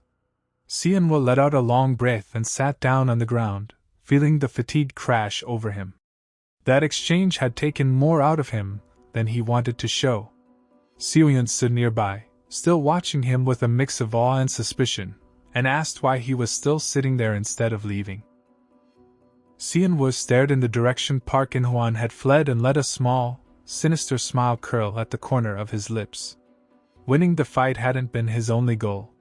Back at the command center, the Anti-Terror Special Task Force tracked one of the purple eyes and confirmed that Park In-hwan, the student who had been fighting earlier, had actually left the training ground during an active operation. From that moment on, the senior officer declared Park In-hwan would have the full attention of the task force. Se-in-woo's smile deepened. By forcing Park In-hwan to run away in a panic, he had successfully painted the arrogant senior as suspicious, handing him over to the authorities so they would deal with him instead. A frantic chase unfolds across a digitalized training ground, where Park In-hwan runs for his life. Breathless and drenched in sweat, he pushes himself forward as the sound of his rapid footsteps echoes against the grid-like floor of the facility. He desperately hopes that he has finally managed to put some distance between himself and Kim Se-in-woo, yet the terror etched onto his face suggests he knows the pursuit is far from over. High above the training grounds, a surveillance team monitors the situation. Agent Baek Yejin, a young woman with short red hair and a tactical uniform, holds her hand to her eye, her palm glowing with a specialized purple-eyed communication device. She urgently contacts her senior officer, reporting that the student from the Baiwa Academy, whom they had observed fighting earlier, is now making a hurried exit from the training grounds. In the shadows of the nearby forest, her senior officer receives the report. He is a stern man with a prominent scar running across his cheek and sharp, narrowed eyes. He confirms the information and prepares to intercept, drawing a short sword that crackles with intense purple energy. Back on the field, the student In-hwan continues his desperate flight, wondering why that old man is still chasing him. He doesn't realize that his actions have drawn the full attention of the Academy's security forces. Meanwhile, in a quieter part of the woods, the protagonist sits on the grass, his expression calm and slightly mischievous. He reflects on his recent actions, noting that his performance should have been more than enough to draw the necessary attention. He believes that this slight deviation won't really affect the broader plot, a thought that brings a small, confident smile to his face as he prepares for the next phase of his plan. Standing across from him is Choi Seo-yun, a female student who looks at him with a mix of shock and newfound respect. She is still processing the fact that he managed to defeat senior Park In-hwan, a student ranked 5th in their year, despite having a score that originally placed him 72nd. She leans in close, her red eyes wide as she suggests that the school might need to redo the rankings entirely based on what she just witnessed. The protagonist laughs it off, waving a hand dismissively. He tells her that if Inhwan had truly attacked with killing intent, he wouldn't have stood a chance, claiming he only won because he managed to chase the Park Inhwan off with sheer momentum. Despite his humble explanation, a blue system window flickers into existence above them, announcing that the character Choi Seon's interest has increased by 1 point. The protagonist is caught off guard by the notification, but Seoyun continues to speak, her tone becoming more sincere. She admits that at the start of the semester, she didn't think very highly of him at all. The scene briefly shifts to a memory of their earlier days, showing her looking at him with a cold, unimpressed expression as he stood in the background holding a broom. She tells him frankly that he used to look like someone with absolutely no skill who was desperately trying to get attention. However, as she looks at him now, her perspective has shifted completely. She tells him that he seems like a different person compared to the attention seeker she once knew. They sit together in the quiet of the night, and when he asks how he seems to her now, she pauses to think. A small, comical image appears in her mind of him dressed as a jester, and she tells him with a teasing smile that he is simply interesting, possessing the talent of a clown. The light-hearted moment is interrupted as they decide to move on. Seoyun stands up, suggesting they shouldn't linger, but the protagonist seems hesitant, asking if she wouldn't like to sit for a bit longer. She insists that they need to get some results, otherwise people like Park In-hwan will continue to look down on them. As she walks forward, a massive shadow looms behind her. A giant training monster, a serpent with glowing red eyes and massive fangs, lunges from the foliage. Seoyun screams in terror as the beast towers over her, its jaws wide. The protagonist immediately springs into action, his hand glowing with a swirling blue orb of magic. He identifies it as a training monster and prepares to strike, but before he can unleash his spell, a flash of light cuts through the air. A new figure arrives on the scene with incredible speed. It is Lee Seo-jun, a handsome student with dark hair and striking yellow eyes. With a single, powerful horizontal slash of his blade, he cleaves through the massive serpent, the monster's blood spraying across the grass. He stands heroically before them, his sword still glowing with the remnants of his light attribute magic. He looks back at them and asks if anyone is hurt, his presence immediately calming the panicked Seoyun. She is awestruck, whispering about the power of his light magic. The protagonist watches from the side, noting that Seo-jun arrived exactly when he expected him to. He realizes that this is the moment the original story dictates should happen. Seo-jun approaches them, sheathing his sword. He explains that he was traveling alone and trying to help others, though he hadn't encountered any particularly dangerous monsters until now. He admits he might have been too tense because he was told the area was a danger zone. Seoyun, completely charmed, tells him that for a genius like him, the task probably wasn't difficult at all. Choi Seoyun then turns his attention to Seo-jun, making a surprising proposal. She suggests that if he signs a sponsorship contract with her family, his talents would shine even brighter. Seo-jun is flattered and tells her he will think about it later, but the protagonist is focused on the bigger picture. He watches them with a subtle smirk, knowing that the location and the members are now perfectly aligned for the major event he has been orchestrating. Inner thoughts reveal the protagonist's true intent. He calculated this entire route to bring Choi Seoyun near the hidden stage, ensuring she would overlap with Lee Seo-jun's path as safely as possible. He believes that by bringing them together here, she will naturally join Seo-jun as a companion. He points toward a nearby rock formation where a strange, ethereal blue light is emanating from a cave entrance. He asks the others what that light could be, acting as though he is discovering it for the first time. Seo-jun and Seoyun are drawn to the cave, and as they step inside, a system notification appears. They have discovered the Special Task Force training dungeon, which is currently deactivated. As they enter deeper into the cavern, the protagonist explains that they have found a hidden stage. He describes it as a very rare occurrence, a dungeon within a dungeon. He notes that while the difficulty is far higher than a normal dungeon, the rewards for clearing it are significantly greater. He knows that in the original timeline, This hidden floor was the turning point for Lee Seo-jun. A vision of the future plays out in his mind, showing Seo-jun standing at a press conference, surrounded by flashing cameras and reporters, holding an S-rank weapon he acquired from this very place. It was also the moment when Choi Seo-yoon matured and officially became Seo-jun's loyal companion. The protagonist encourages them to challenge the stage, claiming he came fully prepared so they could clear it easily. However, Seo-jun, ever the model student, hesitates. He argues that hidden stages have too many variables and insists they should report back to the special task force first. The protagonist is frustrated by Seo-jun's cautious nature, but the situation suddenly spirals out of control. While they are arguing, Seo-yoon is drawn toward a pool of water on the cave floor. The water begins to ripple, and a haunting, distorted voice echoes through the chamber, calling out to her.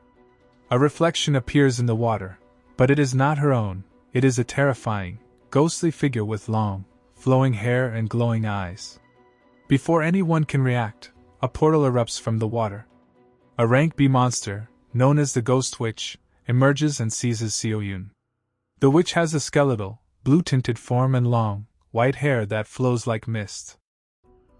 She drags the terrified girl toward the swirling portal, declaring that Seo-yoon is now hers. The protagonist and Seo-jun rush forward, but they are too late. The Ghost Witch vanishes into the portal with Seo-yoon in her grasp. The chamber is left in a state of chaos as the protagonist realizes the story has diverged from the original plot once again.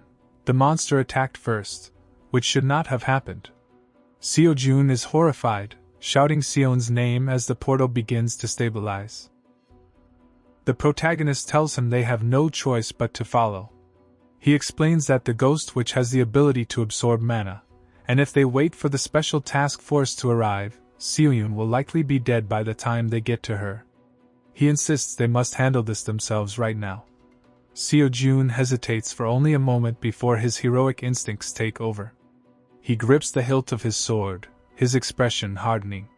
He agrees that they don't have a choice and vows to save their junior. Together, they leap into the portal, disappearing into the unknown dangers of the hidden stage. Meanwhile, back at the edge of the training grounds, the senior agent with the scar has finally apprehended Park In-hwan.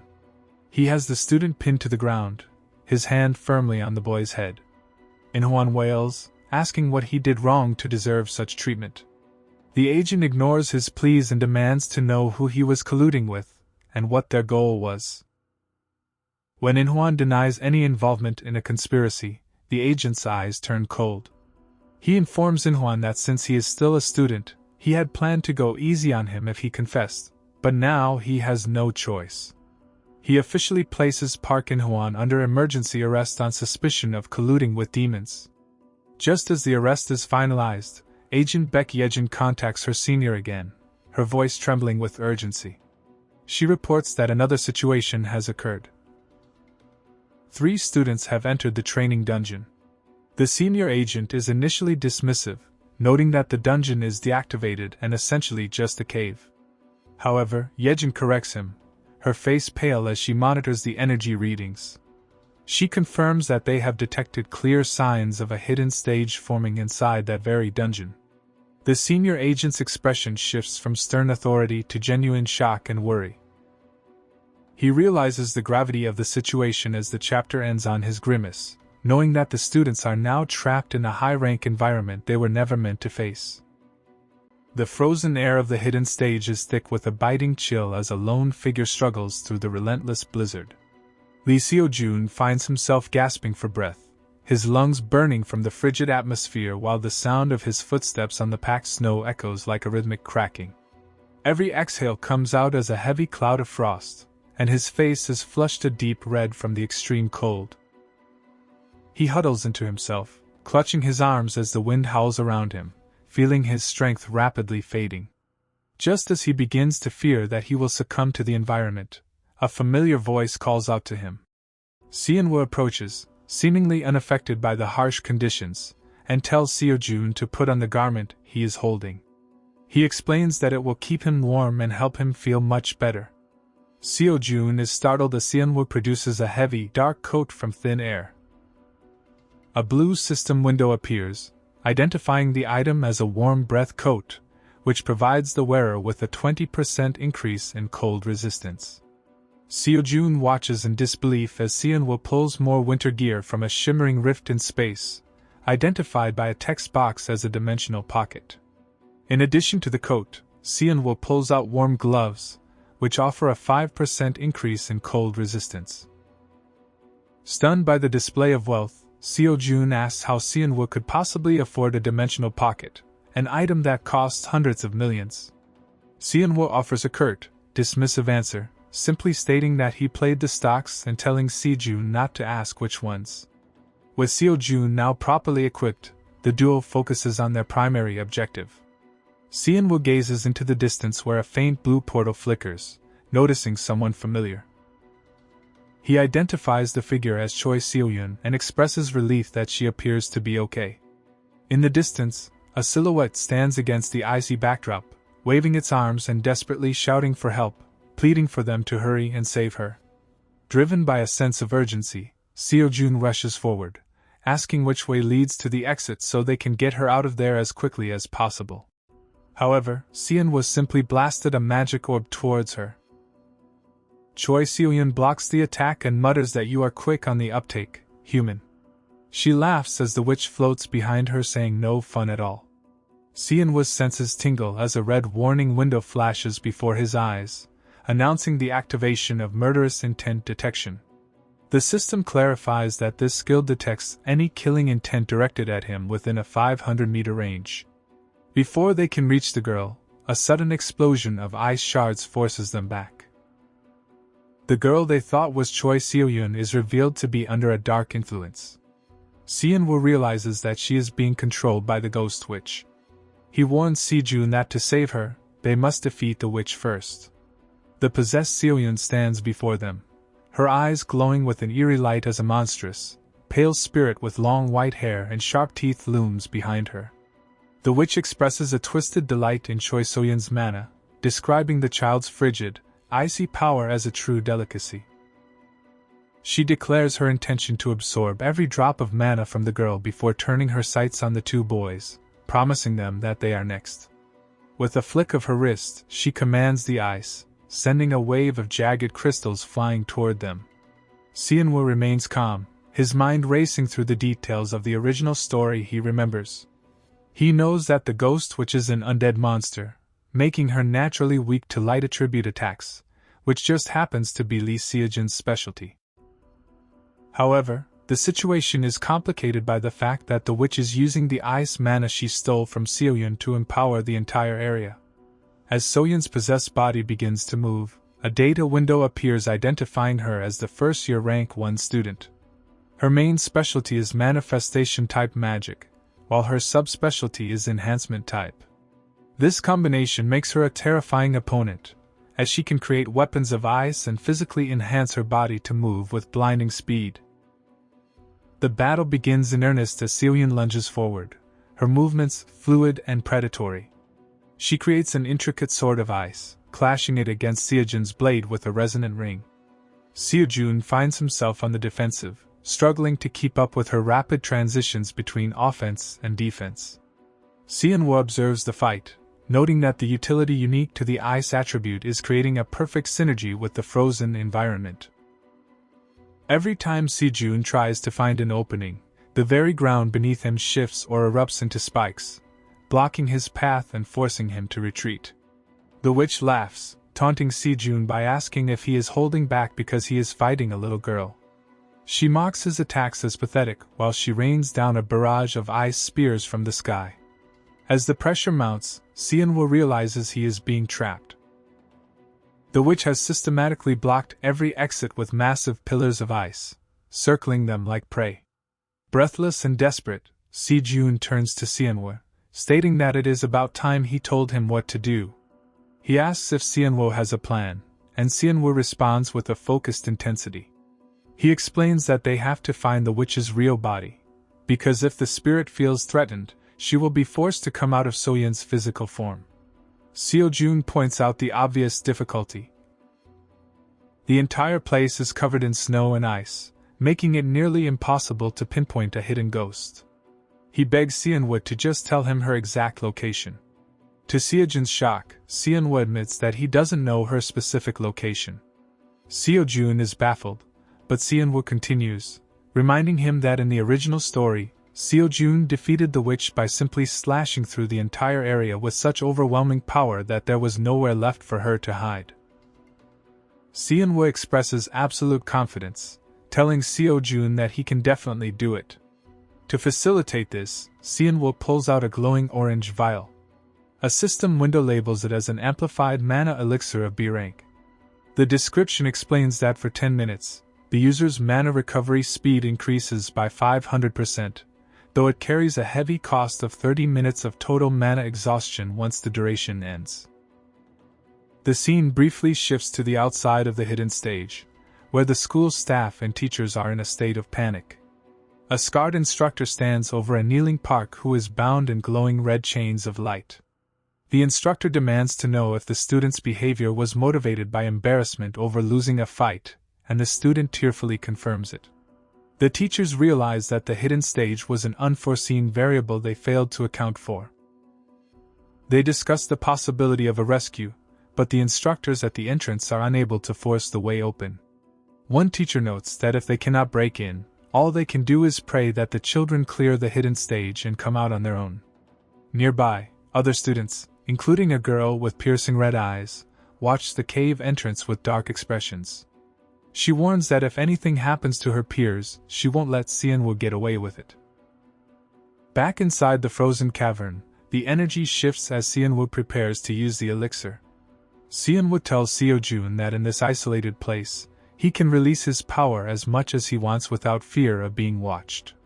The possessed Seoyun notices the change in the atmosphere, her eyes narrowing as she senses the mana flow from Seojun shifting and expanding.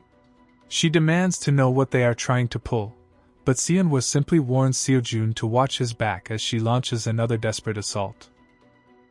Seonwoo stands firm, telling Seojun that he doesn't have to hide his power anymore, even in front of him. He gives Seojun the final push he needs, saying it is okay to reveal his true strength. As Seojun grips his sword, his mind flashes back to his past, remembering the demon attack and how he even held back during the midterms to avoid standing out too much. He had always been afraid that if he got too far ahead of everyone else, someone could get hurt. But looking at Seonwoo's unwavering gaze, he realizes that Seonwoo noticed that subtle difference in him all along. Seonwoo calls out his name one last time, challenging him to go all out. The witch, sensing the impending danger, screams at them to try it, calling them human brats. Seojun's eyes glow with a golden light as a massive aura begins to radiate from his body, melting the nearby frost. He thanks Seonwoo for putting so much faith in him and vows to live up to it, raising his sword as the entire cavern begins to tremble under the weight of his unleashed mana. Lee Seojun, wielding a sword crackling with energy, agrees. He remarks that if Seonwoo has such high expectations, he has no choice but to meet them. The air around them freezes and shatters as Seojun unleashes a torrent of power, the sheer force of the mana causing the ground to quake. The Ghost Witch, still possessing the body of Choi Seoyun, reels back in shock, her eyes widening as she realizes the overwhelming nature of the attack coming her way. She exclaims in disbelief at the sheer volume of light attribute mana flooding the cavern. Seonwoo shouts a command to destroy the entire dungeon, prompting Seojun to channel everything he has into a single, devastating strike. The impact is catastrophic for the spirit. The possessing entity realizes its main body is in mortal danger. With a violent expulsion of energy, the spirit is forced out of Choi Seoyun, who collapses, her body limp as the spectral influence leaves her. As Choi Seoyun falls, a massive burst of light erupts from her position, signaling the separation of the host and the parasite. A towering, spectral figure with long, flowing white hair and glowing blue eyes manifests above her unconscious form. This is the true form of the Ghost Witch. She screams in fury, her voice distorting as she vows not to let these wretched humans have their way. The spirit begins to gather a terrifying amount of blue energy, preparing a counterattack to wipe them out. Kim Seonwoo, however, remains undaunted. He steps forward with a smirk, taunting the spirit by noting she has finally emerged from Choi Soyun's body. With the hostage now free, he coldly states that there is no longer any reason to keep the monster alive. The ghost witch shrieks, her face contorted in a mix of rage and fear, as she launches a desperate assault. But Seonwoo is ready. Lee Seojun's blade glows with a radiant, golden light, contrasting against the blue darkness of the witch's magic. With a confident smile, Seojun remarks that this is exactly what one would expect from him. He swings the sword, and a massive beam of golden light bisects the cavern, cutting through the darkness and engulfing the screaming spirit. The attack is absolute, consuming the ghost witch entirely in a pillar of holy energy. Outside the dungeon, the scene shifts to the faculty members and the special task force desperately trying to breach the barrier. A mage reports to the team leader that they have only analyzed 2% of the entry portal so far. The barrier is so dense that not even a mosquito could pass through. The situation looks grim, with the teachers admitting that no matter what kind of support mage they call, they cannot open the gate any further. The despair is palpable as they realize their helplessness. Suddenly, a piercing beam of light shoots straight up into the night sky, tearing through the dungeon's ceiling and illuminating the darkness outside. The sheer magnitude of the energy explosion leaves the faculty stunned. One student stammers, wondering what in the world is happening, and asks if a boss monster has popped out. However, a sharp-eyed female recognizes the signature of the energy. She identifies the light attribute mana immediately, and confirms that it belongs to Lee Seojun. Back inside the crumbling dungeon, the dust settles. Lee Seojun stands panting, holding the sword. The blade is glowing intensely, but cracks are rapidly spreading along its surface. Seojun notes that the sword cannot handle his mana.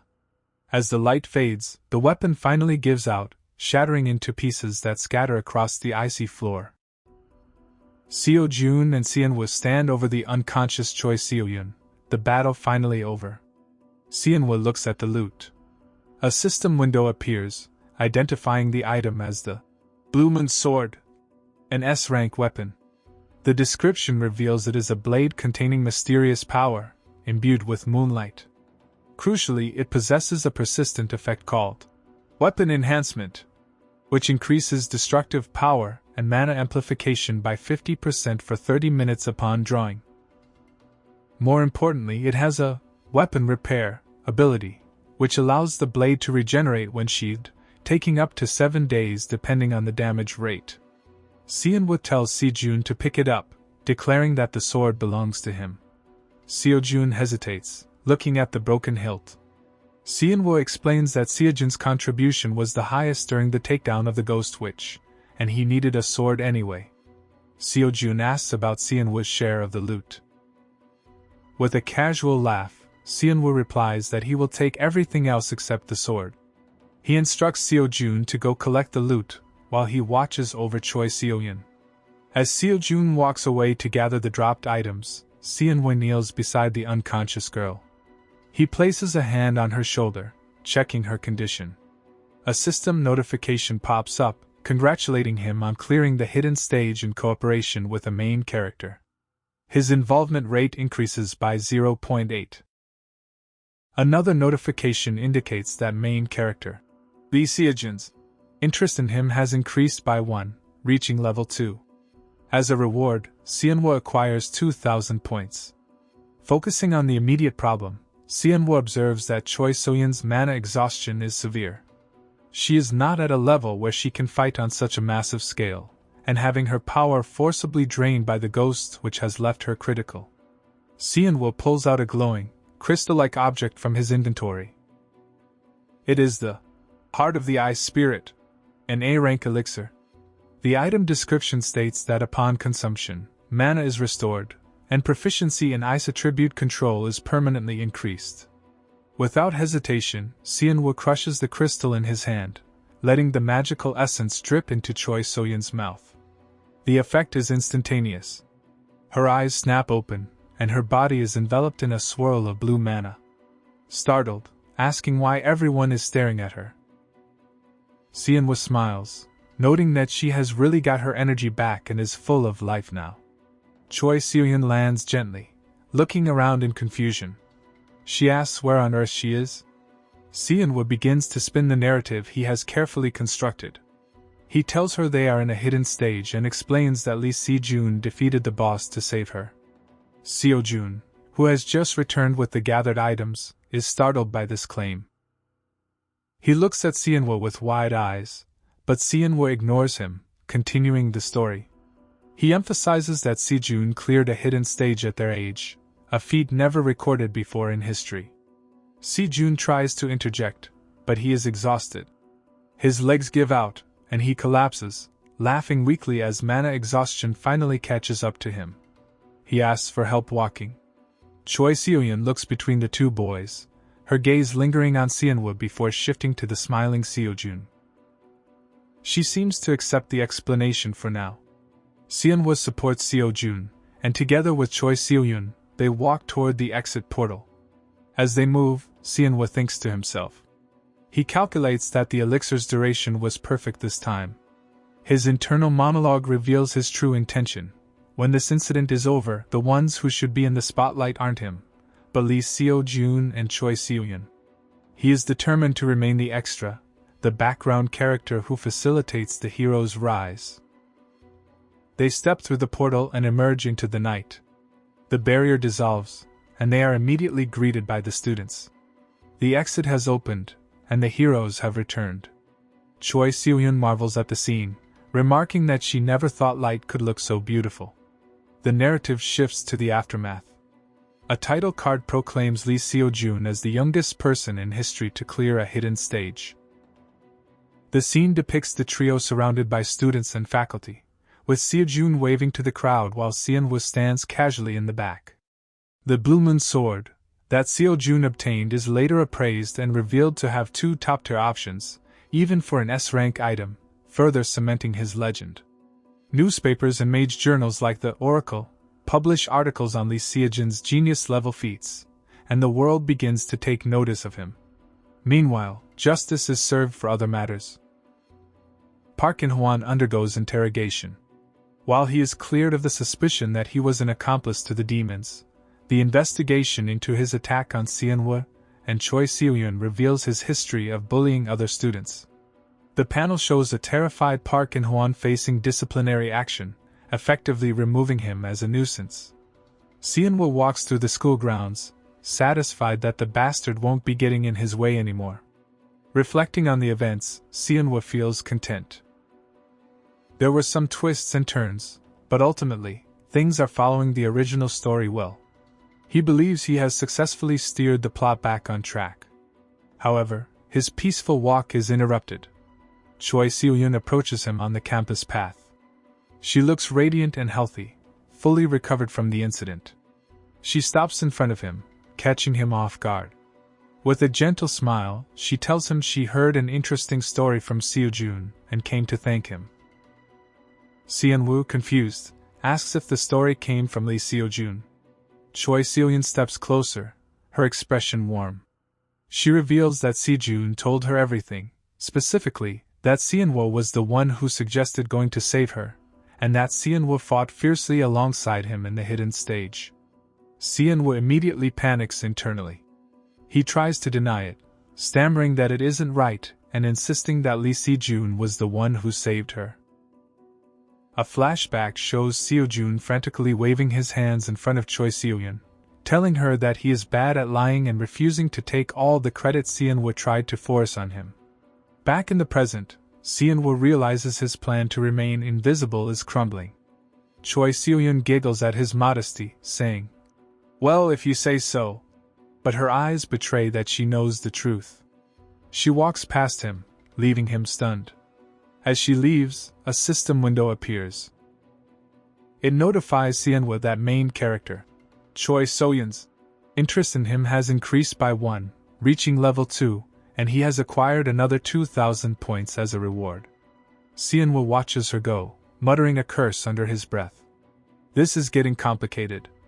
The chapter concludes with Seonwoo resigning himself to the situation. he sighs, thinking that he will just have to do a better job during the next incident. In the distance, inside a training hall, a dark-haired girl is shown sweating intensely from a workout, her expression focused and sharp. The scene opens in the school gymnasium, where the rhythmic clanking of heavy iron fills the air. Someone is hard at work, his face set in grim determination as he curls a heavy dumbbell. Sweat beads on his forehead, but Seonwoo's mind is focused on the rewards of his recent endeavors. Thanks to his positioning next to Lee Seo-jun when they exited the hidden stage, Seonwoo earned a massive amount of points. He didn't waste them. He opens his system interface, reviewing a significant purchase he has just made. He has spent 50,000 points to acquire a new trait, the Secret of Evolution and Adaptation. The system window glows blue, describing the ability as a persistent effect. It states that upon meeting certain conditions, the user gains adaptive traits. While these acquired traits have reduced effects compared to their originals, they can grow over time. The visual examples provided by the system are straightforward. Enduring cold places grants cold resistance, while staying in the dark improves night vision.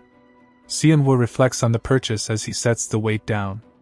In the original story, this was the trait destined for the second-year top student, Jeon Min-ji. However, since it was available in the point shop, Seonwoo reasoned that taking it wouldn't disrupt the timeline too severely. He notes that while the trait doesn't offer an explosive, immediate power-up, it raises various basic statistics over time, making its long-term utility incredibly high. As Seonwoo catches his breath, a voice calls out to him. Seo-jun waves enthusiastically from a leg press machine, asking what brings Seonwoo to the gym. Seonwoo wipes his face with a towel and replies casually, saying he is just taking care of his body and asking if anything new has happened lately. Seo-jun laughs, teasing him that he sounds like an old man with his same old attitude. The classmate's expression shifts to one of admiration as he points across the room. He directs Seonwoo's attention to other students. The rumors are already circulating. Seo-jun starts every Monday morning with the bench press. The students whisper in awe that he relies on pure physical strength, using absolutely no mana reinforcement, yet he lifts an enormous amount of weight. The gossiping student notes that Seo-jun got this strong through relentless training and effort, leaving the other kids nowhere close to his level. He then mentions Yuera, describing her as insane. Apparently, she has been declaring that she will show everyone what real firepower looks like. Seonwoo listens quietly, offering a polite, somewhat detached agreement. Internally, however, he analyzes the situation differently.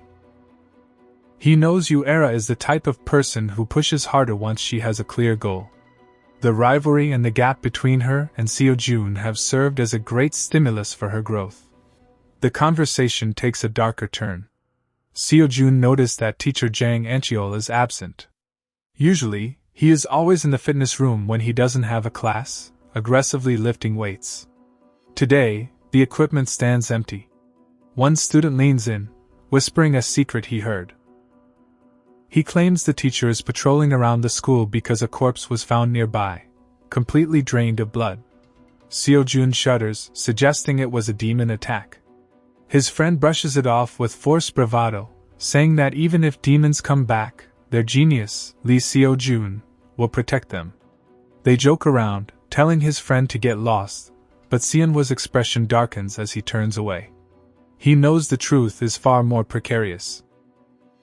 Demons could raid the school again at any moment because there is already an insider within these walls. As if summoned by his thoughts, the doors to the gym open. The atmosphere shifts immediately. A tall, elegant female student walks in. Her presence commands attention, and the male students stop their workouts to stare. Seonwoo watches her approach, his gaze piercing through her facade. He notes internally that more precisely, what has infiltrated the school isn't just a traitor to humanity. It is a demon itself. The woman is identified as the third-year student, ranked fourth in her class, Park Min-yi. She radiates a dazzling, almost glittering aura of kindness as she approaches Lee Seo-jun. She holds out a white towel, smiling warmly, and comments that Seo-jun Jr. sure sweats a lot. Seo-jun accepts the towel, thanking her by name. She beams at him, offering words of encouragement, saying she is always cheering for him. To the naked eye, it is a heartwarming scene of a supportive senior looking after a promising junior. But the panel shifts to a close-up of Seonwa's face in the background. His eyes are cold, devoid of the admiration the others show. He watches Park Min-hee walk away, her internal monologue revealing a stark contrast to her bubbly exterior. She is focused entirely on Seo-jun, but her intent is far from benevolent. The scene transitions to the dark of night. In a secluded park area on campus, the facade drops completely. Park Min-hee sits on a bench, her legs crossed, watching a man writhe on the bench in agony. The man reaches out, begging for salvation. His skin is turning a sickly red, and dark energy crackles around him. This is no longer the kind senior, this is a predator. Park Min-hee's eyes glow with malice as she reveals her true form.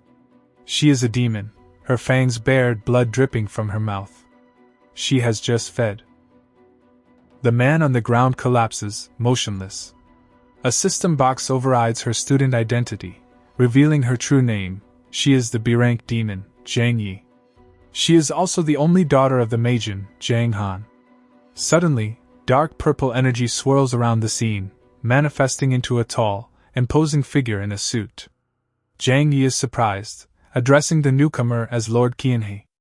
Looks down at the corpse of the victim with disdain.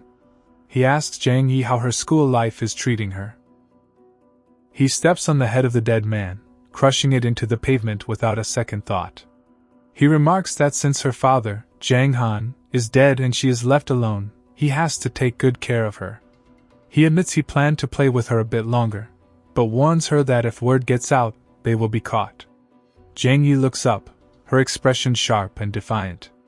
She asks what school feels like for someone like her. Lord Kian-hee ignores her sarcasm and cuts to business. He brings up Lee Si-jun. During the previous school attack, when the demonic barrier disappeared, an overwhelming demonic power was felt, the power of demon destruction. He confirms that the child of prophecy is definitely Lee Si-jun. Jang Ye's eyes widen with a mix of fear and opportunity. She asks if this means she can kill him with her own hands. Kian-hee looks at her with amusement, questioning if she thinks she is capable. He warns her that she doesn't understand the power she witnessed firsthand. The scene shifts to a flashback of the school attack. Jang Yi, in her human disguise, stands amidst the chaos, watching innocent people flee. But her focus is on a specific memory. She remembers the pain and thirst of having the fruit of revenge right beside her, yet being unable to take a single bite. Her internal monologue reveals a complicated web of hatred. She cannot get close to Jong Hyun-soo, and she has been ordered not to take revenge on Kim Jin-woo. Every day, she is forced to look at the faces of the kids who reported her father. Back in the present, she clenches her fist. For her own revenge and for the sake of her clan, she vows to kill Lee Seo-jun. Songjin smiles, his eyes glowing red in the darkness. He commends her mindset. He tells her that although her power is still weak, her resolve is strong. He formally accepts Jang Yi as one of his subordinates. Jang Yi bows her head, sweating nervously in the presence of such a powerful entity. Songjin issues his command. She is to join the raid on the child of prophecy as ordered by the king. Refusal is not accepted. The narrative jumps to a completely different environment, leaving the suffocating darkness of the school for the jagged, moonlit interior of a cave. A title card announces the location, Bukhansan. Bakmajan Dungeon 5th entrance. Hideous, green-skinned gargoyles screech and dive from the ceiling. But they are met with a swift and brutal counterattack. A blast of wind magic tears through them, shredding their wings and slamming them into the stone walls. Standing amidst the dissipated magic is Yoon Ha-young, panting heavily. Beside her, hands in his pockets and looking completely at ease, stands Kim Seonwa. Seonwa asks her how that felt, praising her performance. He tells her she has improved quite a lot and advises her to focus on mastering this form comfortably. Ha-young, catching her breath, looks at him with a mix of gratitude and confusion. She admits she was surprised when he suddenly asked to go somewhere on the weekend, but she is even more shocked that he found a dungeon perfectly suited for her training. Seonwoo smiles, claiming they got lucky. Internally, he reveals the truth. Getting lucky is actually true, but not in the way she thinks. In his previous life as a C-rank mage, he discovered this dungeon completely by chance. It is a place that never appeared in the original story, only he knew about it. Seonwoo walks past the corpse of a gargoyle, his eyes scanning the cavern. This area is swarming with demon-type monsters, creating the perfect high-pressure environment to grow Yoon Ha-young's unique ability. Willpower. He turns to Ha-young and asks her what she was thinking when she manifested that power just now. Ha-young hesitates, touching her chin in thought. She recalls the fight with Yu-era. She says she thought about wanting to protect the people beside her. A realization strikes her. She looks at her own hand, glowing with faint blue mana. She explains that the most important thing when handling the power of destruction is willpower, manifested through unwavering determination. And for her, the focal point of that willpower is a desire to work hard. She looks up at Seonwoo, her eyes shining with determination. She tells him that just now, she thought about wanting to work hard like him, so she can get into the special class too. Seonwoo stares at her, slightly taken aback by her honesty and drive. He realizes that at this growth rate, Yoon Ha-young should join the main cast around the first semester of the third year, just like in the original story. As they stand in the dim light, a system message pops up for Seonwoo. His evolution and adaptation trait has activated. The text states, "Your eyes adapt to the darkness." Suddenly, the gloom of the cave lifts from his vision, appearing as clear as day. With his vision cleared and his ally growing stronger, Seonwoo's mind returns to the threats back at school. He navigates the dungeon path, his thoughts turning to the problem of Jang Han's daughter, Jang Yi. He recalls the original story's trajectory. Originally, Jang Yi approached Lee Seo-jun for revenge against her father. We see a visualization of the original timeline where she acted as a villain, plotting schemes against Seo-jun. But now, the timeline has shifted. Seonwoo realizes that the ones who actually killed her father in this reality are himself, Kim Jin-woo, and Jong Hyun-soo. The scene shifts back to the school hallways, bathed in the warm light of day, contrasting sharply with Seonwoo's cold realization. He spots Jang Yi in her disguise, interacting with other students. He notes that something is off. She isn't focused on Seo-jun anymore. She introduces herself as Park Min-yi. She mentions that she heard he had something to say to her, clearly fabricating a pretext to initiate a conversation. Seonwoo recognizes her immediately. Seonwoo, appearing flushed and nervous, holds the book out to him. He stammers that this might be sudden, but he wants to keep in touch with him personally. A massive text box slams onto the screen, labeling his strategy, a confession attack. It is a manipulative tactic designed to trap her in a social web, lowering her guard and isolating her from his peers. The chapter opens with a blue system notification hovering in the air, glowing with a harsh reality. It announces that the character Jang Yi feels utterly repulsed by Seonwoo. This profound disgust rewards him with 500 points and unlocks the first rejection achievement, granting an additional 1,000 points. Below the floating text, Seonwoo is down on one knee in a classic, albeit desperate, proposal pose, holding a small, ornate box toward Jang Yi. He looks up with a flustered expression as the woman stares down at him coldly. Seonwoo, feigning heartbreak, announces that he got dumped. The woman, identified as Park Min-yi, stands over him with an icy glare. She bluntly tells him that he is not really her type, so a personal relationship is a bit much. She suggests they just stay on good terms as senior and junior.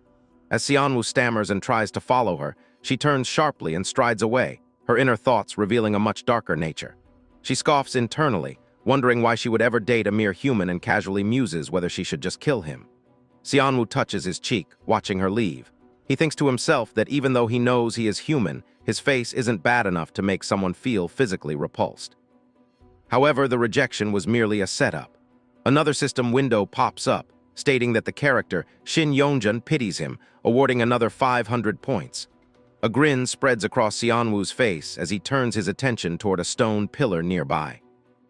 Peeking out from behind it is a male student, Shin Yeonjun, who has his hand over his mouth, looking at Seonwoo with tears of sympathy welling in his eyes. Seonwoo reveals in his thoughts that Yeonjun was his actual target all along. Yeonjun approaches, placing a comforting hand on Seonwoo's shoulder, claiming he wasn't trying to eavesdrop, but just happened to be on his way to the training grounds. He tells Seonwoo to hang in there. Yeonjun says that someone like Park Min-yi is worth confessing to, even if rejection is the outcome, though he notes she hates being the center of attention. Seonwoo points out that Yeonjun hasn't even started the classical magic theory assignment yet. Yeonjun flinches, asking how he knew. Yeonjun explains that he is fine with physical tasks but struggles to get theory to stick in his head. Yeonjun sighs in defeat, admitting the struggle. Seonwoo then offers a lifeline. He suggests Yeonjun use his assignment as a reference, reminding him that he is ranked first in theory. Yeonjun's eyes sparkle with hope and gratitude as he asks if that is really okay. Seonwoo smiles and says there is just one condition.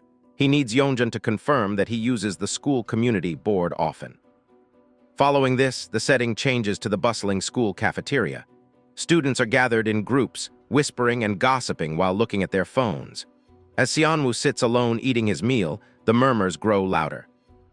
Students glance at him, whispering that it must be him from the school board post yesterday. They mock him, speculating that since he couldn't get attention by being dead last in class, he is resorting to new lows. A system message appears before Seonwoo, stating that 247 people are interested in him, granting a massive 1,500 points. Seonwoo steeples his fingers, thinking that everything is going just as he planned.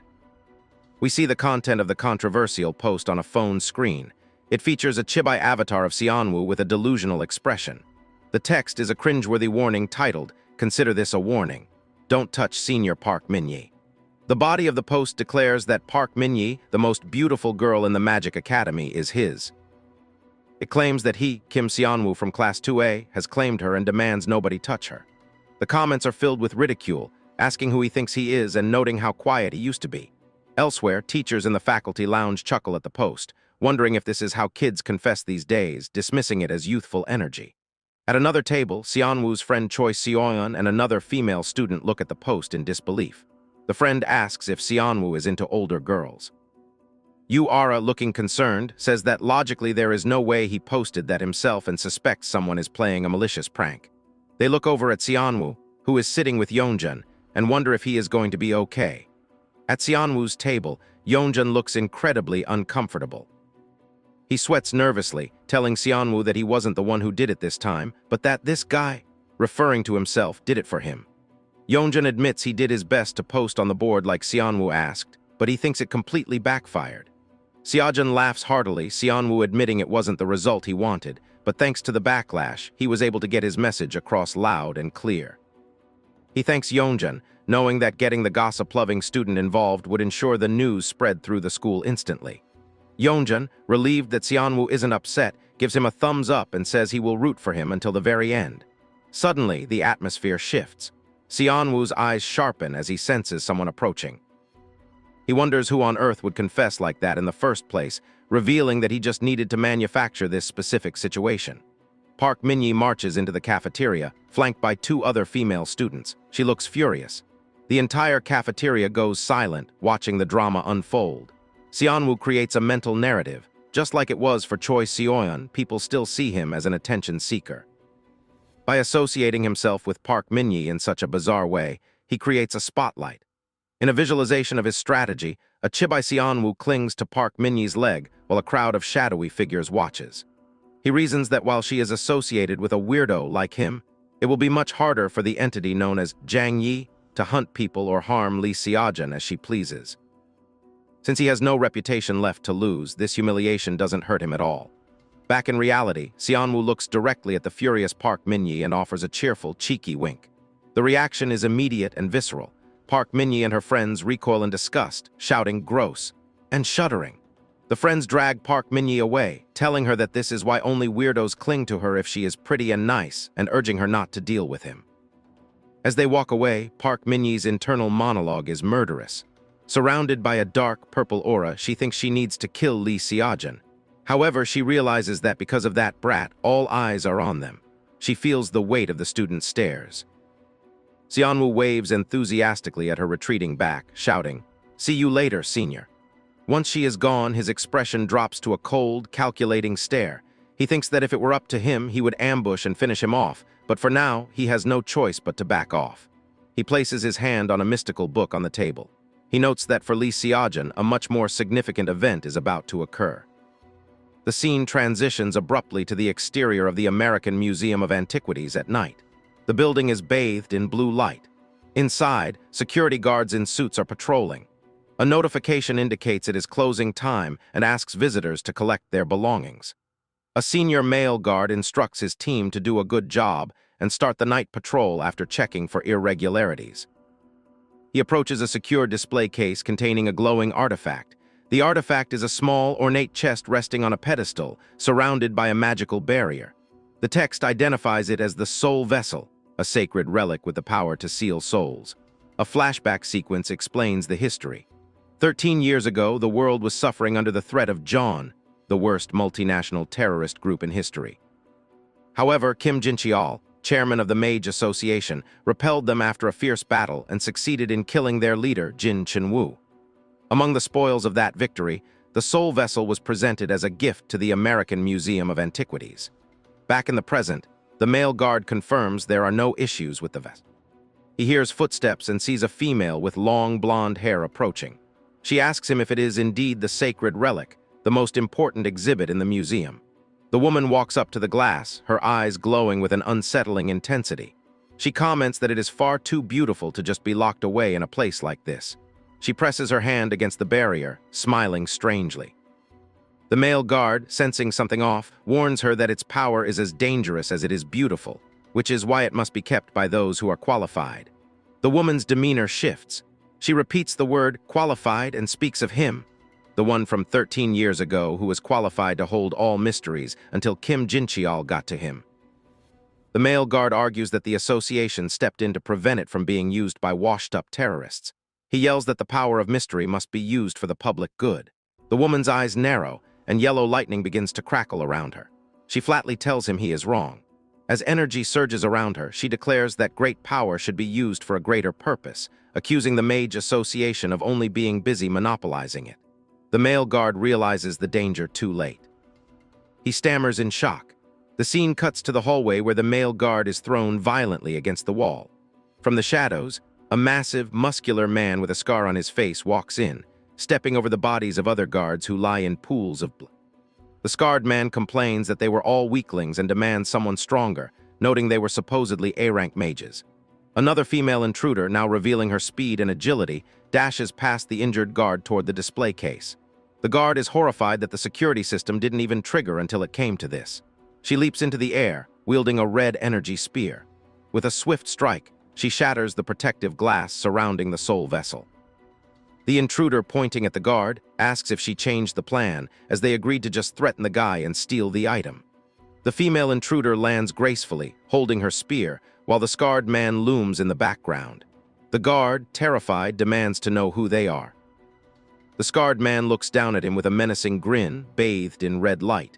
He declares that they may have taken their god from them, but they could not break his will. The female intruder stands next to him, her eyes glowing red. She channels more yellow lightning, mocking the guard's earlier comment about washed-up terrorists.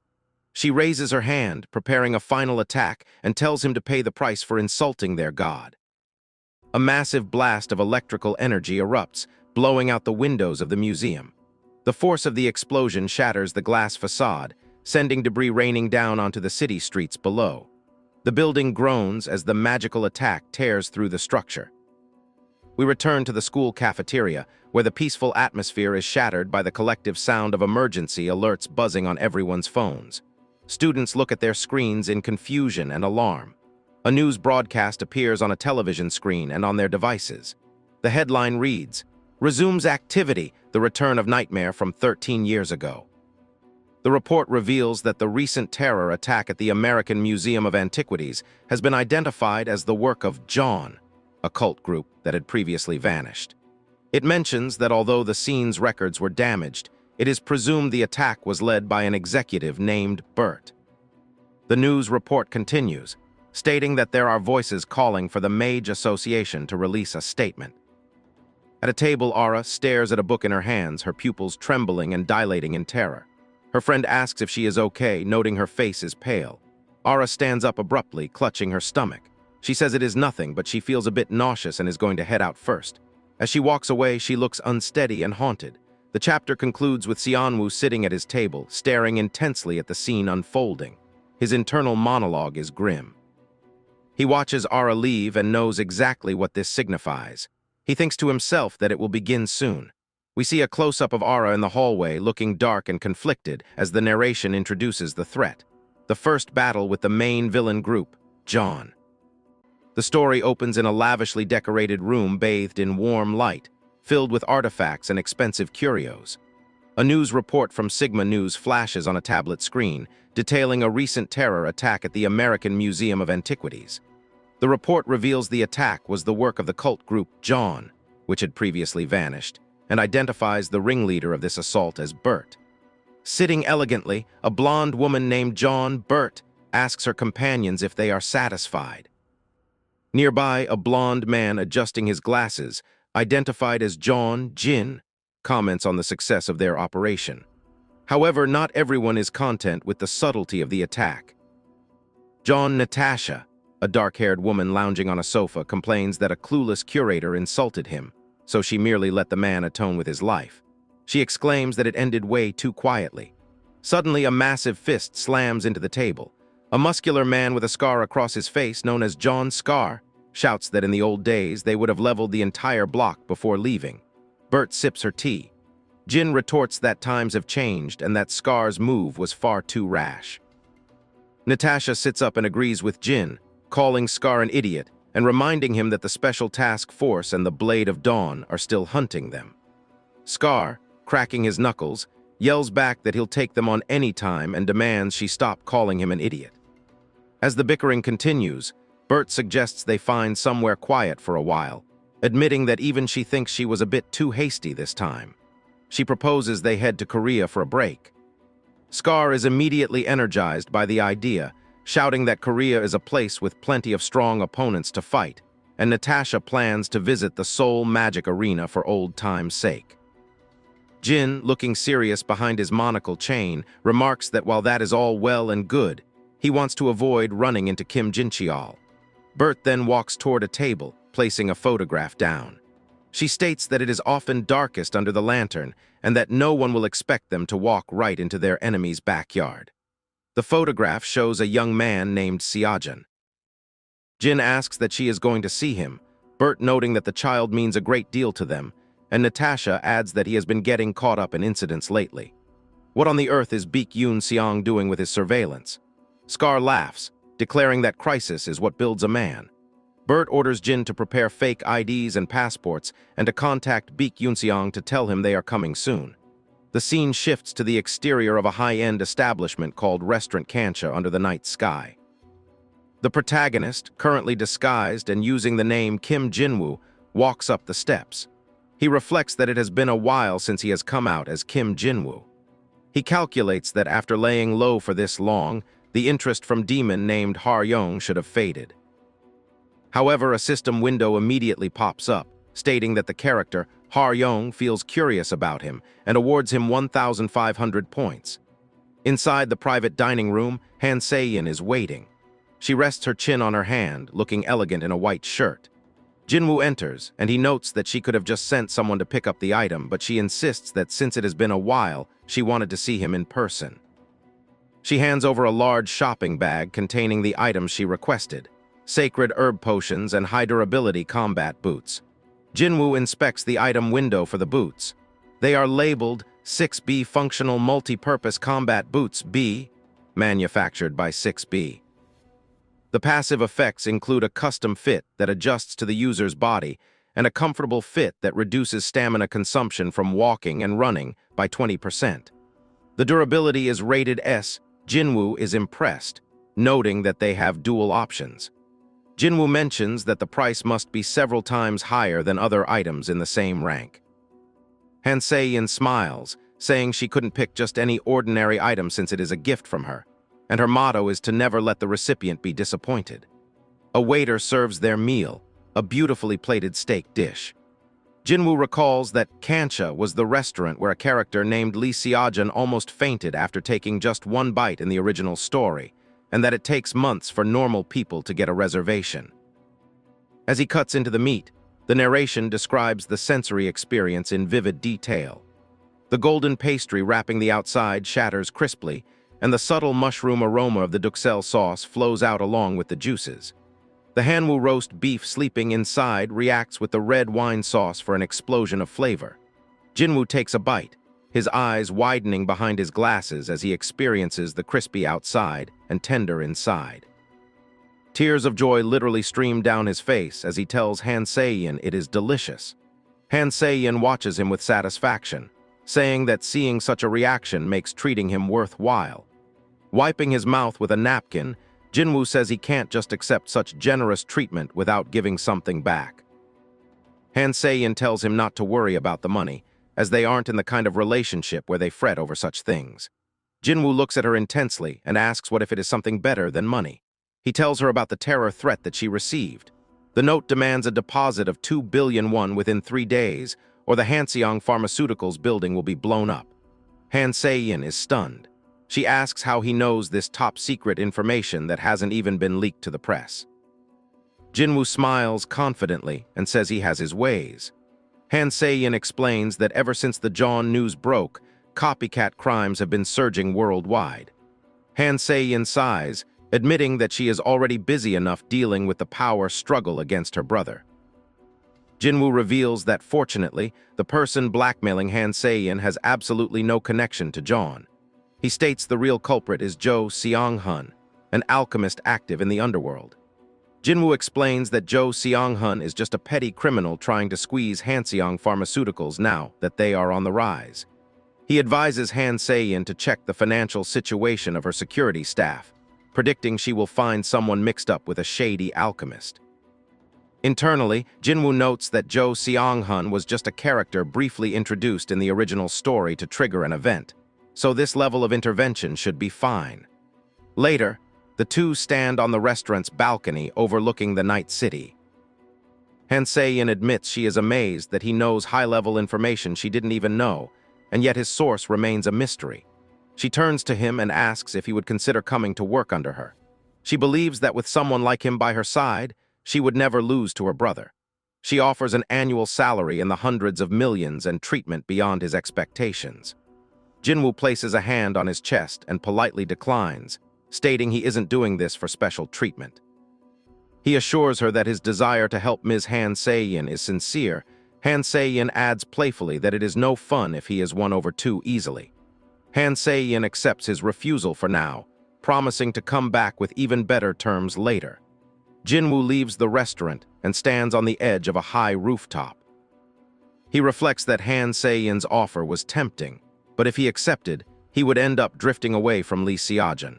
He pulls out the combat boots he received and activates a new ability. The item window updates to show the boots are now rank A and have gained an active effect called Air Walk. By infusing mana into the boots, he can walk in the air for 5 seconds with a cooldown of 2 minutes. He notes that the boots now have triple options thanks to a useful drop item he found in a hidden stage. Blue mana flares around his feet as he steps off the ledge. Instead of falling, he steps firmly onto the empty air, dashing across the sky above the city streets. He lands gracefully on another building, satisfied with the test run, and decides he had better get some practice in. Next day, the setting shifts to a magic law class at the academy. The students are seated in rows, and the atmosphere is quiet until the professor announces a research project for pairs due by next week. The class erupts in groans of protest, with students begging for a deadline extension. The professor shuts them down immediately. In the middle of the room, Kim Seonwoo thinking that since he has the outsider's benefit, he should finish the work in a day and get some rest. Suddenly, a commanding female voice calls out his name. Yu-ara walks over his desk. She tells Kim Seonwoo that he is with her. The rest of the class gasps in shock. Students whisper that Yu-ara just snatched up Kim Seonwoo, wondering if the top-ranked theory students are going to hog everything for themselves. Yuara glares at the complaining students with an intense red aura, silencing them with a look that says, "Finders keepers." She turns back to Xianwu and asks if he has a problem with that. Xianwu stammers a nervous no. Later, Yuara tells him to come find her after school at the training grounds. As she walks away, Xianwu thinks to himself that this actually works out, as he needed to check on Yuara at some point anyway. However, his assumption that this would be a simple meeting is quickly proven wrong. The scene cuts to a secluded stone corridor where Yuara has Xianwu cornered against a pillar. Her arm blocks his path, and her expression is serious and accusatory. She demands he stop playing dumb. Xianwu tries to feign ignorance, asking what she is talking about. Yuara leans in close, her red eyes locking onto his, and drops a bombshell that freezes him in place. She declares that she knows his true identity. Xianwu's face goes pale, his eyes wide with genuine panic, as he mentally curses, realizing his cover might have been blown far sooner than he ever anticipated.